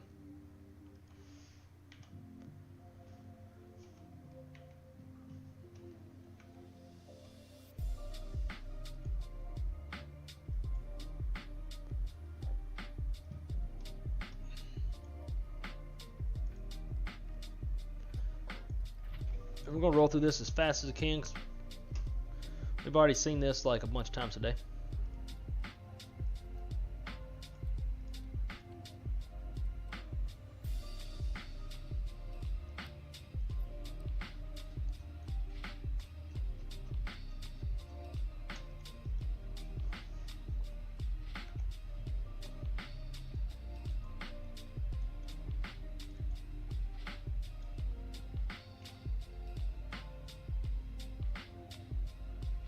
Oh my god, this mouse.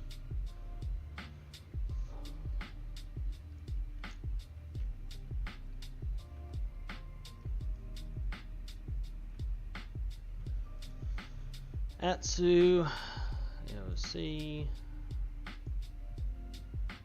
flight a knit.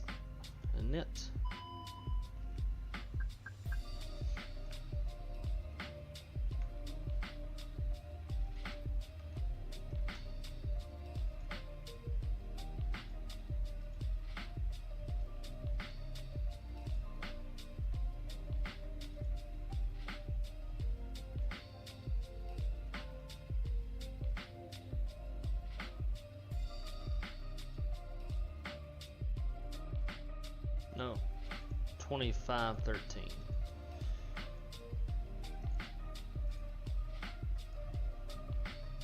$370. And the temperature is -51. Flight plan Boise departure 10 left. Going 4. Insert. Vegas arrival. Probably gonna be 19 RNAV 19 right.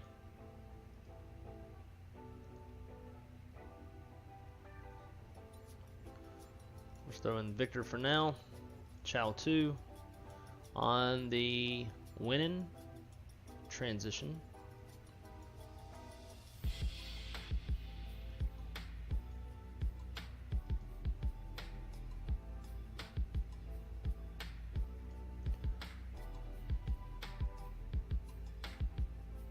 Why am I not?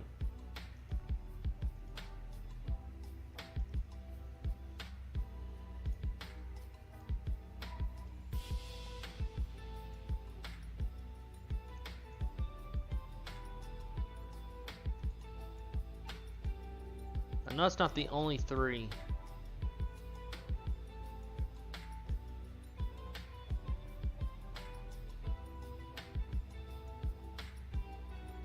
Well, maybe it is. Where's winning at then?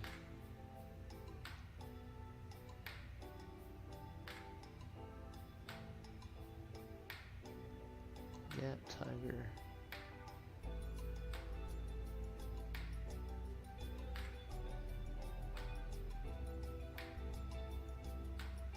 Jesus. Stu transition. I was looking at the wrong thing. That's my bad. Getting ahead of myself, trying to move quick. Alright, inserts. Everything looks good. Secondary, copy active, and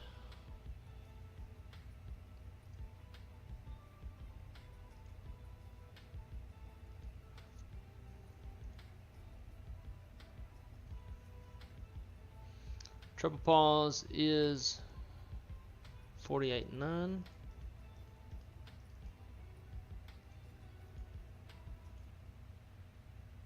Wind data uplink.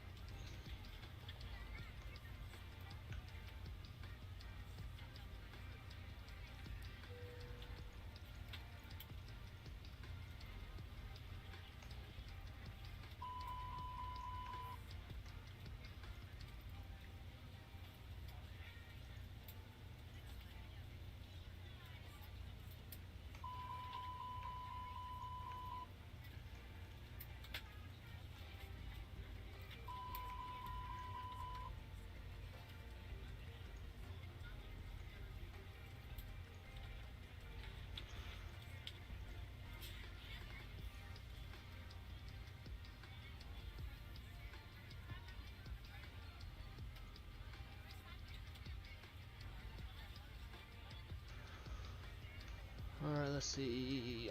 On top altitude.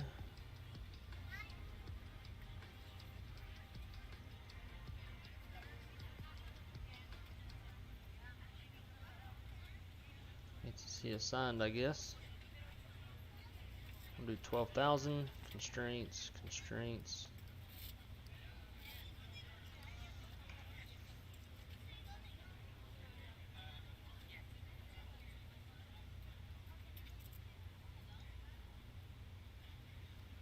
It's 30:03 now.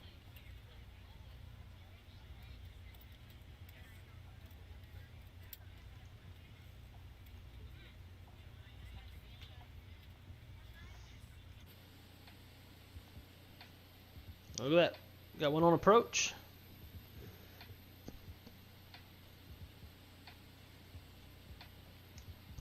Did that truck really do a somersault? I did not see that. That's awesome. But especially with kids, if we take kids.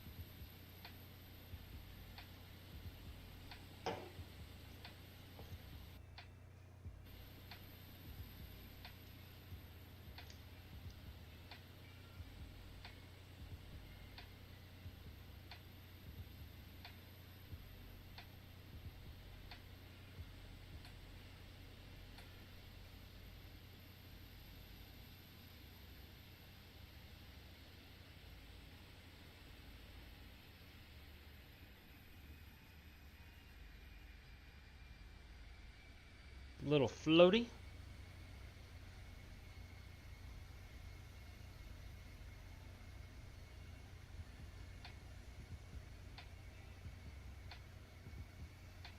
Southwest should be up next.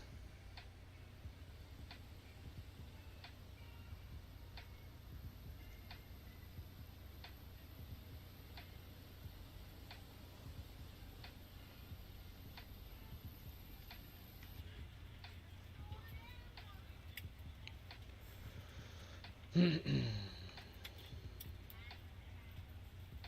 few more passengers to go.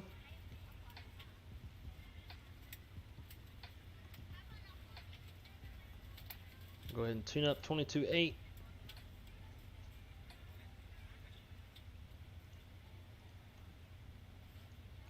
Got GPS primary.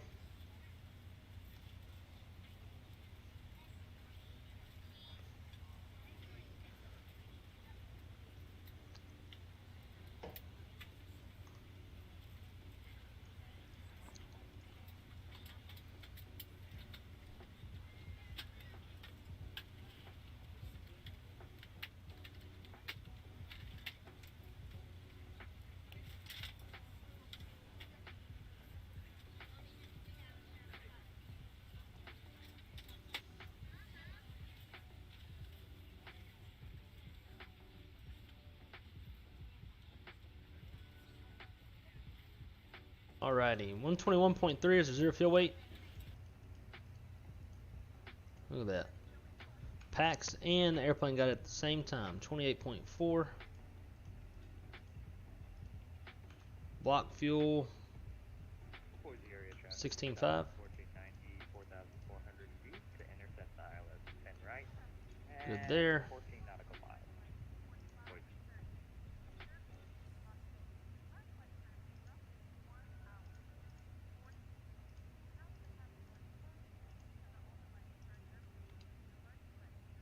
.3 1 up 0.2.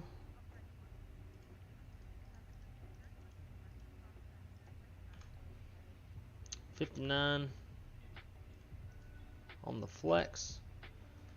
38.40.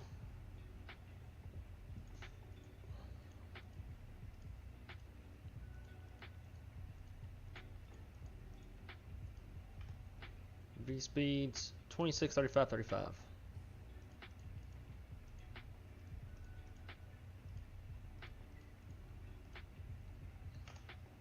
Cool. Da, da, da, da.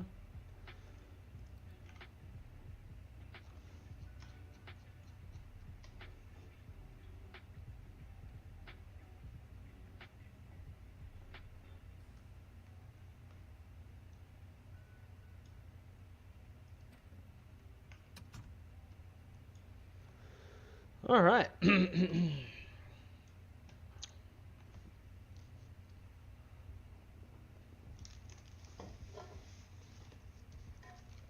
For the departure brief, so we are in uncontrolled airspace as of now. It's going to be a right seat takeoff. Aircraft types 320 for tailstrike avoidance. There's no MELs or CDLs that degrade the performance of the aircraft. How long is this taxi going to be?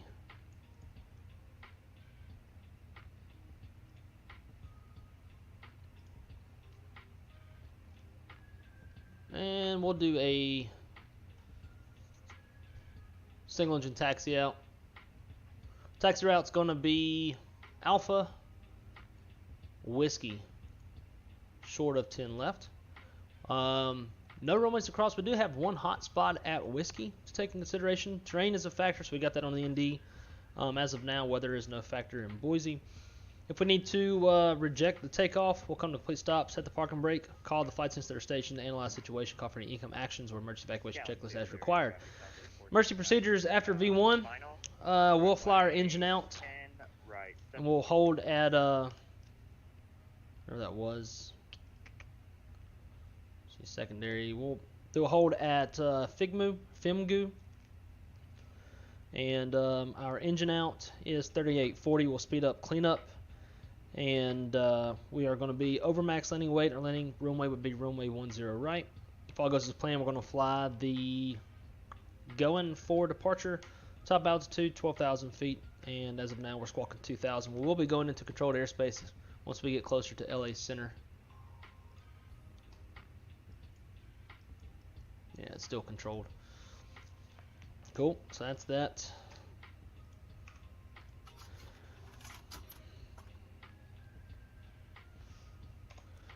Alright, before start checklist, maintenance log tells on more check, press complete, gear pins, covers are removed, signs are on auto, ADIRs are in nav.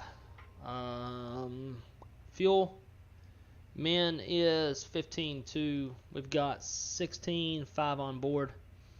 Altimeter's 30.03 set, EPS check, windows south, closing arm, beacons on, throws idle, parking brakes on, transponder is an auto before start, checklist complete. There's Southwest.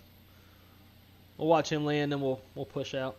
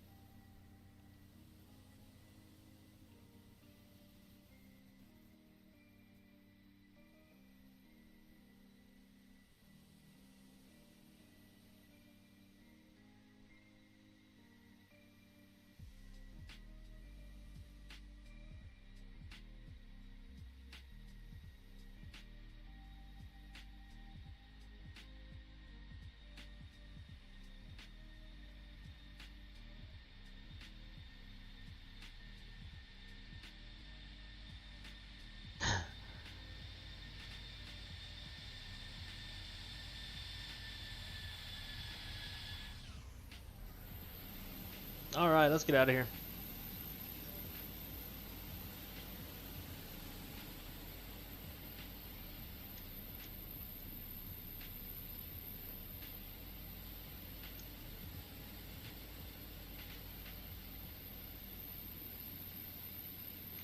Gowan Field, Southwest 1490, clear runway 10 right, and taxiing to the ramp. Boise traffic, Spirit Wings 2513 pushing back from Bravo, or correction, from gate 17. Here we go. Brakes release, pushing back.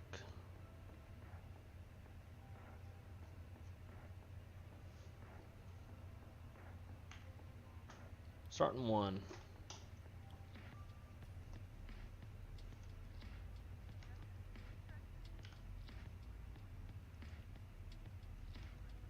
Boyd Union traffic. November 743 set on the network. Let's see.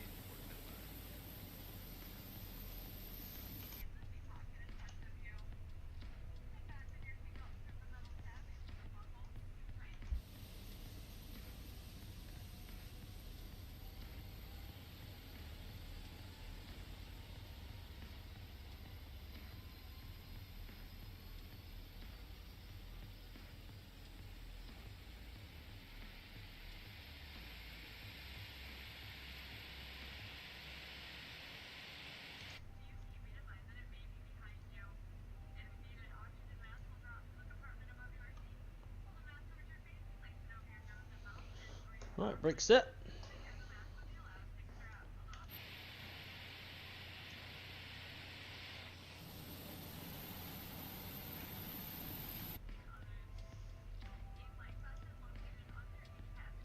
Alright, good start on 1. It's going to be a single engine taxi.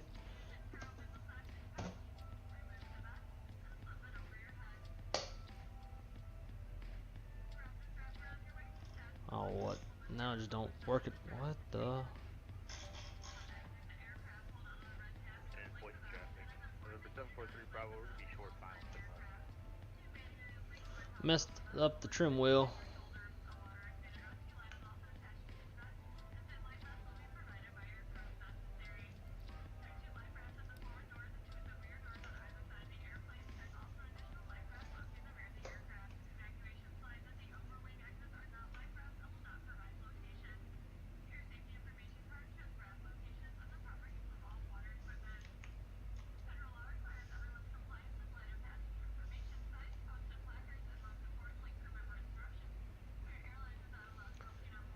The Boise traffic, Spirit Wings 2513, taxiing runway 10 left from the terminal. Boise.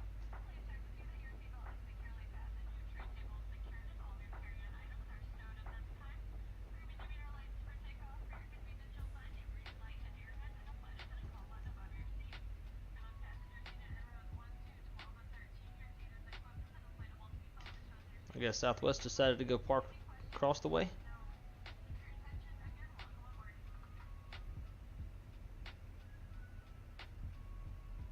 Alright, firing up 2.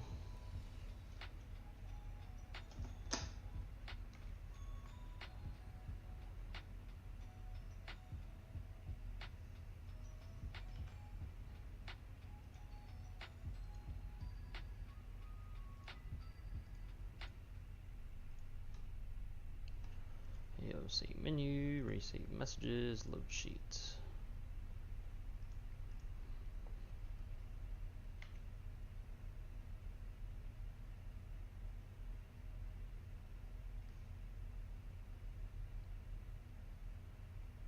Has he got landing gear?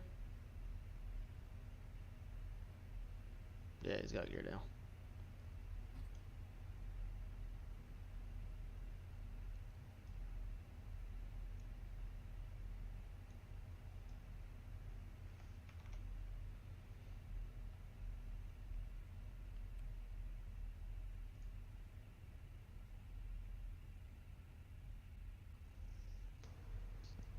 Nice job, airplane that just landed.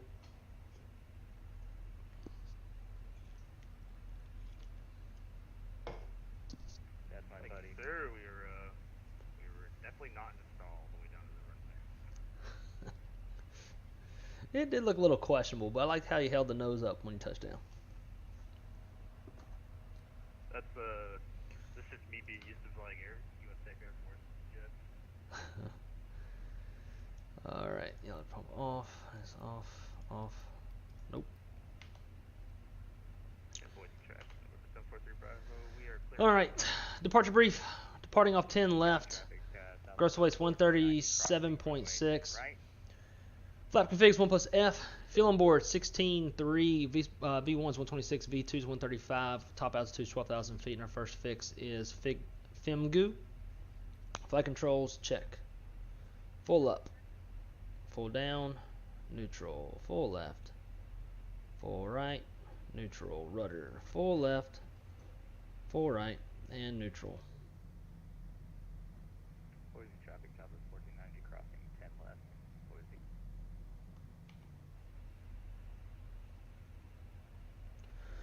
Alrighty. Before takeoff flow. Boise traffic, Southwest 1490, clear of all runways. Boise.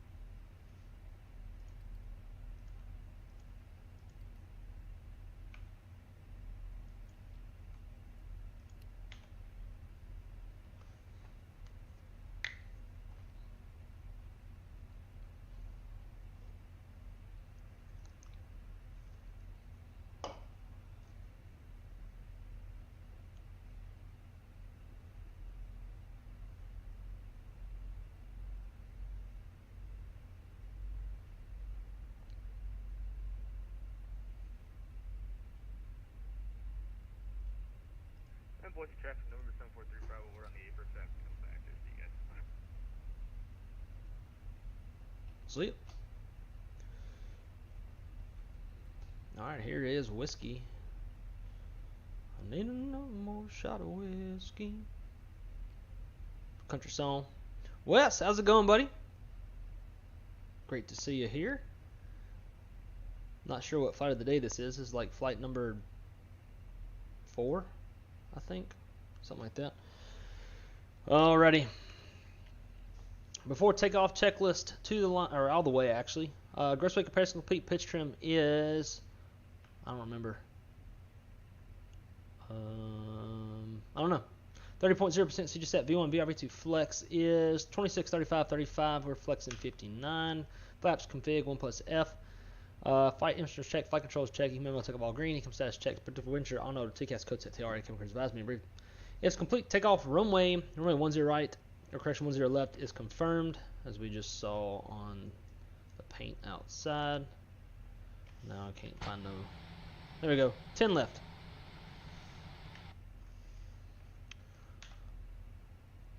Fuel, 15.2 is required, and we've got 16.3 on board. Engine mode selectors normal, blue pack set. Before takeoff checklist all the way is complete.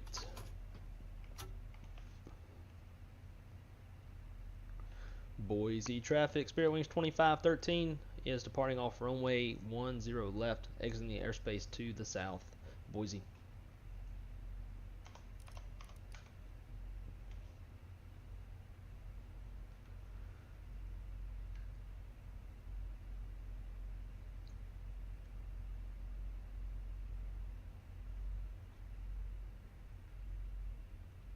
Ugh.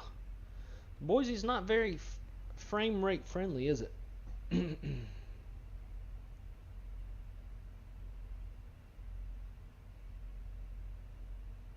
So we got mountains out there straight ahead and off to the left. So as soon as we get 400 feet, we're going to crank and bank.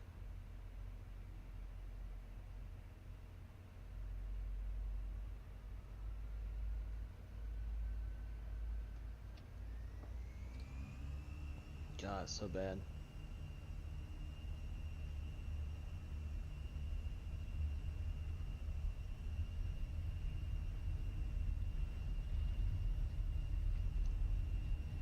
Addons thrust set. Neutral by 100.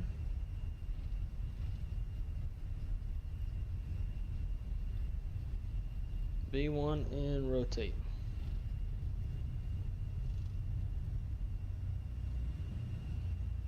Got positive rate, gear up.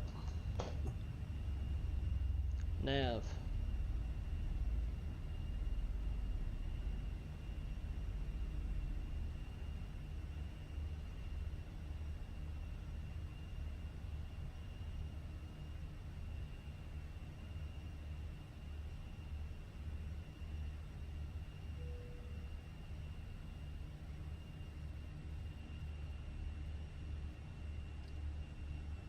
Thrust climb.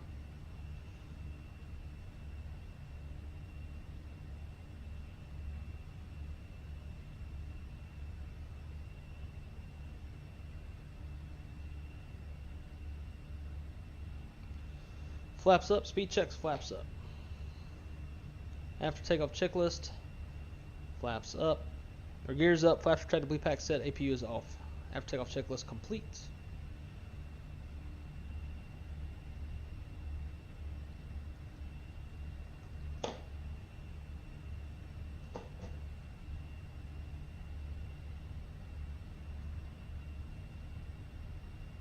Man, spoilers would not disarm.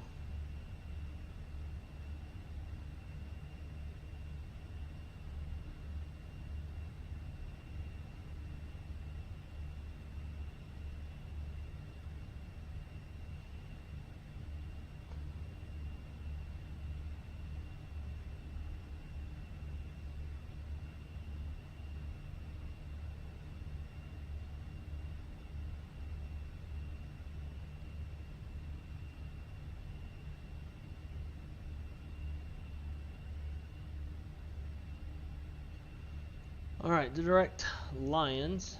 Insert. God. Frames are like total dog shit until we get away from Boise.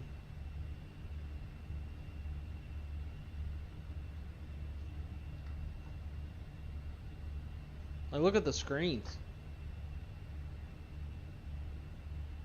Shit, I forgot to start Pilot's Life.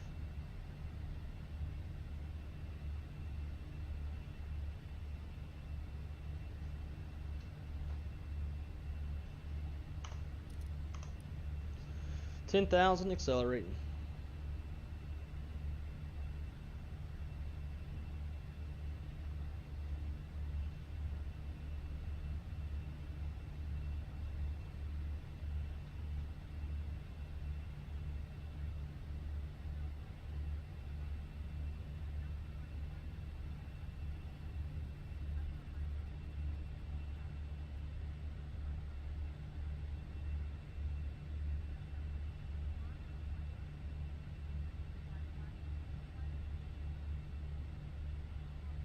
Yo, what is the deal with these screens, though?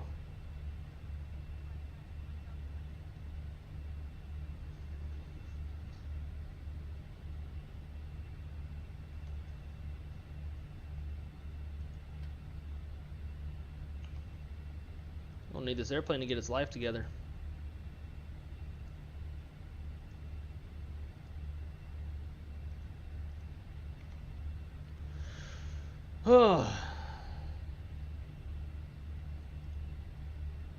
I guess potatoes.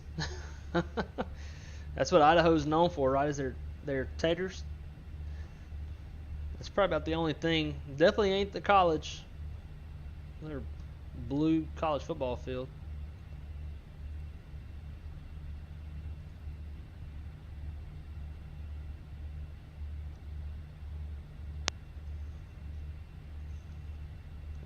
Alright, so back to the chat. Eat meatloaf, mashed potatoes, and gravy, and green beans, cornbread with ghost. Damn. Got you a whole country boy feast right there. Maybe your potatoes came from Idaho. The 320 should have had electronic checklists. 777s, paperless cockpits, really convenient. I mean, all of our pilots carry EFBs. We don't have any paper whatsoever. All the manuals, well, I guess the normal checklist is the only thing in paper that's actually on the airplane. But everything else is not.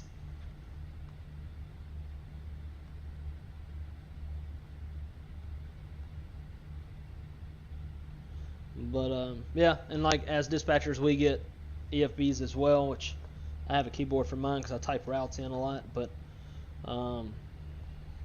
yeah, this is what our guys carry. I'm trying not to show the sticker that's on the back because it will reveal who I work for.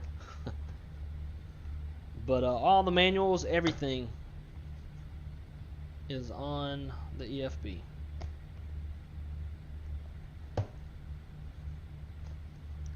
Well, I don't know. Maybe the QRH is not. I don't know if it is or not.